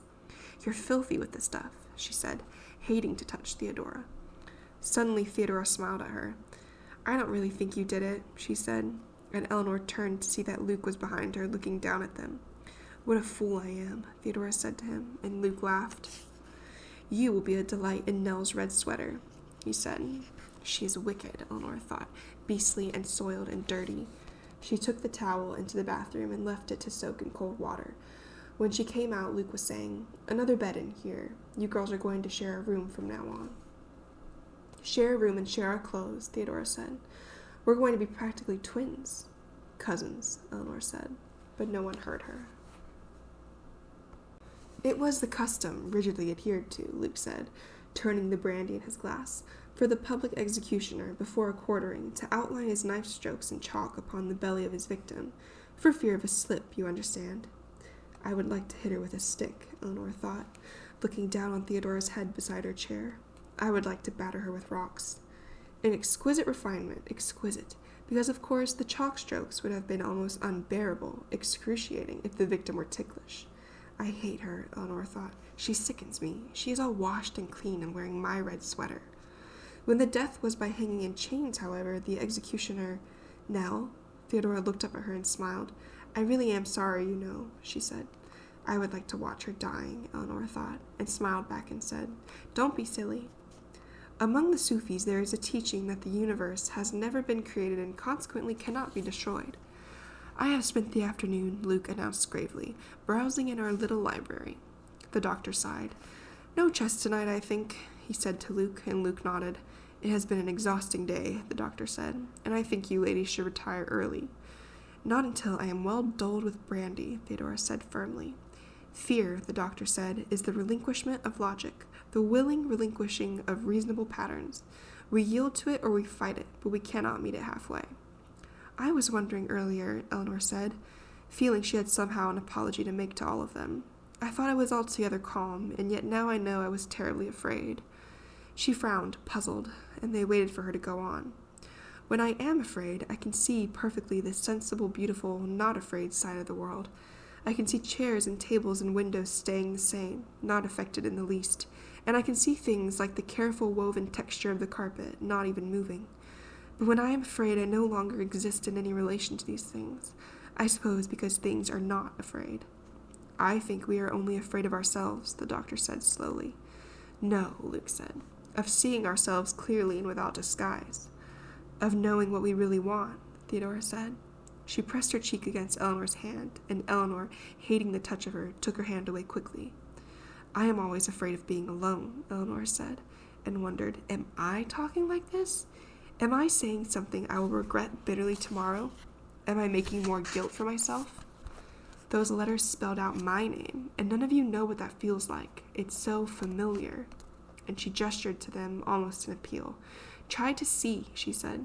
It's my own dear name, and it belongs to me. And something is using it and writing it and calling me with it in my own name." She stopped and said, looking from one of them to another, even down onto Theodore's face looking up at her, "Look, there's only one of me, and it's all I've got. I hate seeing myself dissolve and slip and separate so that I am living in one half, my mind, and I see the other half of me helpless and frantic and driven, and I can't stop it. But I know I'm not really going to be hurt, and yet time is so long, and even a second goes on, and I could stand any of it if I could only surrender." "Surrender?" said the doctor sharply, and Eleanor stared. "Surrender?" Luke repeated. "I don't know," Eleanor said, perplexed. "I was just talking along," she told herself. "I was saying something. What was I just saying?" "She has done this before," Luke said to the doctor. "I know," said the doctor gravely, and Eleanor could feel them all looking at her. "I'm sorry," she said. "Did I make a fool of myself? It's probably because I'm tired." "Not at all," the doctor said, still grave. "Drink your brandy." "Brandy?" And Eleanor looked down, realizing that she held a brandy glass. "What did I say?" she asked them. Theodora chuckled. "Drink," she said. "You need it by now." Obediently, Eleanor sipped at her brandy, feeling clearly its sharp burn, and then said to the doctor, "I must have said something silly from the way you're all staring at me." The doctor laughed. "Stop trying to be the center of attention." "Vanity," Luke said serenely. "Have to be in the limelight," Theodora said, and they smiled fondly, all looking at Eleanor. Sitting up in the two beds beside each other, Eleanor and Theodora reached out between and held hands tight. The room was brutally cold and thickly dark. From the room next door, the room which until that morning had been Theodora's, came the steady, low sound of a voice babbling. Too low for words to be understood, too steady for disbelief. Holding hands so hard that each of them could feel the other's bones, Eleanor and Theodora listened, and the low, steady sound went on, the voice lifting sometimes for an emphasis on a mumbled word, falling sometimes to a breath, going on. Then, without warning, there was a little laugh, the small gurgling laugh that broke through the babbling, and rose as it laughed, on up and up the scale, and then broke off suddenly in a little painful gasp, and the voice went on. Theodora's grasp loosened and tightened, and Eleanor, lulled for a minute by the sounds, started and looked across to where Theodora ought to be in the darkness, and then thought screamingly, "Why is it dark? Why is it dark?" She rolled and clutched Theodora's hand with both of hers, and tried to speak and could not, and held on blindly and frozen, trying to stand her mind on its feet, trying to reason again. "We left the light on," she told herself, "so why is it dark?" "Theodora," she tried to whisper, and her mouth could not move. "Theodora," she tried to ask, "why is it dark?" And the voice went on, babbling low and steady, a little liquid gloating sound. She thought she might be able to distinguish words if she lay perfectly still, and listened, and heard the voice going on, never ceasing, and she hung desperately to Theodora's hand and felt an answering weight on her own hand. Then the little gurgling laugh came again, and the rising mad sound of it drowned out the voice, and then suddenly absolute silence. Eleanor took a breath, wondering if she could speak now, and then she heard a little soft cry which broke her heart, a little infinitely sad cry, a little sweet moan of wild sadness. "It is a child," she thought with disbelief. "A child is crying somewhere." And then upon that thought came the wild shrieking voice she had never heard before, and yet knew she had heard always in her nightmares. "Go away," it screamed. "Go away, don't hurt me." And after sobbing, "Please don't hurt me, please let me go home." And then the little sad crying again. "I can't stand it," Eleanor thought concretely. "This is monstrous, this is cruel. They have been hurting a child, and I won't let anyone hurt a child." And the babbling went on, low and steady, on and on, the voice rising a little and falling a little, going on. Now, Eleanor thought, perceiving that she was lying sideways on the bed in the black darkness, holding with both hands to Theodora's hand, holding so tight she could feel the fine bones of Theodora's fingers. "Now, I will not endure this. They think to scare me. Well, they have. I am scared, but more than that, I am a person. I am human. I am a walking, reasoning, humorous human being, and I will take a lot from this lunatic, filthy house. But I will not go along with hurting a child. No, I will not. I will, by God, get my mouth to open right now, and I will yell, stop it," she shouted. And the lights were on the way they had left them, and Theodora was sitting up in bed, startled and disheveled. "What?" Theodora was saying. "What now? What?" God, Eleanor said, flinging herself out of bed and across the room to stand shuddering in a corner. God, whose hand was I holding? I am learning the pathways of the heart, Eleanor thought quite seriously, and then wondered what she could have meant by thinking any such thing. It was afternoon, and she sat in the sunlight on the steps of the summer house beside Luke. These are the silent pathways of the heart, she thought. She knew that she was pale and still shaken, with dark circles under her eyes, but the sun was warm and the leaves moved gently overhead, and Luke beside her lay lazily against the step. Luke, she asked, going slowly for fear of ridicule, why do people want to talk to each other? I mean, what are the things people always want to find out about other people? What do you want to know about me, for instance? He laughed. She thought, but why not ask what he wants to know about me? He is so extremely vain, and laughed and turned and said, what can I ever know about you beyond what I see? See was the least of the words she might have chosen, but the safest. Tell me something that only I will ever know, was perhaps what she wanted to ask him, or what will you give me to remember you by, or even, nothing of the least importance has ever belonged to me, can you help?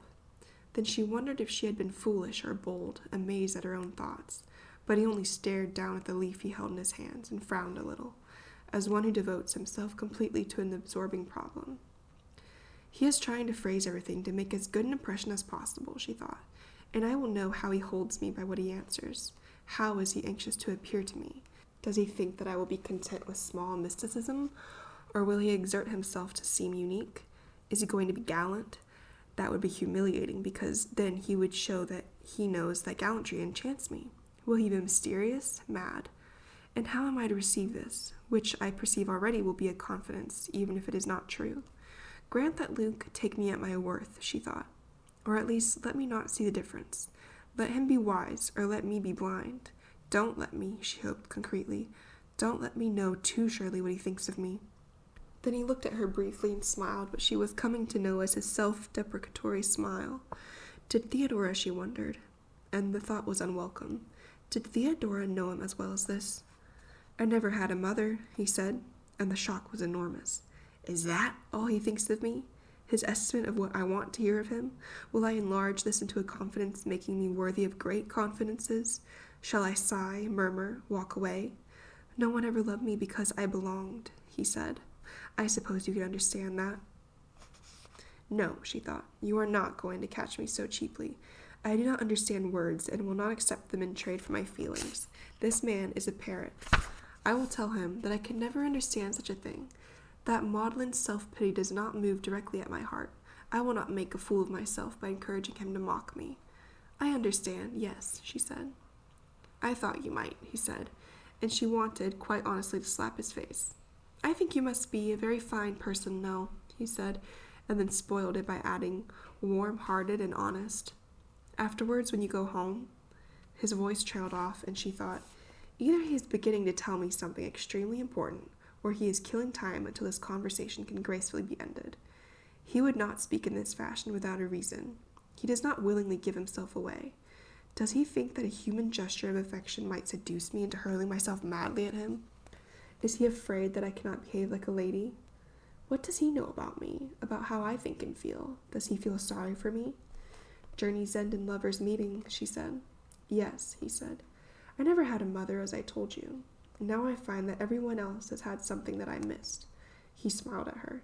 I am entirely selfish, he said ruefully, and always hoping that someone will tell me to behave. Someone will make herself responsible for me and make me be grown up.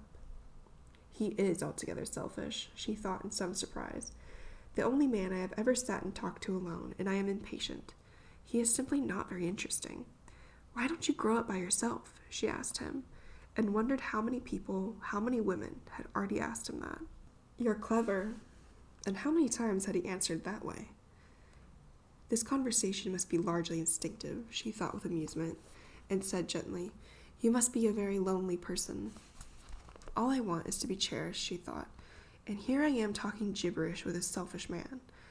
You must be very lonely indeed. He touched her hand and smiled again. You were so lucky, he told her. You had a mother. I found it in the library, Luke said. I swear I found it in the library.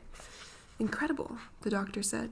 Look, Luke said. He set the great book on the table and turned to the title page. He made it himself. Look, the title's been lettered in ink. Memories, for Sophia Ann Lester Crane. A legacy for her education and enlightenment during her lifetime from her affectionate and devoted father, Hugh Desmond Lester Crane, 21st June, 1881. They pressed around the table, Theodora and Eleanor and the doctor, while Luke lifted and turned the first great page of the book. You see, Luke said, his little girl is to learn humility. He has clearly cut up a number of fine old books to make this scrapbook, because I seem to recognize several of the pictures, and they are all glued in. The vanity of human accomplishment, the doctor said sadly. Think of the books Hugh Crane hacked apart to make this. Now here is a Goya etching, a horrible thing for a little girl to meditate upon.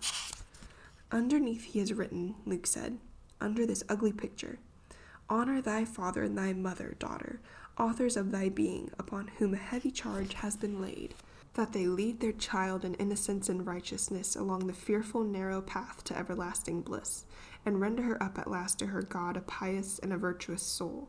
Reflect, daughter, upon the joy in heaven as the souls of these tiny creatures wing upward, released before they have learned aught of sin or faithlessness, and make it thine unceasing duty to remain as pure as these. Poor baby, Eleanor said, and gasped as Luke turned the page. Hugh Crane's second moral lesson derived from a color plate of a snake pit, and vividly painted snakes writhed and twisted along the page, above the message neatly printed and touched with gold. Eternal damnation is the lot of mankind. Neither tears nor reparation can undo man's heritage of sin. Daughter, hold apart from this world, that its lusts and ingratitudes corrupt thee not. Daughter, preserve thyself. Next comes hell, Luke said. Don't look if you're squeamish. I think I will skip hell, Eleanor said, but read it to me. Wise of you, the doctor said. An illustration from Fox. One of the less attractive deaths, I have always thought, although who can fathom the ways of martyrs? See this, though, Luke said. He's burnt away a corner of the page, and here is what he says. Daughter, could you but hear for a moment the agony, the screaming, the dreadful crying out in repentance of those poor souls condemned to everlasting flame, could thine eyes be seared but for an instant with the red glare of wasteland burning always? Alas, wretched beings in undying pain. Daughter, your father has this minute touched the corner of his page to his candle, and seen the frail paper shrivel and curl in the flame. Consider, daughter, that the heat of this candle is to the everlasting fires of hell as a grain of sand to the reaching desert. And as this paper burns in its slight flame, so shall your soul burn forever in fire 1,000-fold more keen. I'll bet he read it to her every night before she went to sleep, Theodora said. Wait, Luke said. You haven't seen heaven yet. Even you can look at this one now. It's Blake and a bit stern, I think, but obviously better than hell. Listen. Holy, holy, holy. In the pure light of heaven the angels praise him and one another unendingly. Daughter, it is here that I will seek thee. What a labor of love it is, the doctor said. Hours of time just planning it, and the lettering is so dainty, and the gilt. Now the 7 deadly sins, Luke said, and I think the old boy drew them himself. He really put his heart into gluttony, Theodora said. I'm not sure I'll ever be hungry again. Wait till lust, Luke told her. The old fellow outdid himself. I don't really want to look at any more of it, I think, Theodora said. I'll sit over here with Nell, and if you come across any particularly edifying moral precepts you think would do me good, read them aloud. Here is lust, Luke said. Was ever woman in this humor wooed? Good heavens, said the doctor. Good heavens. He must have drawn it himself, Luke said. For a child? The doctor was outraged. Her very own scrapbook. No pride, the very image of our Nell here. What? Said Eleanor, starting up. Teasing, the doctor said, placatingly. Don't come look, my dear, he's teasing you. Sloth now, Luke said. Envy, said the doctor. How the poor child dared transgress. The last page is the very nicest, I think. This, ladies, is Hugh Crane's blood. Now, do you want to see Hugh Crane's blood? No, thank you. Theo, no? In any case, I insist, for the sake of your 2 consciences, in reading what Hugh Crane has to say in closing his book. Daughter, sacred pacts are signed in blood, and I have here taken from my own wrist the vital fluid with which I bind you. Live virtuously, be meek, have faith in thy Redeemer, and in me thy Father, and I swear to thee that we will be joined together hereafter in unending bliss. Accept these precepts from thy devoted father, who in humbleness of spirit has made this book. May it serve its purpose well, my feeble effort, and preserve my child from the pitfalls of this world, and bring her safe to her father's arms in heaven. And signed, thy ever-loving Father in this world and the next, author of thy being and guardian of thy virtue, in meekest love, Hugh Crane. Theodora shuddered. How he must have enjoyed it, she said, signing his name in his own blood. I could see him laughing his head off. Not healthy, not at all a healthy work for a man, the doctor said. But she must have been very small when her father left the house, Eleanor said. I wonder if he ever did read it to her. I'm sure he did, leaning over her cradle and spitting out the words so they would take root in her little mind. Hugh Crane, Theodora said, you were a dirty old man, and you made a dirty old house, and if you can still hear me from anywhere, I would like to tell you to your face that I genuinely hope you will spend eternity in that foul, horrible picture and never stop burning for a minute. She made a wild, derisive gesture around the room, and for a minute, still remembering, they were all silent, as though waiting for an answer. And then the coals in the fire fell with a little crash, and the doctor looked at his watch, and Luke rose. The sun is over the yardarm, the doctor said happily. Theodora crawled by the fire, looking up wickedly at Eleanor. At the other end of the room, the chessmen moved softly, jarring with little sounds against the table, and Theodora spoke gently, tormentingly. Will you have him at your little apartment, Nell, and offer him to drink from your cup of stars? Eleanor looked into the fire, not answering. I have been so silly, she thought. I have been a fool. Is there room enough for two? Would he come if you asked him? Nothing could be worse than this, Eleanor thought. I have been a fool. Perhaps he has been longing for a tiny home, something smaller, of course, than Hill House. Perhaps he will come home with you. A fool, a ludicrous fool. Your white curtains, your tiny stone lions. Eleanor looked down at her almost gently. But I had to come, she said, and stood up, turning blindly to get away. Not hearing the startled voices behind her, not seeing where or how she went, she blundered somehow to the great front door and out into the soft, warm light. I had to come, she said to the world outside. Fear and guilt are sisters. Theodora caught her on the lawn. Silent, angry, hurt, they left Hill House side by side, walking together, each sorry for the other. A person angry or laughing or terrified or jealous will go stubbornly on into extremes of behavior, impossible at another time. Neither Eleanor nor Theodora reflected for a minute that it was imprudent for them to walk far from Hill House after dark. Each was so bent upon her own despair that escape into darkness was vital, and containing themselves in that tight, vulnerable, impossible cloak which is fury, they stamped along together, each achingly aware of the other, each determined to be the last to speak. Eleanor spoke first, finally. She had hurt her foot against a rock and tried to be too proud to notice it. But after a minute, her foot paining, she said, in a voice tight with the attempt to sound level, I can't imagine why you think you have any right to interfere in my affairs. Her language formal to prevent a flood of recrimination, or undeserved reproach. Were they not strangers, cousins? I am sure that nothing I do is of any interest to you. That's right, Theodora said grimly. Nothing that you do is of any interest to me. We are walking on either side of a fence, Eleanor thought. But I have a right to live too, and I wasted an hour with Luke in the summer house trying to prove it. I hurt my foot, she said. I'm sorry. Theodora sounded genuinely grieved. You know what a beast he is, she hesitated. A rake, she said finally with a touch of amusement. I'm sure it's nothing to me what he is.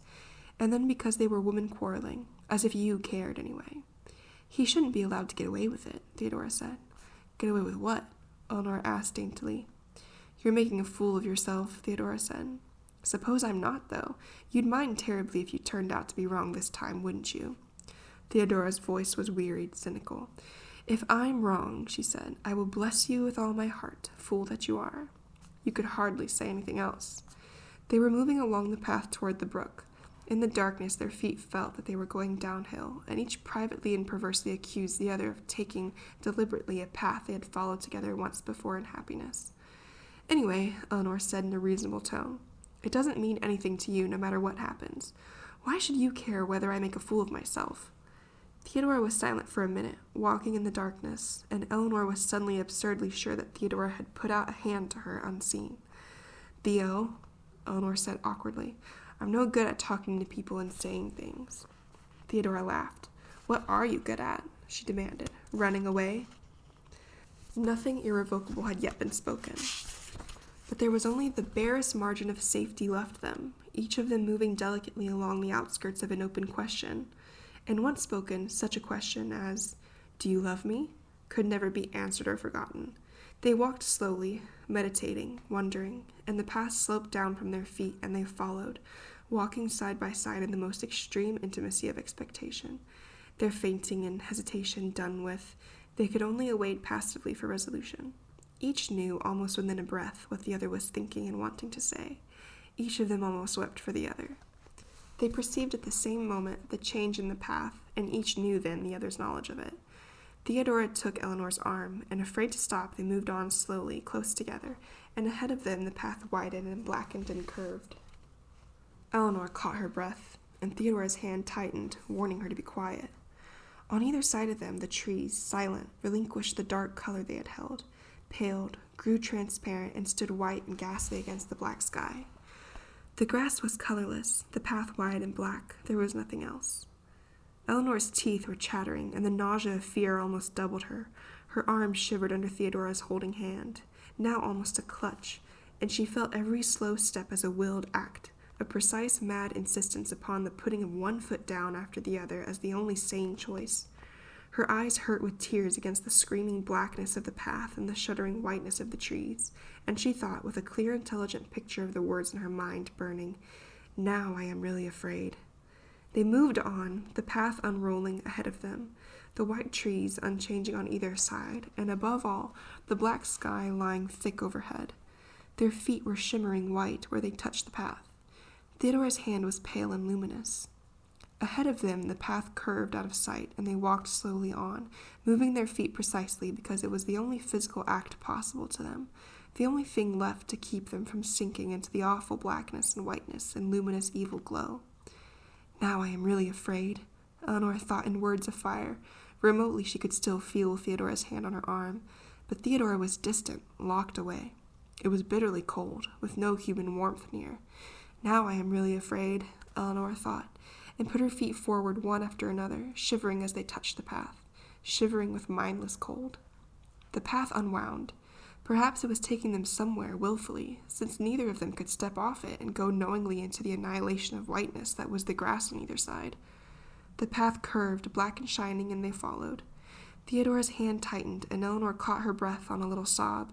Had something moved ahead? Something whiter than the white trees, beckoning? Beckoning, fading into the trees, watching. Was there movement beside them, imperceptible in the soundless night? Did some footstep go invisibly along with them in the white grass? Where were they? The path led them to its destined end and died beneath their feet. Eleanor and Theodora looked into a garden, their eyes blinded with the light of sun and rich color. Incredibly, there was a picnic party on the grass in the garden. They could hear the laughter of the children and the affectionate, amused voices of the mother and father. The grass was richly, thickly green. The flowers were colored red and orange and yellow. The sky was blue and gold. And one child wore a scarlet jumper and raised its voice again in laughter, tumbling after a puppy over the grass. There was a checked tablecloth spread out, and smiling, the mother leaned over to take up a plate of bright fruit. Then Theodora screamed. "Don't look back," she cried out in a voice high with fear. "Don't look back, don't look, run." Running, without knowing why she ran, Eleanor thought that she would catch her foot in the checked tablecloth. She was afraid she might stumble over the puppy, but as they ran across the garden there was nothing except weeds growing blackly in the darkness, and Theodora, screaming still, trampled over the bushes where there had been flowers, and stumbled sobbing over half-buried stones and what might have been a broken cup.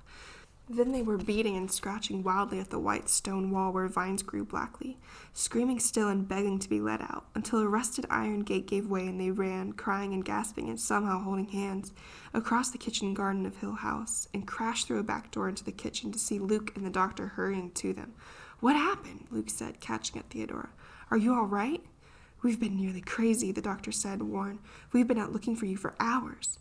"It was a picnic," Eleanor said. She had fallen into a kitchen chair, and she looked down at her hands, scratched and bleeding and shaking without her knowledge. "We tried to get out," she told them, holding her hands out for them to see.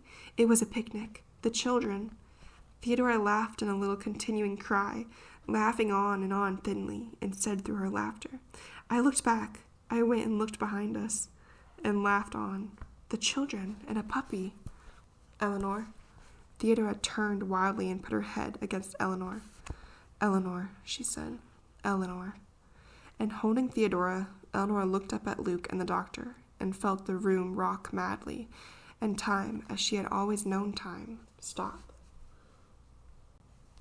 On the afternoon of the day that Mrs. Montague was expected, Eleanor went alone into the hills above Hill House, not really intending to arrive at any place in particular, not even caring where or how she went, wanting only to be secret and out from under the heavy dark wood of the house. She found a small spot where the grass was soft and dry and lay down, wondering how many years it had been since she had lain on soft grass to be alone to think. Around her, the trees and wildflowers, with that oddly cautious air of natural things suddenly interrupted in their pressing occupations of growing and dying, turned toward her with attention, as though, dull and imperceptive as she was, it was still necessary for them to be gentle to a creation so unfortunate as not to be rooted in the ground, forced to go from one place to another, heartbreakingly mobile. Idly, Eleanor picked a wild daisy, which died in her fingers, and, lying on the grass, looked up into its dead face. There was nothing in her mind beyond an overwhelming, wild happiness. She pulled at the daisy and wondered, smiling at herself. What am I going to do? What am I going to do? Put the bags down in the hall, Arthur, Mrs. Montague said. Wouldn't you think there'd be someone here to help us with this door? They'll have to get someone to take the bags upstairs. John? John? My dear, Dr. Montague hurried into the hallway carrying his napkin and kissed his wife obediently on the cheek she held out for him. How nice that you got here. We'd given you up. I said I'd be here today, didn't I? Did you ever know me not to come when I said I would? I brought Arthur. Arthur, the doctor said without enthusiasm. Well, somebody had to drive, Mrs. Montague said. I imagine you expected that I would drive myself all the way out here, because you know perfectly well that I get tired. How do you do? The doctor turned, smiling on Eleanor and Theodora, with Luke behind them, clustered uncertainly in the doorway. My dear, he said, these are my friends who have been staying in Hill House with me these past few days. Theodora, Eleanor Vance, Luke Sanderson. Theodora and Eleanor and Luke murmured civilly, and Mrs. Montague nodded and said, I see you didn't bother to wait dinner for us. We'd given you up, the doctor said. I believe that I told you that I would be here today. Of course, it is perfectly possible that I am mistaken, but it is my recollection that I said I would be here today. I'm sure I will get to know all your names very soon. This gentleman is Arthur Parker. He drove me here because I dislike driving myself. Arthur, these are John's friends. Can anybody do something about our suitcases? The doctor and Luke approached, murmuring, and Mrs. Montague went on. I am to be in your most haunted room, of course. Arthur can go anywhere. That blue suitcase is mine, young man, and the small attaché case. They will go in your most haunted room. The nursery, I think, Dr. Montague said when Luke looked at him inquiringly. I believe the nursery is one source of disturbance, he told his wife, and she sighed irritably. It does seem to me that you could be more methodical, she said. You've been here nearly a week, and I suppose you've done nothing with planchette, automatic writing. I don't imagine either of these young women has mediumistic gifts. Those are Arthur's bags right there. He brought his golf clubs, just in case. Just in case of what? Theodora asked blankly, and Mrs. Montague turned to regard her coldly. Please don't let me interrupt your dinner, she said finally. There's a definite cold spot just outside the nursery door, the doctor told his wife hopefully. Yes, dear, very nice. Isn't that young man going to take Arthur's bags upstairs? You do seem to be in a good deal of confusion here, don't you? After nearly a week, I certainly thought you'd have things in some kind of order. Any figures materialize? There have been decided manifestations. Well, I'm here now, and we'll get things going right. Where is Arthur to put the car? There's an empty stable in back of the house where we have put our other cars. He can take it around in the morning. Nonsense. I do not believe in putting things off, John, as you know perfectly well. Arthur will have plenty to do in the morning without adding tonight's work. He must move the car at once. It's dark outside, the doctor said hesitantly. John, you astound me. Is it your belief that I do not know whether it is dark outside at night? The car has lights, John, and that young man can go with Arthur to show him the way. Thank you, said Luke grimly, but we have a positive policy against going outside after dark. Arthur may, of course, if he cares to, but I will not. The young ladies, the doctor said, had a shocking... Young man's a coward, Arthur said.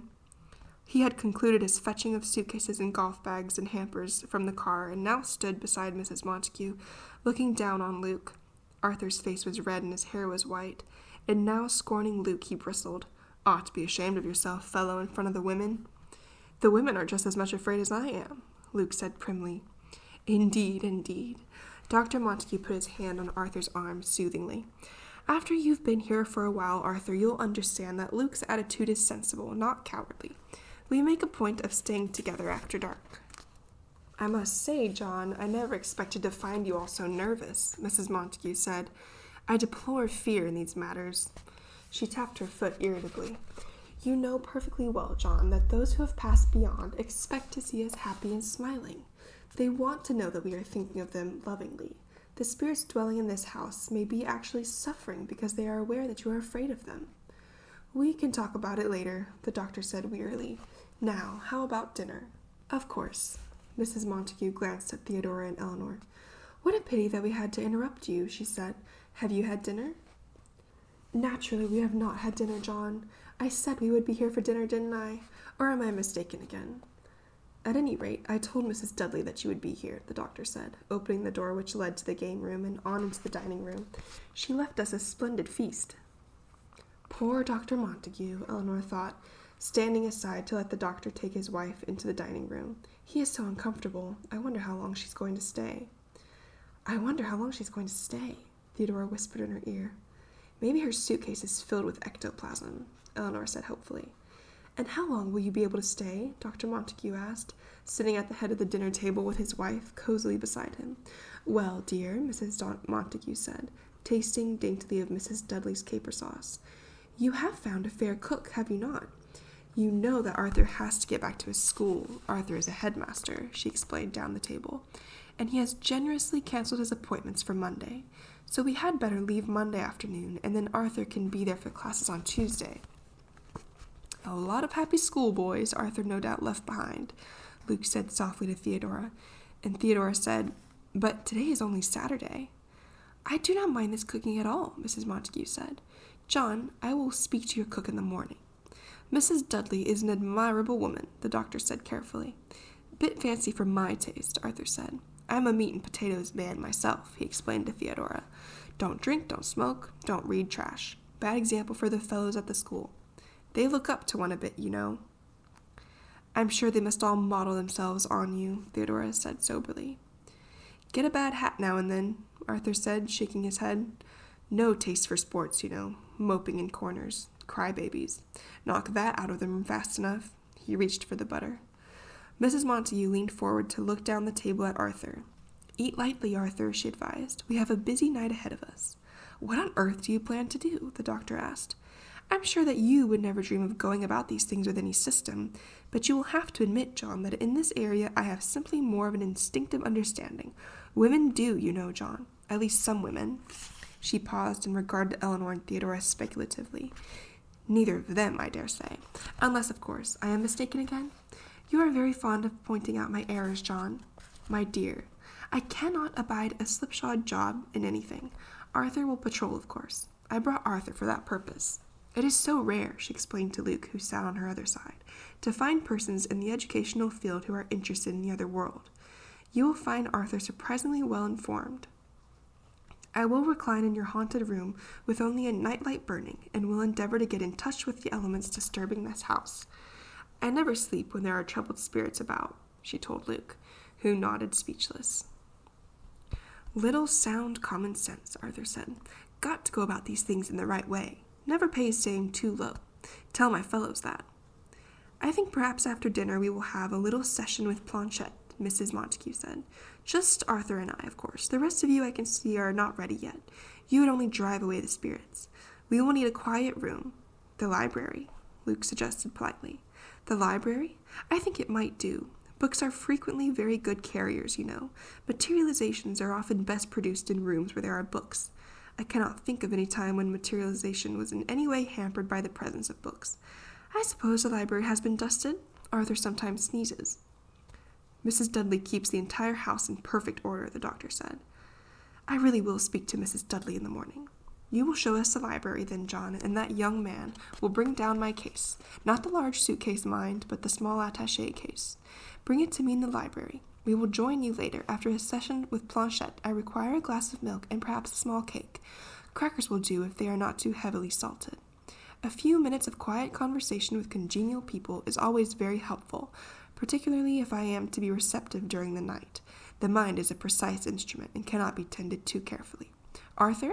She bowed distantly to Eleanor and Theodora and went out, escorted by Arthur, Luke, and her husband.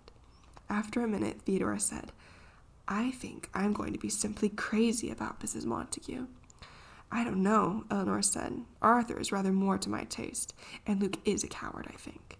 Poor Luke, Theodora said. He never had a mother. Looking up, Eleanor found that Theodora was regarding her with a curious smile, and she moved away from the table so quickly that a glass spilled. We shouldn't be alone, she said, oddly breathless. We've got to find the others.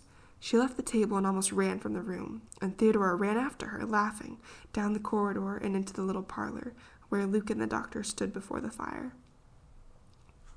Please, sir, Luke was saying meekly, who is Planchette?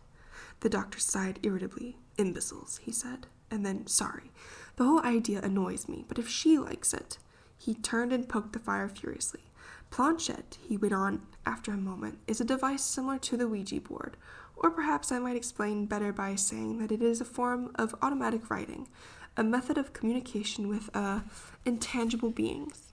Although, to my way of thinking, the only intangible beings who ever get in touch through one of those things are the imaginations of the people running it. Yes, well, Planchette is a little piece of light wood, usually heart-shaped or triangular. A pencil is set into the narrow end, and at the other end is a pair of wheels, or feet, which will slip easily over paper. Two people place fingers on it, ask it questions, and the object moves, pushed by what force we will not here discuss, and writes answers. The Ouija board, as I say, is very similar, except that the object moves on a board pointing to separate letters. An ordinary wine glass will do the same thing. I have seen it tried with a child's wheeled toy, although I will admit that it looked silly. Each person uses the tips of the fingers of one hand, keeping the other hand free to note down questions and answers. The answers are invariably, I believe, meaningless, although of course my wife will tell you different.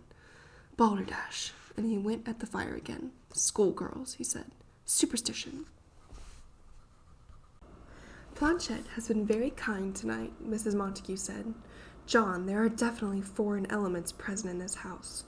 Quite a splendid sitting, really, Arthur said. He waved a sheaf of paper triumphantly. We have gotten a good deal of information for you, Mrs. Montague said. Now, Planchette was quite insistent about a nun. Have you learned anything about a nun, John? In Hill House? Not likely. Planchette felt very strongly about a nun, John. Perhaps something of the sort. A dark, vague figure, even, has been seen in the neighborhood. Villagers terrified when staggering home late at night. The figure of a nun is a fairly common... John, if you please, I assume you are suggesting that I am mistaken.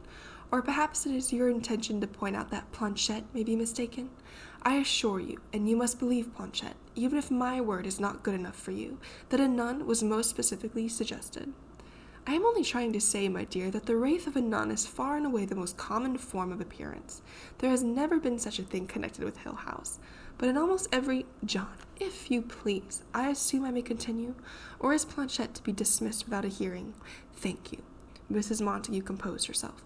Now then, there is also a name spelled variously as Helen, or Helena, or Elena. Who might that be? My dear, many people have lived. Helen brought us a warning against a mysterious monk.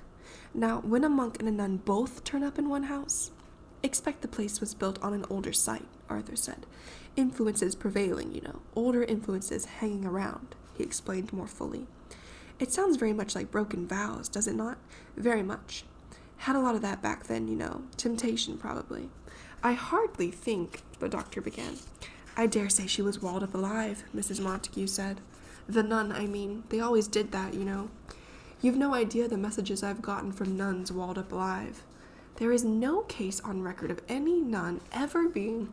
John, may I point out to you once more that I myself have had messages from nuns walled up alive? Do you think I am telling you a fib, John? Or Or do you suppose that a nun would deliberately pretend to have been walled up alive when she was not? Is it possible that I am mistaken once more, John? Certainly not, my dear. Dr. Montague sighed wearily. With one candle and a crust of bread, Arthur told Theodora. Horrible thing to do when you think about it. No nun was ever walled up alive, the doctor said sullenly. He raised his voice slightly. It is a legend, a story, a libel circulated. All right, John, we won't quarrel over it. You may believe whatever you choose. Just understand, however, that sometimes purely materialistic views must give way before facts. Now it is a proven fact that among the visitations troubling this house are a nun and a... What else was there? Luke asked hastily. I am so interested in hearing what, Planchette had to say. Mrs. Montague waggled a finger roguishly. Nothing about you, young man, although one of the ladies present may hear something of interest. Impossible woman, Eleanor thought. Impossible, vulgar, possessive woman. Now Helen, Mrs. Montague went on, wants us to search the cellar for an old well. Don't tell me Helen was buried alive, the doctor said. I hardly think so, John. I am sure that she would have mentioned it. As a matter of fact, Helen was most unclear about just what we were to find in the well. I doubt, however, that it will be treasure. One so rarely meets with real treasure in a case of this kind. More likely evidence of the missing nun. More likely 80 years of rubbish. John, I cannot understand the skepticism in you, of all people. After all, you did come to this house to collect evidence of supernatural activity, and now when I bring you a full account of the causes and an indication of where to start looking, you are positively scornful. We have no authority to dig up the cellar. Arthur could, Mrs. Montague began hopefully, but the doctor said with firmness, No, my lease of the house specifically forbids me to tamper with the house itself. There will be no digging of cellars, no tearing out of woodwork, no ripping up of floors. Hill House is still a valuable property, and we are students, not vandals. I should think you'd want to know the truth, John. There is nothing I should like to know more. Dr. Montague stamped across the room to the chessboard and took up a knight and regarded it furiously. He looked as though he were doggedly counting to 100. Dear me, how patient one must be sometimes, Mrs. Montague sighed. But I do want to read you the little passage we received toward the end. Arthur, do you have it? Arthur shuffled through his sheaf of papers. It was just after the message about the flowers you are to send to your aunt, Mrs. Montague said. Planchette has a control named Marigot, she explained, and Marigot takes a genuine personal interest in Arthur. Brings him word from relatives and so on. Not a fatal illness, you understand, Arthur said gravely. Have to send flowers, of course, but Marigot is most reassuring. Now, Mrs. Montague selected several pages and turned them over quickly. They were covered with loose, sprawling, penciled words, and Mrs. Montague frowned, running down the pages with her finger. Here, she said. Arthur, you read the questions and I'll read the answers. That way it will sound more natural. Off we go, Arthur said brightly, and leaned over Mrs. Montague's shoulder. Now, let me see. Start right about here with, Who are you? Righto. Who are you? Nell. Mrs. Montague read in her sharp voice. And Eleanor and Theodora and Luke and the doctor turned, listening. Nell who? Eleanor, Nellie, Nell, Nell. They sometimes do that, Mrs. Montague broke off to explain. They repeat a word over and over to make sure it comes across all right. Arthur cleared his throat. What do you want? He read. Home. Do you want to go home? And Theodora shrugged comically at Eleanor. Want to be home. What are you doing here? Waiting. Waiting for what? Home. Arthur stopped and nodded profoundly. There it is again, he said. Like a word, and use it over and over, just for the sound of it. Ordinarily, we never ask why, Mrs. Montague said, because it tends to confuse Planchette. However, this time we were bold and came right out and asked, Arthur? Why? Arthur read. Mother, Mrs. Montague read. So you see, this time we were right to ask, because Planchette was perfectly free with the answer. Is Hill House your home? Arthur read levelly. Home, Mrs. Montague responded, and the doctor sighed. Are you suffering? Arthur read. No answer here. Mrs. Montague nodded reassuringly. Sometimes they dislike admitting to pain. It tends to discourage those of us left behind, you know. Just like Arthur's aunt, for instance, will never let on that she is sick, but Marigot always lets us know, and it's even worse when they've passed over. Stoical, Arthur confirmed and read, Can we help you? No, Mrs. Montague read. Can we do anything at all for you? No. Lost, lost, lost. Mrs. Montague looked up. You see, she asked, one word over and over again. They love to repeat themselves. I've had one word go on to cover a whole page sometimes. What do you want? Arthur asked. Mother, Mrs. Montague read back. Why? Child. Where is your mother? Home. Where is your home? Lost, lost, lost. And after that, Mrs. Montague said, folding the paper briskly, there was nothing but gibberish. Never known Planchette so cooperative, Arthur said confidingly to Theodora. Quite an experience, really. But why pick on Nell? Theodora asked with annoyance. Your fool Planchette has no right to send messages to people without permission, or... You'll never get results by abusing Planchette, Arthur began. But Mrs. Montague interrupted him, swinging to stare at Eleanor. You're Nell? She demanded, and turned on Theodora. We thought you were Nell, she said. So? Said Theodora impudently. It doesn't affect the messages, of course, Mrs. Montague said, tapping her paper irritably, although I do think we might have been correctly introduced. I am sure that Planchette knew the difference between you, but I certainly do not care to be misled. Don't feel neglected, Luke said to Theodora. We will bury you alive. When I get a message from that thing, Theodora said, I expect it to be about hidden treasure, none of this nonsense about sending flowers to my aunt. They are all carefully avoiding looking at me, Eleanor thought. I have been singled out again, and they are kind enough to pretend it is nothing. Why do you think all that was sent to me? She asked, helpless. Really, child, Mrs. Montague said, dropping the papers on the low table. I couldn't begin to say. Although you are rather more than a child, aren't you? Perhaps you are more receptive psychically than you realize, although, and she turned away indifferently, how you could be a week in this house and not picking up the simplest message from beyond. That fire wants stirring. Nell doesn't want messages from beyond, Theodora said comfortingly, moving to take Eleanor's cold hand in hers. Nell wants her warm bed and a little sleep. Peace, Eleanor thought concretely. What I want in all this world is peace, a quiet spot to lie and think, a quiet spot up among the flowers where I can dream and tell myself sweet stories. I, Arthur said richly, shall make my headquarters in the small room just this side of the nursery, well within shouting distance. I shall have with me a drawn revolver. Do not take alarm, ladies, I am an excellent shot, and a flashlight in addition to a most piercing whistle. I shall have no difficulty summoning the rest of you in case I observe anything worth your notice, or I require company. You may all sleep quietly, I assure you.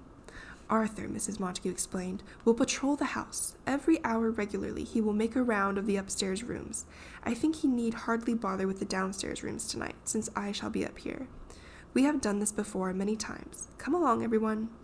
Silently they followed her up the staircase, watching her little affectionate dabs at the stair rail and the carvings on the walls.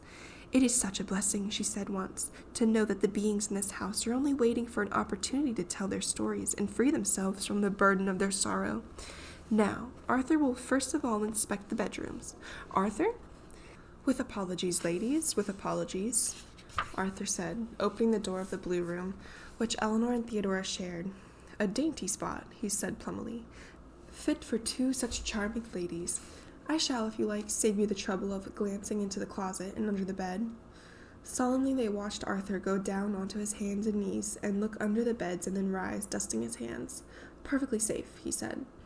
Now, where am I to be? Mrs. Montague asked. Where did that young man put my bags? Directly at the end of the hall, the doctor said. We call it the nursery. Mrs. Montague, followed by Arthur, moved purposefully down the hall, past the cold spot in the hall, and shivered. I will certainly need extra blankets, she said. Have that young man bring extra blankets from one of the other rooms. Opening the nursery door, she nodded and said, The bed looks quite fresh, I must admit, but has the room been aired? I told Mrs. Dudley, the doctor said. It smells musty. Arthur, you will have to open that window in spite of the cold. Drearily, the animals on the nursery wall looked down on Mrs. Montague. Are you sure? The doctor hesitated and glanced up apprehensively at the grinning faces over the nursery door. I wonder if you ought to have someone in here with you, he said. My dear, Mrs. Montague, good-humored now in the presence of those who had passed beyond, was amused. How many many hours have I sat in purest love and understanding, alone in a room, and yet never alone? My dear, how can I make you perceive that there is no danger where there is nothing but love and sympathetic understanding? I am here to help these unfortunate beings. I am here to extend the hand of heartfelt fondness, and let them know that there are still some who remember, who will listen and weep for them. Their loneliness is over, and Yes, the doctor said, but leave the door open. Unlocked, if you insist. Mrs. Montague was positively magnanimous. I shall be only down the hall, the doctor said. I can hardly offer to patrol, since that will be Arthur's occupation, but if you need anything, I can hear you. Mrs. Montague laughed and waved her hand at him. These others need your protection so much more than I, she said. I will do what I can, of course, but they are so very, very vulnerable, with their hard hearts and their unseeing eyes. Arthur, followed by Luke, looking very much amused, returned from checking the other bedrooms on the floor and nodded briskly at the doctor. All clear, he said. Perfectly safe for you to go to bed now. Thank you, the doctor told him soberly, and then said to his wife, Good night. Be careful. Good night, Mrs. Montague said, and smiled around at all of them. Please don't be afraid, she said. No matter what happens, remember that I am here. Good night, Theodora said, and good night, said Luke, and with Arthur behind them, assuring them that they might rest quietly, and not to worry if they heard shots, and he would start his first patrol at midnight. Eleanor and Theodora went into their own room, and Luke on down the hall to his. After a moment, the doctor, turning reluctantly away from his wife's closed door, followed. Wait, Theodora said to Eleanor, once in their room. Luke said they want us down the hall. Don't get undressed and be quiet. She opened the door a crack and whispered over her shoulder, I swear that old biddy's going to blow this house wide open with that perfect love business. If I ever saw a place that had no use for perfect love, it's Hill House. Now. Arthur's closed his door. Quick, be quiet. Silently, making no sound on the hall carpeting, they hurried in their stocking feet down the hall to the doctor's room. Hurry, the doctor said, opening the door just wide enough for them to come in. Be quiet. It's not safe, Luke said, closing the door to a crack and coming back to sit on the floor. That man's going to shoot somebody. I don't like it, the doctor said, worried. Luke and I will stay up and watch, and I want you two ladies in here where we can keep an eye on you. Something's going to happen, he said. I don't like it. I just hope she didn't go and make anything mad with her planchette, Theodora said. Sorry, Dr. Montague. I don't intend to speak rudely of your wife. The doctor laughed, but stayed with his eye to the door. She originally planned to come for our entire stay, he said, but she had enrolled in a course in yoga and could not miss her meetings. She is an excellent woman in most respects, he added, looking earnestly around at them. She is a good wife and takes very good care of me. She does things splendidly, really. Buttons on my shirts. He smiled hopefully.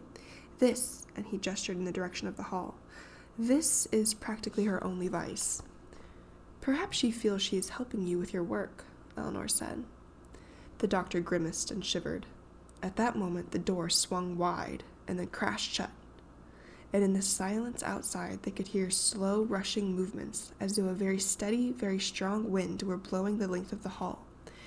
Glancing at one another, they tried to smile, tried to look courageous under the slow coming of the unreal cold, and then, through the noise of wind, the knocking on the doors downstairs. Without a word, Theodora took up the quilt from the foot of the doctor's bed and folded it around Eleanor and herself, and they moved close together, slowly in order not to make a sound. Eleanor, clinging to Theodora, deadly cold in spite of Theodora's arms around her, thought, It knows my name this time. The pounding came up the stairs, crashing on each step. The doctor was tense, standing by the door, and Luke moved over to stand beside him. It's nowhere near the nursery, he said to the doctor, and put his hand out to stop the doctor from opening the door. How weary one gets of this constant pounding, Theodora said ridiculously. Next summer, I must really go somewhere else. There are disadvantages everywhere, Luke told her. In the lake regions, you get mosquitoes. Could we have exhausted the repertoire of Hill House? Theodora asked, her voice shaking in spite of her light tone. Seems like we've had this pounding act before. Is he going to start everything all over again? The crashing echoed along the hall, seeming to come from the far end, the farthest from the nursery, and the doctor, tense against the door, shook his head anxiously. I'm going to have to go out there, he said. She might be frightened, he told them. Eleanor, rocking to the pounding, which seemed inside her head as much as in the hall, holding tight to Theodora, said, "They know where we are." And the others, assuming that she meant Arthur and Mrs. Montague, nodded and listened. The knocking, Eleanor told herself, pressing her hands to her eyes and swaying with the noise, will go on down the hall. It will go on and on to the end of the hall, and turn and come back again. It will just go on and on the way it did before, and then it will stop, and we will look at each other and laugh, and try to remember how cold we were, and the little swimming curls of fear on our backs. After a while it will stop. It never hurt us, Theodora was telling the doctor, across the noise of the pounding. It won't hurt them. I only hope she doesn't try to do anything about it, the doctor said grimly. He was still at the door, but seemingly unable to open it against the volume of noise outside. I feel positively like an old hand at this, Theodora said to Eleanor. Come closer, Nell, keep warm. And she pulled Eleanor even nearer to her under the blanket, and the sickening still cold surrounded them. Then there came suddenly quiet, and the secret creeping silence they all remembered. Holding their breaths, they looked at one another. The doctor held the doorknob with both hands, and Luke, although his face was white and his voice trembled, said lightly, "Brandy, anyone? My passion for spirits." "No," Theodora giggled wildly. "Not that pun," she said. "Sorry, you won't believe me," Luke said, the brandy decanter rattling against the glass as he tried to pour. "But I no longer think of it as a pun. That is what living in a haunted house does for a sense of humor." Using both hands to carry the glass, he came to the bed where Theodora and Eleanor huddled under the blanket, and Theodora brought out one hand and took the glass. "Here," she said, holding it to Eleanor's mouth. "Drink." Sipping, not warmed, Eleanor thought, "We are in the eye of the storm. There is not much more time." She watched Luke carefully carry a glass of brandy over to the doctor and hold it out, and then, without comprehending, watched the glass slip through Luke's fingers to the floor as the door was shaken violently and silently. Luke pulled the doctor back, and the door was attacked without sound, seeming almost to be pulling away from its hinges, almost ready to buckle and go down, leaving them exposed. Backing away, Luke and the doctor waited, tense and helpless. "It can't get in," Theodora was whispering over and over, her eyes on the door. "It can't get in. Don't let it get in. It can't get in." The shaking stopped. The door was quiet, and a little caressing touch began on the doorknob, feeling intimately and softly, and then, because the door was locked, patting and fondling the door frame, as though wheedling to be let in. "It knows we're here," Eleanor whispered, and Luke, looking back at her over his shoulder, gestured furiously for her to be quiet.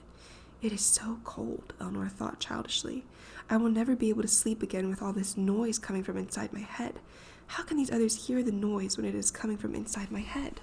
I am disappearing inch by inch into this house. I am going apart a little bit at a time because all this noise is breaking me. Why are the others frightened?" She was aware dully that the pounding had begun again. The metallic, overwhelming sound of it washed over her like waves. She put her cold hands to her mouth to feel if her face was still there. "I have had enough," she thought. "I am too cold." "At the nursery door," Luke said tensely, speaking clearly through the noise. "At the nursery door. Don't." And he put out a hand to stop the doctor. "Purest love," Theodora said badly. "Purest love." And she began to giggle again.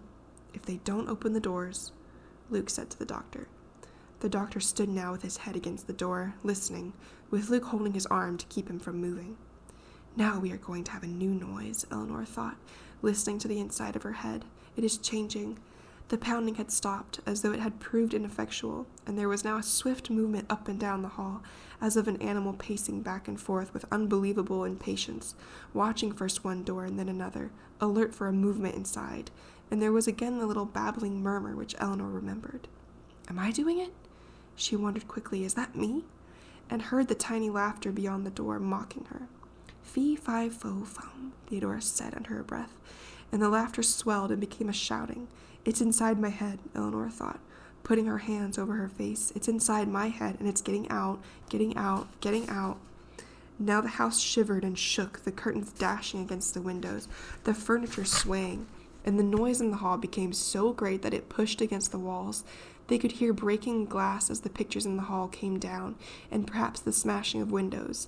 Luke and the doctor strained against the door as though desperately holding it shut, and the floor moved under their feet.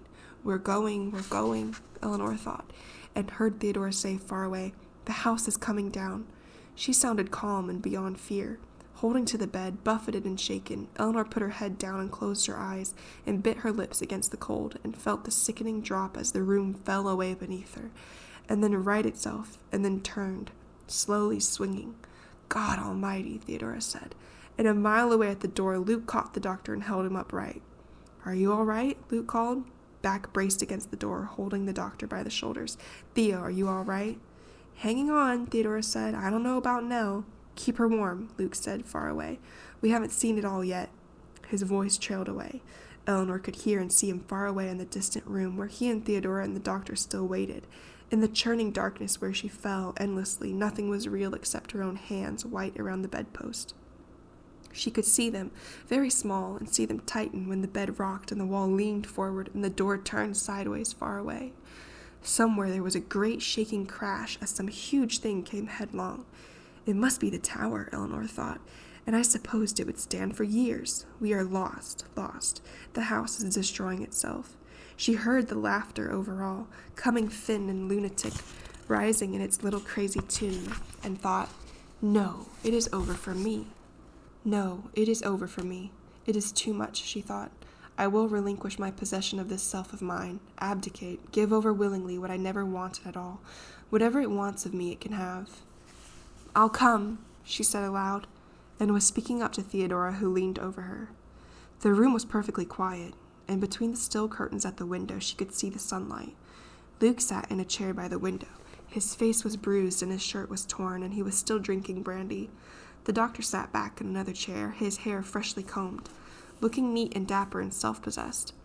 Theodora, leaning over Eleanor, said, She's all right, I think. And Eleanor sat up and shook her head, staring. Composed and quiet, the house lifted itself primly around her, and nothing had been moved. How? Eleanor said, and all three of them laughed. Another day, the doctor said, and in spite of his appearance, his voice was wan. Another night, he said. As I tried to say earlier, Luke remarked, living in a haunted house plays hell with a sense of humor. I really did not intend to make a forbidden pun, he told Theodora. How are they? Eleanor asked, the words sounding unfamiliar and her mouth stiff. Both sleeping like babies, the doctor said. Actually, he said, as though continuing conversation begun while Eleanor slept, I cannot believe that my wife stirred up that storm, but I do admit that one more word about pure love. What happened? Eleanor asked. I must have been gritting my teeth all night, she thought, the way my mouth feels. Hill House went dancing, Theodora said, taking us along on a mad midnight fling. At least I think it was dancing. It might have been turning somersaults. It's almost 9, the doctor said. When Eleanor is ready, come along, baby, Theodora said. Theo will wash your face for you and make you all neat for breakfast. Did anyone tell them that Mrs. Dudley clears at 10? Theodora looked into the coffee pot speculatively. The doctor hesitated. I hate to wake them after such a night. But Mrs. Dudley clears at 10. They're coming, Eleanor said. I can hear them on the stairs. I can hear everything, all over the house, she wanted to tell them. Then, distantly, they could all hear Mrs. Montague's voice, raised in irritation, and Luke, realizing, said, Oh, Lord, they can't find the dining room, and hurried out to open doors. Properly aired, Mrs. Montague's voice preceded her, and she swept into the dining room, tapped the doctor curtly on the shoulder by way of greeting, and seated herself with a general nod to the others. I must say, she began at once, that I think you might have called us for breakfast. I suppose everything is cold. Is the coffee bearable? Good morning, Arthur said sulkily, and sat down himself with an air of sullen ill-temper. Theodora almost upset the coffee pot in her haste to set a cup of coffee before Mrs. Montague. It seems hot enough, Mrs. Montague said. I shall speak to your Mrs. Dudley this morning in any case. That room must be aired. And your night? The doctor asked timidly. Did you spend a profitable night? If by profitable you meant comfortable, John, I wish you would say so. No, in answer to your most civil inquiry, I did not spend a comfortable night. I did not sleep a wink. That room is unendurable. Noisy old house, isn't it? Arthur said. Branch kept tapping against my window all night. Nearly drove me crazy, tapping and tapping. Even with the windows open, that room is stuffy. Mrs. Dudley's coffee is not as poor as her housekeeping. Another cup, if you please. I am astonished, John, that you put me in a room not properly aired. If there is to be any communication with those beyond, the air circulation at least ought to be adequate. I smell dust all night. Can't understand you, Arthur said to the doctor, letting yourself get all nervy about this place. Sat there all night long with my revolver, and not a mouse stirred, except for that infernal branch tapping on the window. Nearly drove me crazy, he confided to Theodora. We will not give up hope, of course. Mrs. Montague scowled at her husband. Perhaps tonight there may be some manifestations. Theo. Eleanor put down her notepad, and Theodora, scribbling busily, looked up with a frown. I've been thinking about something. I hate writing these notes. I feel like a damn fool trying to write this crazy stuff. I've been wondering. Well, Theodora smiled a little. You look so serious, she said. Are you coming to some great decision? Yes, Eleanor said, deciding. About what I'm going to do afterwards, after we all leave Hill House. Well, I'm coming with you, Eleanor said. Coming where with me? Back with you, back home. I, and Eleanor smiled wryly, am going to follow you home. Theodora stared. Why? She asked blankly. I never had anyone to care about, Eleanor said, wondering where she had heard someone say something like this before. I want to be someplace where I belong. I am not in the habit of taking home stray cats, Theodora said lightly. Eleanor laughed, too. I am a kind of stray cat, aren't I? Well, Theodora took up her pencil again. You have your own home, she said. You'll be glad enough to get back to it when the time comes. Nell, my Nellie. I suppose we'll all be glad to get back home. What are you saying about those noises last night? I can't describe them.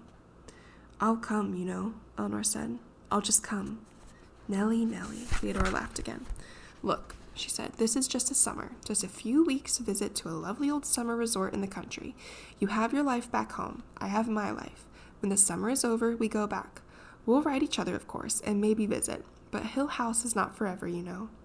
I can get a job. I won't be in your way. I don't understand. Theodora threw down her pencil in exasperation. Do you always go where you're not wanted? Eleanor smiled placidly. I've never been wanted anywhere, she said. It's all so motherly, Luke said. Everything's so soft, everything's so padded.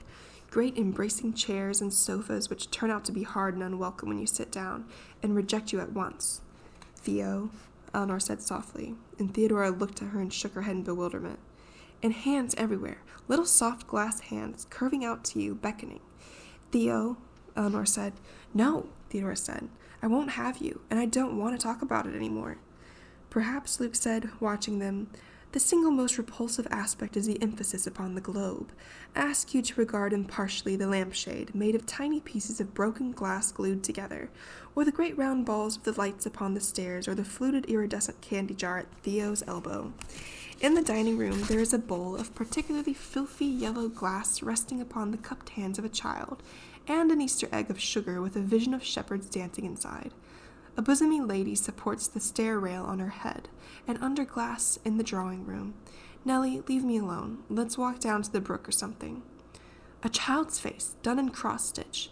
Nell, don't look so apprehensive. Theo has only suggested that you walk down to the brook. If you like, I will go along.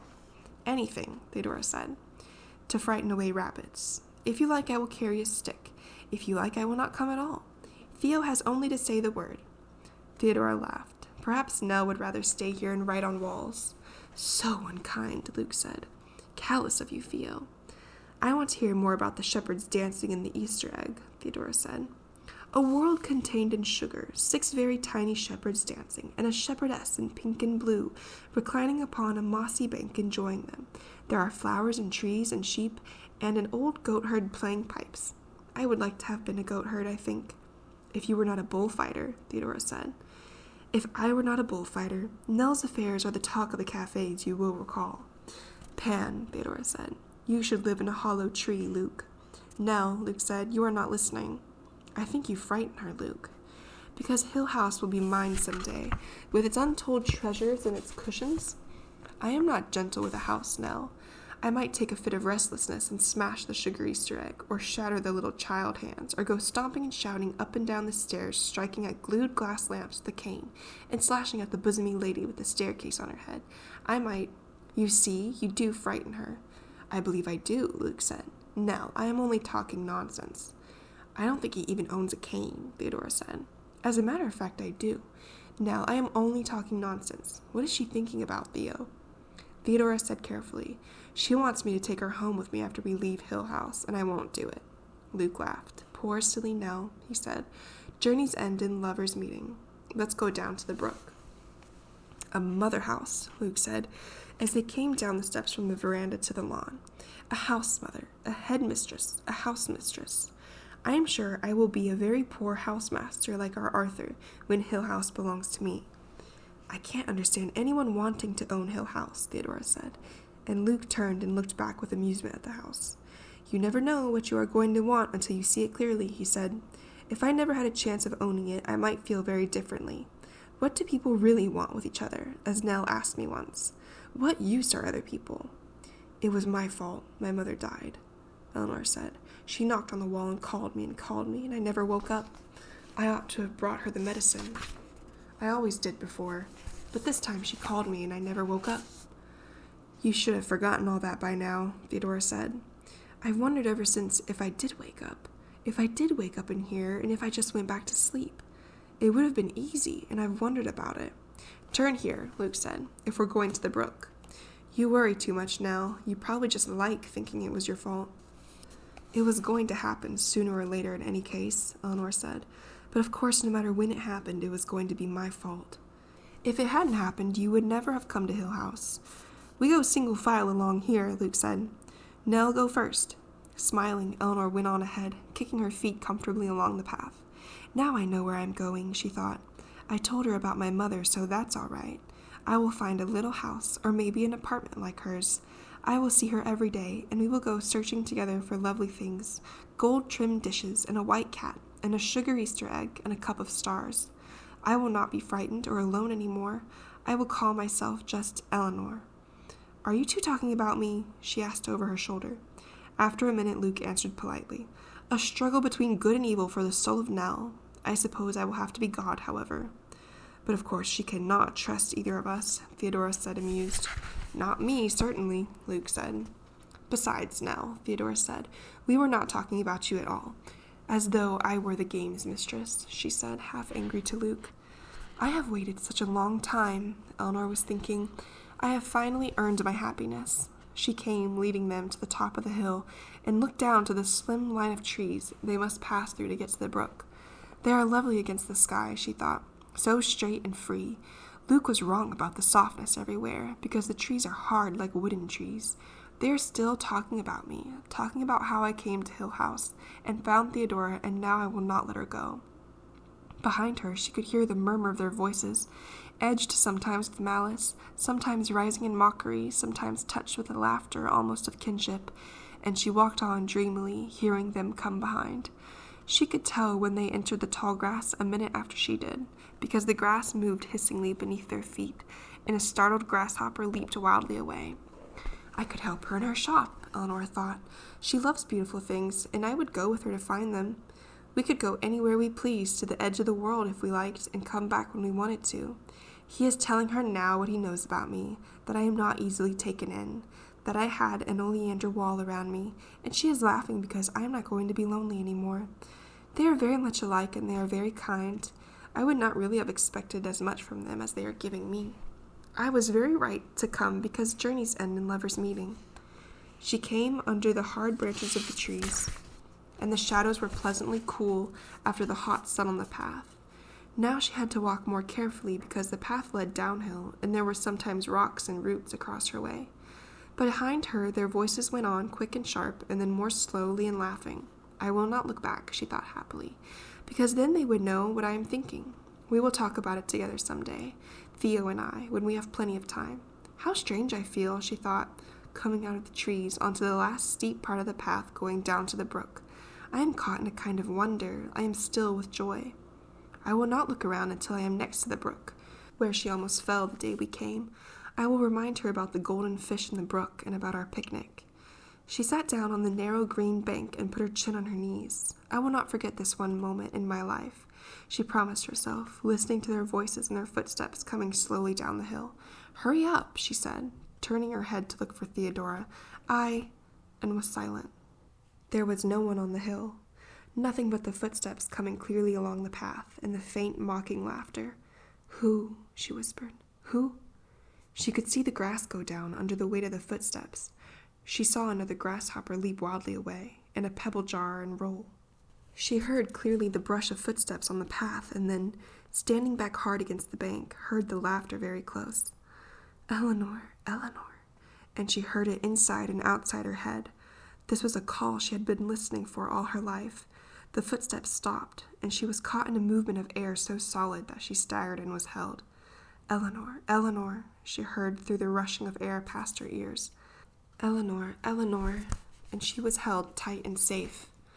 It is not cold at all, she thought. It is not cold at all.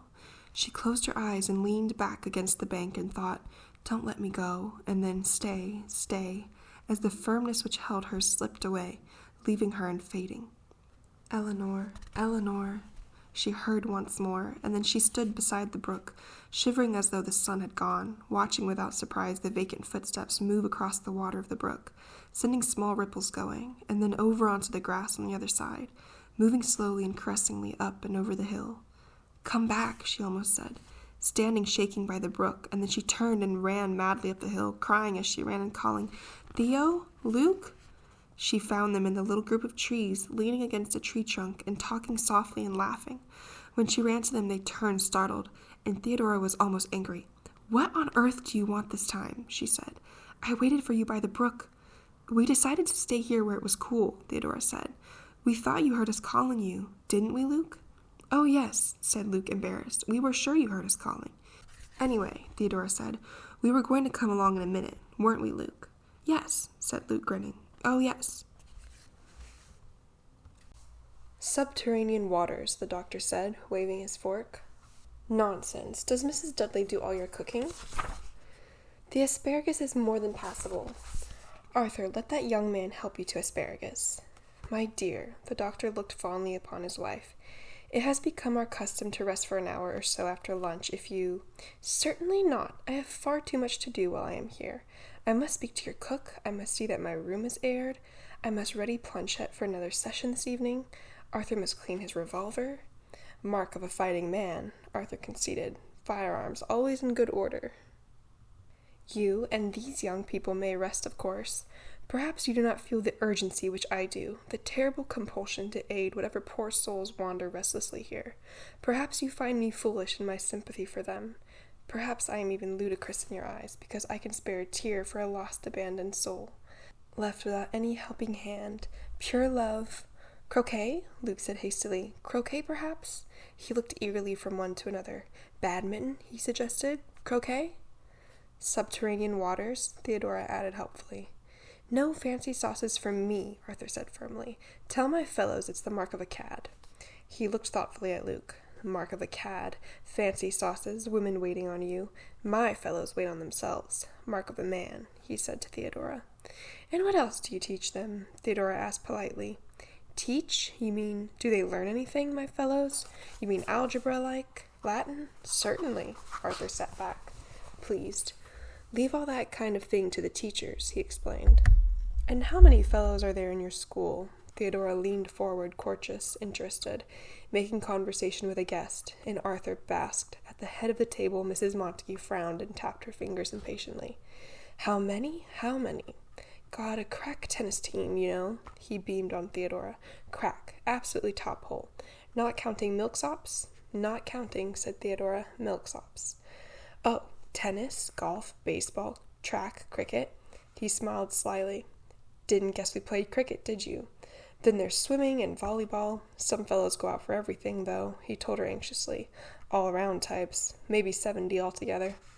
Arthur, Mrs. Montague could contain herself no longer. No shop talk now. You're on vacation, remember? Yes, silly of me, Arthur smiled fondly. Got to check the weapons, he explained. It's 2:00, Mrs. Dudley said in the doorway.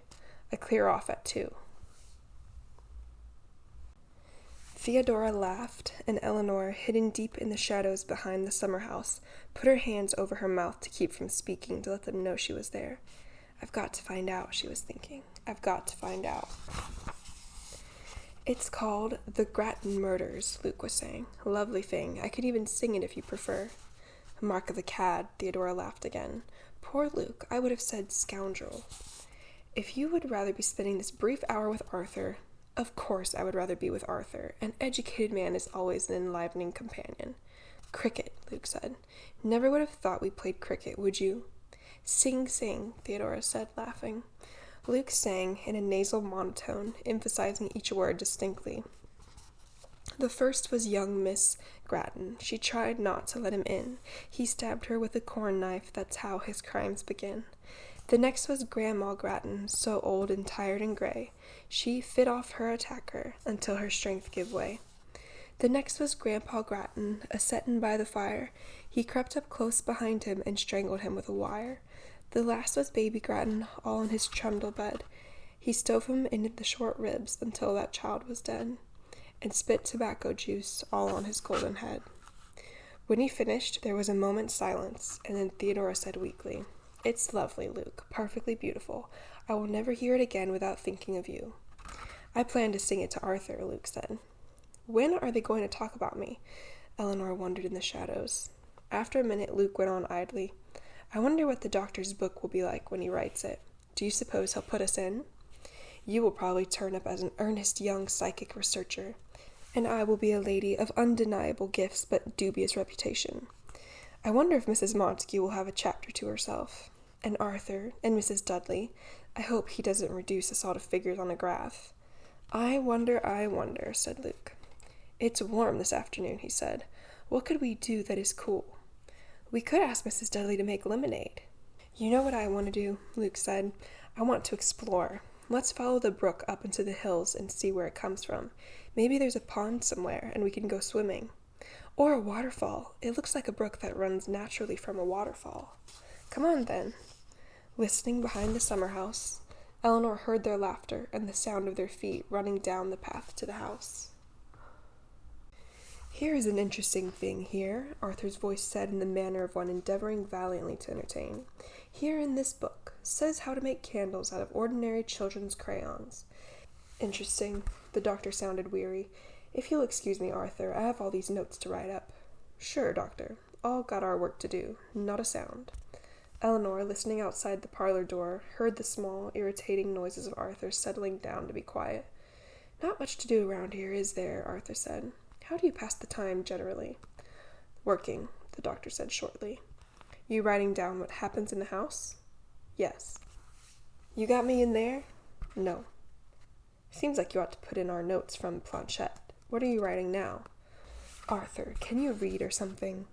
"Sure, never meant to make a nuisance of myself."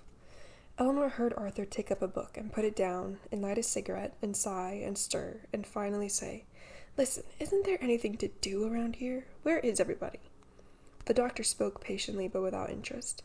"Theodora and Luke have gone to explore the brook, I think.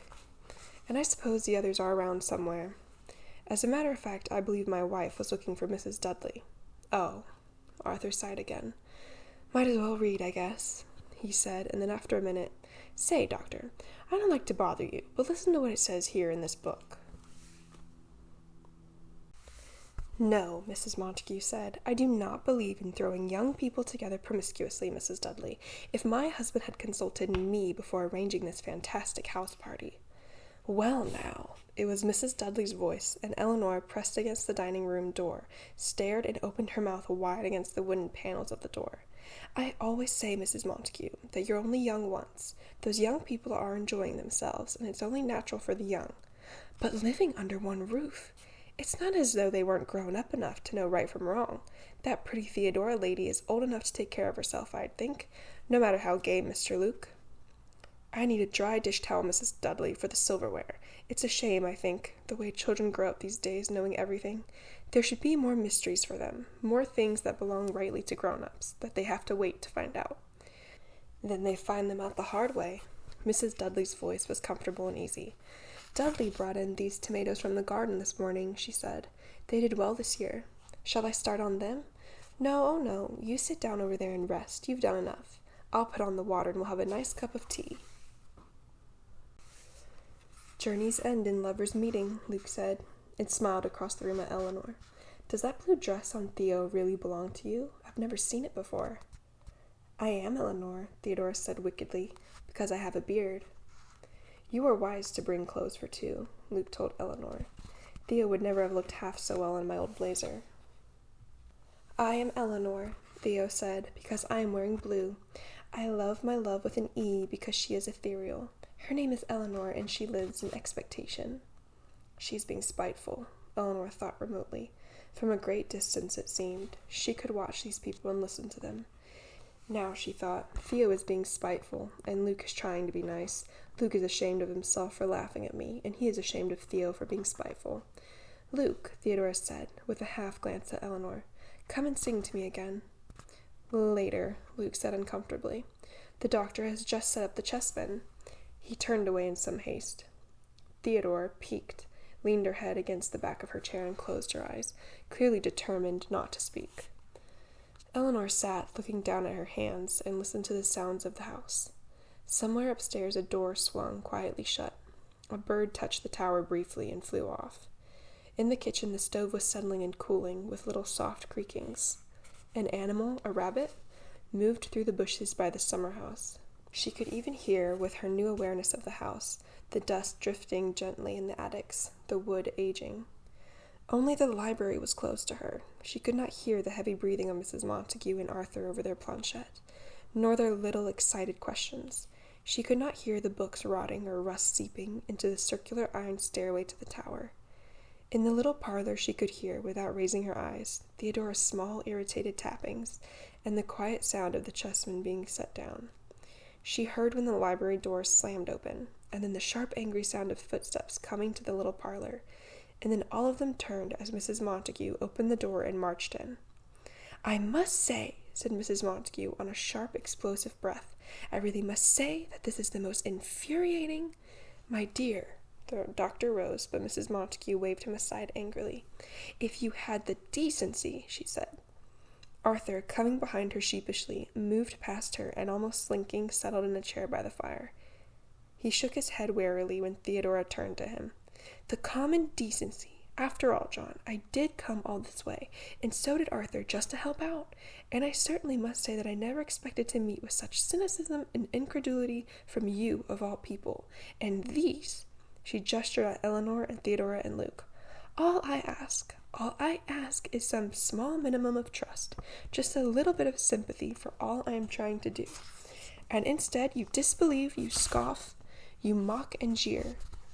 Breathing heavily, red-faced, she shook her finger at the doctor. Planchette, she said bitterly, will not speak to me tonight. Not one single word have I had from Planchette, as a direct result of your sneering and your skepticism.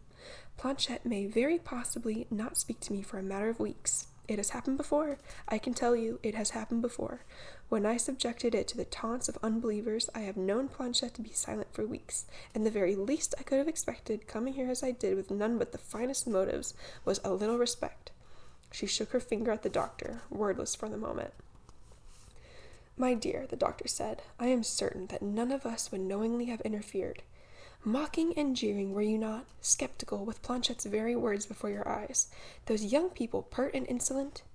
Mrs. Montague, really, said Luke, but Mrs. Montague brushed past him and sat herself down, her lips tight and her eyes blazing. The doctor sighed, started to speak, and then stopped. Turning away from his wife, he gestured Luke back to the chess table. Apprehensively, Luke followed, and Arthur, wriggling in his chair, said in a low voice to Theodora, Never seen her so upset, you know. Miserable experience waiting for Planchette. So easily offended, of course. Sensitive to atmosphere.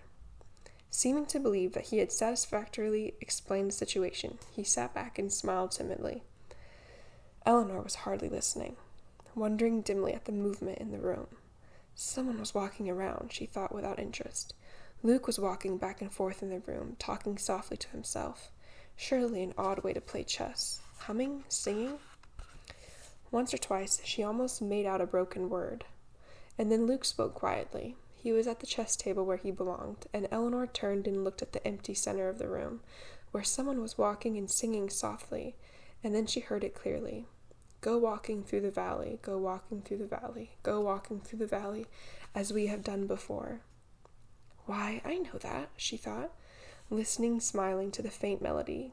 We used to play that game, I remember that. It's simply that it's a most delicate and intricate piece of machinery, Mrs. Montague was saying to Theodora. She was still angry, but visibly softening under Theodora's sympathetic attention. The slightest air of disbelief offends it, naturally. How would you feel if people refused to believe in you? Go in and out the windows, go in and out the windows, go in and out the windows, as we have done before. The voice was light, perhaps only a child's voice, singing sweetly and thinly on the barest breath. And Eleanor smiled and remembered hearing the little song more clearly than Mrs. Montague's voice continuing about Blanchette. Go forth and face your lover, go forth and face your lover, go forth and face your lover, as we have done before. She heard the little melody fade, and felt the slight movement of air as the footsteps came close to her, and something almost brushed her face. Perhaps there was a tiny sigh against her cheek, and she turned in surprise. Luke and the doctor bent over the chessboard. Arthur leaned confidingly close to Theodora, and Mrs. Montague talked. None of them heard it, she thought with joy. Nobody heard it but me. Eleanor closed the bedroom door softly behind her, not wanting to awaken Theodora, although the noise of a door closing would hardly disturb anyone, she thought, who slept so soundly as Theodora. I learned to sleep very lightly, she told herself comfortingly, when I was listening for my mother. The hall was dim, lighted only by the small nightlight over the stairs, and all the doors were closed. Funny, Eleanor thought, going soundlessly in her bare feet along the hall carpet. It's the only house I ever knew where you don't have to worry about making noise at night, or at least about anyone knowing it's you. She had awakened with the thought of going down to the library, and her mind had supplied her with a reason. I cannot sleep, she explained to herself, and so I am going downstairs to get a book. If anyone asks me where I am going, it is down to the library to get a book because I cannot sleep. It was warm, drowsily, luxuriously warm. She went barefoot and in silence down the great staircase into the library door before she thought, but I can't go in there. I'm not allowed in there, and recoiled in the doorway before the odor of decay which nauseated her. Mother, she said aloud, and stepped quickly back. Come along, a voice answered distinctly upstairs, and Eleanor turned, eager, and hurried to the staircase. Mother, she said softly, and then again, Mother? A little soft laugh floated down to her, and she ran breathless up the stairs and stopped at the top, looking to right and left along the hallway at the closed doors. You're here somewhere, she said, and down the hall the little echo went, slipping in a whisper on the tiny currents of air. Somewhere, it said, somewhere. Laughing, Eleanor followed, running soundlessly down the hall to the nursery doorway. The cold spot was gone, and she laughed up at the two grinning faces looking down at her. Are you in here? She whispered outside the door. Are you in here? And knocked, pounding with her fists. Yes. It was Mrs. Montague, and sighed, clearly just awakened. Yes, come in, whatever you are. No, Eleanor thought, hugging herself and laughing silently. Not in there, not with Mrs. Montague, and slipped away down the hall, hearing Mrs. Montague behind her calling, I am your friend, I intend you no harm. Come in and tell me what is troubling you. She won't open her door, Eleanor thought wisely. She is not afraid, but she won't open her door, and knocked, pounding against Arthur's door, and heard Arthur's awakening gasp. Dancing, the carpet soft under her feet, she came to the door behind which Theodora slept. Faithless Theo, she thought. Cruel, laughing Theo. Wake up, wake up, wake up, and pounded and slapped the door, laughing, and shook the doorknob, and then ran swiftly down the hall to Luke's door and pounded. Wake up, she thought. Wake up and be faithless. None of them will open their doors, she thought. They will sit inside with the blankets pressed around them, shivering and wondering what is going to happen to them next. Wake up, she thought, pounding on the doctor's door. I dare you to open your door and come out to see me dancing in the hall of Hill House. Then Theodora startled her by calling out wildly, Nell? Nell? Doctor! Luke! Nell's not here. Poor house, Eleanor thought. I had forgotten Eleanor. Now they will have to open their doors. And she ran quickly down the stairs, hearing behind her the doctor's voice raised anxiously, and Theodora calling, Nell? Eleanor? What fools they are, she thought. Now I will have to go into the library. Mother, she whispered. Mother? And stopped at the library door, sick. Behind her, she could hear them talking upstairs in the hall. Funny, she thought. I can feel the whole house. And heard even Mrs. Montague protesting, and Arthur, and then the doctor clearly. We've got to look for her. Everyone, please hurry. Well, I can hurry too, she thought, and ran down the corridor to the little parlor where the fire flickered briefly at her when she opened the door, and the chessmen sat where Luke and the doctor had left their game. The scarf Theodora had been wearing lay across the back of her chair. I can take care of that too, Eleanor thought, her maid's pathetic finery, and put one end of it between her teeth and pulled, tearing, and then dropped it when she heard them behind her on the stairs. They were coming down all together, anxious, telling one another where to look first, now and then calling, "Eleanor? Nell?" Coming? She heard far away, somewhere else in the house, and she heard the stairs shake under their feet and a cricket stir on the lawn. Daring, gay, she ran down the corridor again to the hall and peeked out at them from the doorway. They were moving purposely, all together, straining to stay near one another, and the doctor's flashlight swept the hall and stopped at the great front door, which was standing open wide. Then in a rush, calling, "Eleanor! Eleanor!" they ran all together across the hall and out the front door, looking and calling, the flashlight moving busily. Eleanor clung to the door and laughed until tears came into her eyes. What fools they are, she thought. We trick them so easily. They are so slow and so deaf and so heavy. They trample over the house, poking and peering and rough. She ran across the hall and through the game room and into the dining room, and from there into the kitchen with its doors. It's good here, she thought. I can go in any direction when I hear them. When they came back into the front hall, blundering and calling her, she darted quickly out onto the veranda into the cool night. She stood with her back against the door, the little mists of Hill House curling around her ankles, and looked up at the pressing, heavy hills. Gathered comfortably into the hills, she thought, protected and warm, Hill House is lucky. Eleanor? They were very close, and she ran along the veranda and darted into the drawing room. Hugh Crane, she said, will you come and dance with me? She curtsied to the huge leaning statue, and its eyes flickered and shone at her. Little reflected lights touched the figurines and the gilded chairs, and she danced gravely before Hugh Crane, who watched her gleaming. Go in and out the windows, she sang, and felt her hands taken as she danced. Go in and out the windows, and she danced out onto the veranda and around the house. Going around and around and around the house, she thought, and none of them can see me. She touched a kitchen door as she passed, and 6 miles away Mrs. Dudley shuddered in her sleep. She came to the tower, held so tightly in the embrace of the house, in the straining grip of the house, and walked slowly past its gray stones, not allowed to touch even the outside. Then she turned and stood before the great doorway. The door was closed again, and she put out her hand and opened it effortlessly. Thus I enter Hill House, she told herself, and stepped inside as though it were her own. Here I am, she said aloud. I've been all around the house, in and out the windows, and I danced. Eleanor? It was Luke's voice, and she thought, of all of them, I would least like to have Luke catch me. Don't let him see me, she thought beggingly, and turned and ran, without stopping, into the library. And here I am, she thought. Here I am inside. It was not cold at all, but deliciously, fondly warm. It was light enough for her to see the iron stairway curving around and around up to the tower, and the little door at the top. Under her feet the stone floor moved caressingly, rubbing itself against the soles of her feet, and all around the soft air touched her, stirring her hair, drifting against her fingers, coming in a light breath across her mouth, and she danced in circles. No stone lions for me, she thought, no oleanders.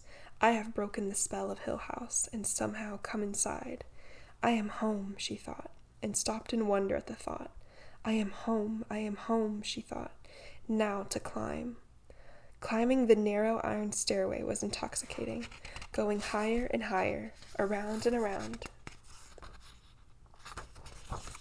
Looking down, clinging to the slim iron railing, looking far, far down onto the stone floor.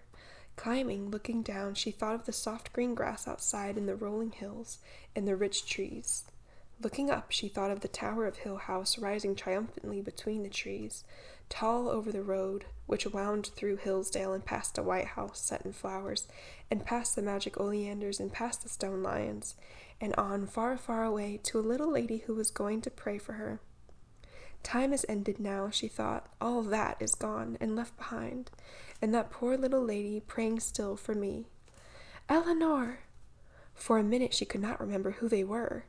Had they been guests of hers in the house of the stone lions? dining at her long table in the candlelight? Had she met them at the inn over the tumbling stream?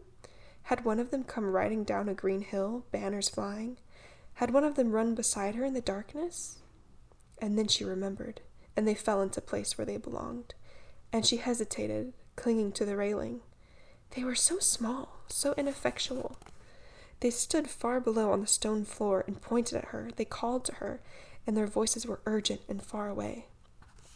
"Luke," she said, remembering. They could hear her because they were quiet when she spoke. "Dr. Montague," she said. "Mrs. Montague. Arthur."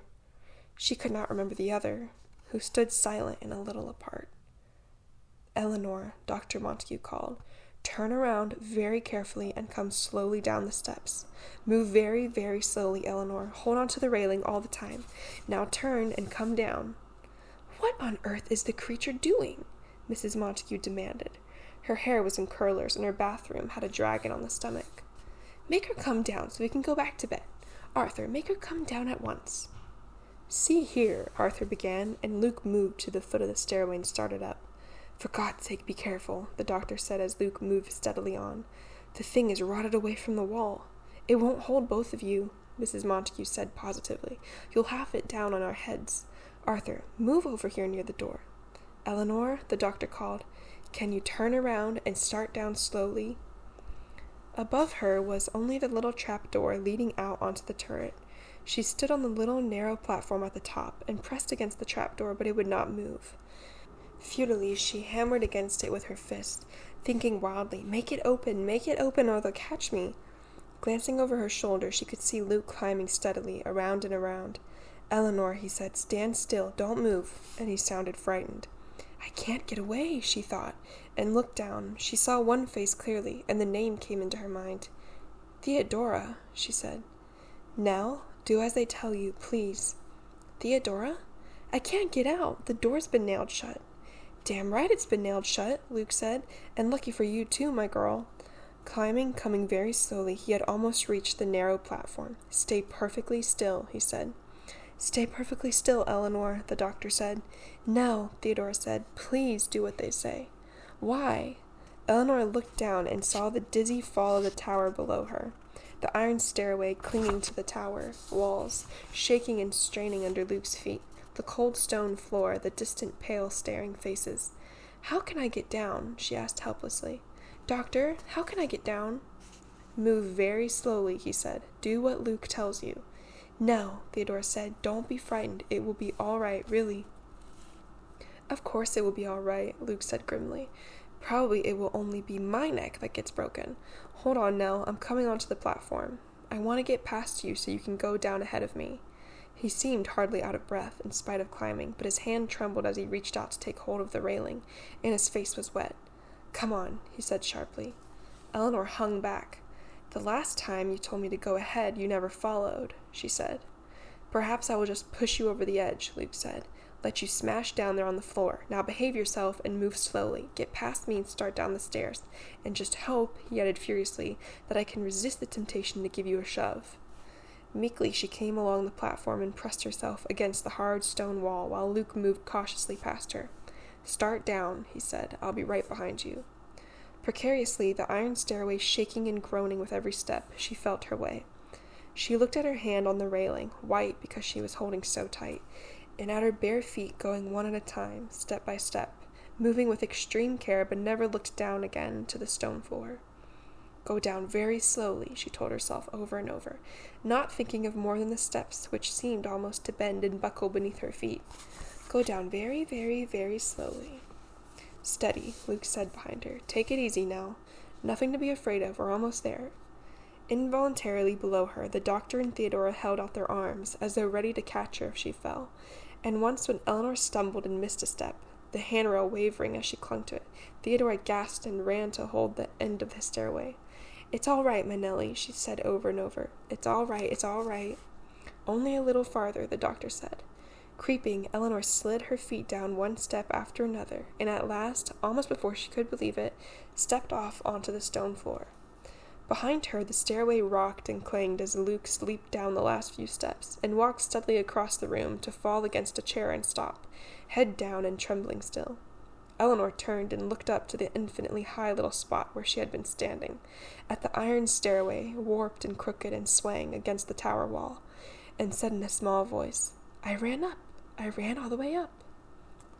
Mrs. Montague moved purposely forward from the doorway where she and Arthur had been sheltering against the probable collapse of the stairway.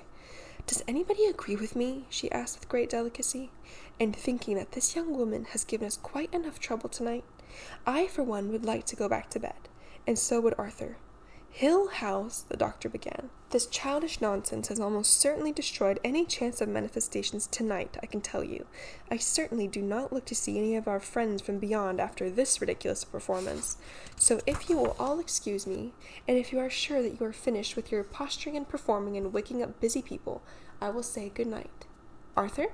Mrs. Montague swept out, dragon rampant, quivering with indignation. "Luke was scared," Eleanor said, looking at the doctor and at Theodora. "Luke was most certainly scared," he agreed from behind her. "Luke was so scared he almost didn't get himself down from there. Now, what an imbecile you are." "I would be inclined to agree with Luke." The doctor was displeased, and Eleanor looked away, looked at Theodora, and Theodora said, "I suppose you had to do it now?" "I'm all right," Eleanor said, and could no longer look at any of them. She looked surprised down at her own bare feet, realizing suddenly that they had carried her, unfeeling, down the iron stairway. She thought, looking at her feet, and then raised her head. "I came down to the library to get a book," she said. It was humiliating, disastrous. Nothing was said at breakfast, and Eleanor was served coffee and eggs and rolls, just like the others. She was allowed to linger over her coffee with the rest of them, observe the sunlight outside, comment upon the good day ahead. For a few minutes she might have been persuaded to believe that nothing had happened. Luke passed her the marmalade, Theodora smiled at her over Arthur's head, the doctor bade her good morning. Then after breakfast, after Mrs. Dudley's entrance at 10, they came without comment, following one another silently to the little parlor, and the doctor took his position before the fireplace. Theodora was wearing Eleanor's red sweater. "Luke will bring your car around," the doctor said gently. In spite of what he was saying, his eyes were considerate and friendly. "Theodora will go up and pack for you." Eleanor giggled. "She can't. She won't have anything to wear." "Now," Theodora began, and stopped and glanced at Mrs. Montague, who shrugged her shoulders and said, "I examined the room, naturally. I can't imagine why none of you thought to do it." "I was going to," the doctor said apologetically, "but I thought, you always think, John, and that's your trouble. Naturally, I examined the room at once." "Theodora's room?" Luke asked. "I wouldn't like to go in there again." Mrs. Montague sounded surprised. "I can't think why not," she said. "There's nothing wrong with it." "I went in and looked at my clothes," Theodora said to the doctor. "They're perfectly fine. The room needs dusting naturally, but what can you expect if you lock the door and Mrs. Dudley cannot—" The doctor's voice rose over his wife's. "Cannot tell you how sorry I am," he was saying. "If there is ever anything I can do—" Eleanor laughed. "But I can't leave," she said, wondering where to find words to explain. "You have been here quite long enough," the doctor said. Theodora stared at her. "I don't need your clothes," she said patiently. "Didn't you just hear Mrs. Montague? I don't need your clothes, and even if I did, I wouldn't wear them now. No, you've got to go away from here." "But I can't leave," Eleanor said, laughing still because it was so perfectly impossible to explain. "Madam," Luke said somberly, "you are no longer welcome as my guest." Perhaps Arthur had better drive her back to the city. Arthur could see that she gets there safely. "Gets where?" Eleanor shook her head at them, feeling her lovely, heavy hair around her face. "Gets where?" she asked happily. "Why," the doctor said, "home, of course." And Theodora said, "Now, your own little place, your own apartment where all your things are." And Eleanor laughed. "I haven't any apartment," she said to Theodora. "I made it up. I sleep on a cot at my sister's in the baby's room. I haven't any home, no place at all, and I can't go back to my sister's because I stole her car." She laughed, hearing her own words, so inadequate and so unutterably sad. "I haven't any home," she said again, and regarded them hopefully. "No home. Everything in all the world that belongs to me is in a carton in the back of my car. That's all I have, some books and things I had when I was a little girl, and a watch my mother gave me. So you see, there's no place you can send me." I could, of course, go on and on, she wanted to tell them, seeing always their frightened, staring faces. I could go on, leaving my clothes for Theodora. I could go wandering and homeless, errant, and I would always come back here. It would be simpler to let me stay, more sensible, she wanted to tell them, happier. I want to stay here, she said to them. I've already spoken to the sister, Mrs. Montague said importantly. I must say, she asked first about the car. A vulgar person. I told her she need have no fear. You were very wrong, John, to let her steal her sister's car and come here. My dear, Dr. Montague began, and stopped, spreading his hands helplessly. At any rate, she is expected. The sister was most annoyed at me because they had planned to go off on their vacation today, although why she should be annoyed at me. Mrs. Montague scowled at Eleanor. I do think someone ought to see her safely into their hands, she said. The doctor shook his head. It would be a mistake, he said slowly. It would be a mistake to send one of us with her. She must be allowed to forget everything about this house as soon as she can. We cannot prolong the association. Once away from here, she will be herself again. Can you find your way home? He asked Eleanor, and Eleanor laughed. I'll go and get that packing done, Theodora said. Luke, check her car and bring it around. She's only got one suitcase. Walled up alive. Eleanor began to laugh again at their stone faces. Walled up alive, she said. I want to stay here. They made a solid line along the steps of Hill House, guarding the door. Beyond their heads she could see the windows looking down, and to one side the tower waited confidently. She might have cried if she could have thought of any way of telling them why. Instead, she smiled brokenly up at the house, looking at her own window, at the amused, certain face of the house watching her quietly. The house was waiting now, she thought, and it was waiting for her. No one else could satisfy it. The house wants me to stay, she told the doctor, and he stared at her. He was standing very stiff and with great dignity, as though he expected her to choose him instead of the house, as though, having brought her here, he thought that by unwinding his directions he could send her back again. His back was squarely turned to the house, and looking at him honestly, she said, I'm sorry. I'm terribly sorry, really. You'll go to Hillsdale, he said levelly. Perhaps he was afraid of saying too much. Perhaps he thought that a kind word or a sympathetic one might rebound upon himself and bring her back. The sun was shining on the hills, and the house and the garden and the lawn and the trees and the brook. Eleanor took a deep breath and turned, seeing it all. In Hillsdale, turn onto Route 5 going east. At Ashton, you will meet Route 39, and that will take you home. For your own safety, he added with a kind of urgency, for your own safety, my dear, believe me, if I had foreseen this... I'm really terribly sorry, she said. We can't take chances, you know, any chances. I am only beginning to perceive what a terrible risk I was asking of you all. Now, he sighed and shook his head. You'll remember? He asked. To Hillsdale and then Route 5? Look! Eleanor was quiet for a minute, wanting to tell them all exactly how it was. I wasn't afraid, she said at last. I really wasn't afraid. I'm fine now. I was happy. She looked earnestly at the doctor. Happy, she said. I don't know what to say, she said, afraid again that she was going to cry. I don't want to go away from here. There might be a next time, the doctor said sternly. Can't you understand that we cannot take that chance? Eleanor faltered. Someone is praying for me, she said foolishly. A lady I met a long time ago. The doctor's voice was gentle, but he tapped his foot impatiently. You will forget all of this quite soon, he said. You must forget everything about Hill House. I was so wrong to bring you here, he said. How long have we been here? Eleanor asked suddenly. A little over a week. Why? It's the only time anything's ever happened to me. I liked it. That, said the doctor, is why you are leaving in such a hurry. Eleanor closed her eyes and sighed, feeling and hearing and smelling the house. A flowering bush beyond the kitchen was heavy with scent, and the water in the brook moved, sparkling over the stones. Far away upstairs, perhaps in the nursery, a little eddy of wind gathered itself and swept along the floor, carrying dust. In the library the iron stairway swayed, and light glittered on the marble eyes of Hugh Crane. Theodora's yellow shirt hung neat and unstained. Mrs. Dudley was setting the lunch table for 5. Hill House watched, arrogant and patient. I won't go away, Eleanor said up to the high windows. You will go away, the doctor said, showing his impatience at last. Right now. Eleanor laughed and turned, holding out her hand. Luke, she said, and he came toward her silent. Thank you for bringing me down last night.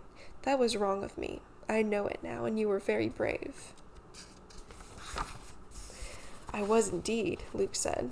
"It was an act of courage far surpassing any other in my life, and I am glad to see you going, Nell, because I would certainly never do it again." "Well, it seems to me," Mrs. Montague said, "if you're going, you'd better get on with it. I've no quarrel with saying goodbye, although I personally feel that you've all got an exaggerated view of this place. But I do think we've got better things to do than stand here arguing when we all know you've got to go.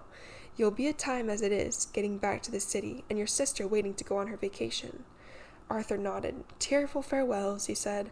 "Don't hold with them myself." Far away in the little parlor, the ash dropped softly in the fireplace.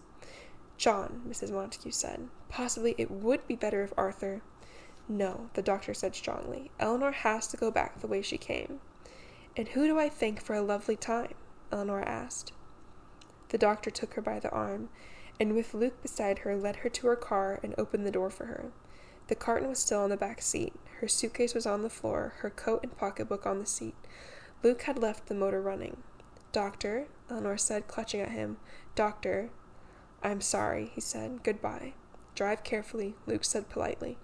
"You can't just make me go," she said wildly. "You brought me here." "And I am sending you away," the doctor said.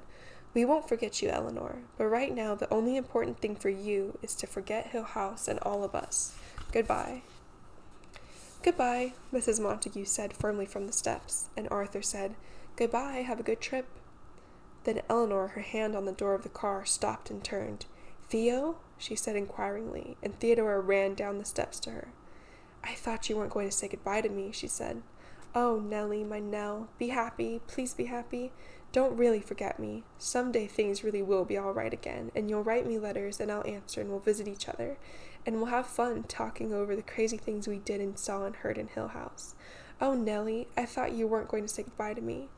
"Goodbye," Eleanor said to her. "Nellie," Theodora said timidly, and put out a hand to touch Eleanor's cheek. "Listen, maybe someday we can meet here again, and have our picnic by the brook. We never had our picnic," she told the doctor, and he shook his head, looking at Eleanor. "Goodbye," Eleanor said to Mrs. Montague. "Goodbye, Arthur. Goodbye, Doctor. I hope your book is very successful. Luke," she said. "Goodbye, and goodbye." "Nell," Theodora said, "please be careful."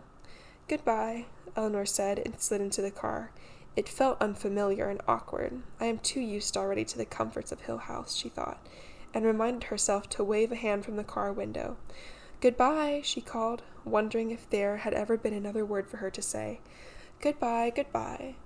Clumsily, her hands fumbling, she released the brake and let the car move slowly. They waved back at her dutifully, standing still, watching her. "They will watch me down the drive as far as they can see," she thought. "It is only civil for them to look at me until I am out of sight, so now I am going. Journeys end in lovers' meeting.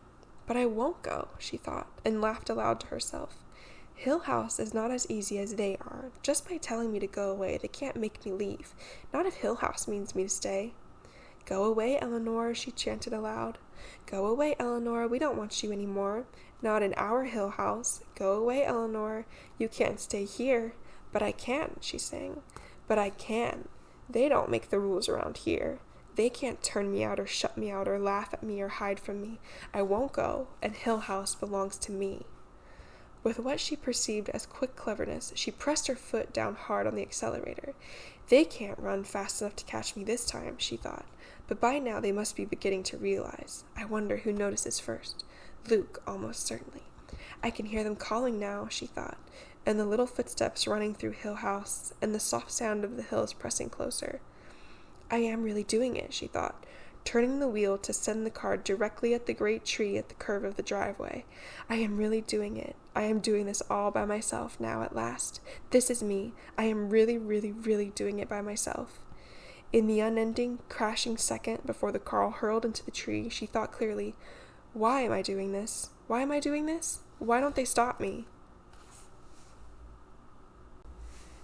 Mrs. Sanderson was enormously relieved to hear that Dr. Montague and his party had left Hill House. She would have turned them out, she told the family lawyer, if Dr. Montague had shown any sign of wanting to stay. Theodora's friend, mollified and contrite, was delighted to see Theodora back so soon. Luke took himself off to Paris, where his aunt fervently hoped he would stay for a while. Dr. Montague finally retired from active scholarly pursuits after the cool, almost contemptuous reception of his preliminary article analyzing the psychic phenomena of Hill House. Hill House itself, not sane, stood against its hills, holding darkness within. It had stood so for 80 years, and might stand for 80 more. Within, its walls continued upright, bricks met neatly, floors were firm, and doors were sensibly shut. Silence lay steadily against the wood and stone of Hill House, and whatever walked there walked alone.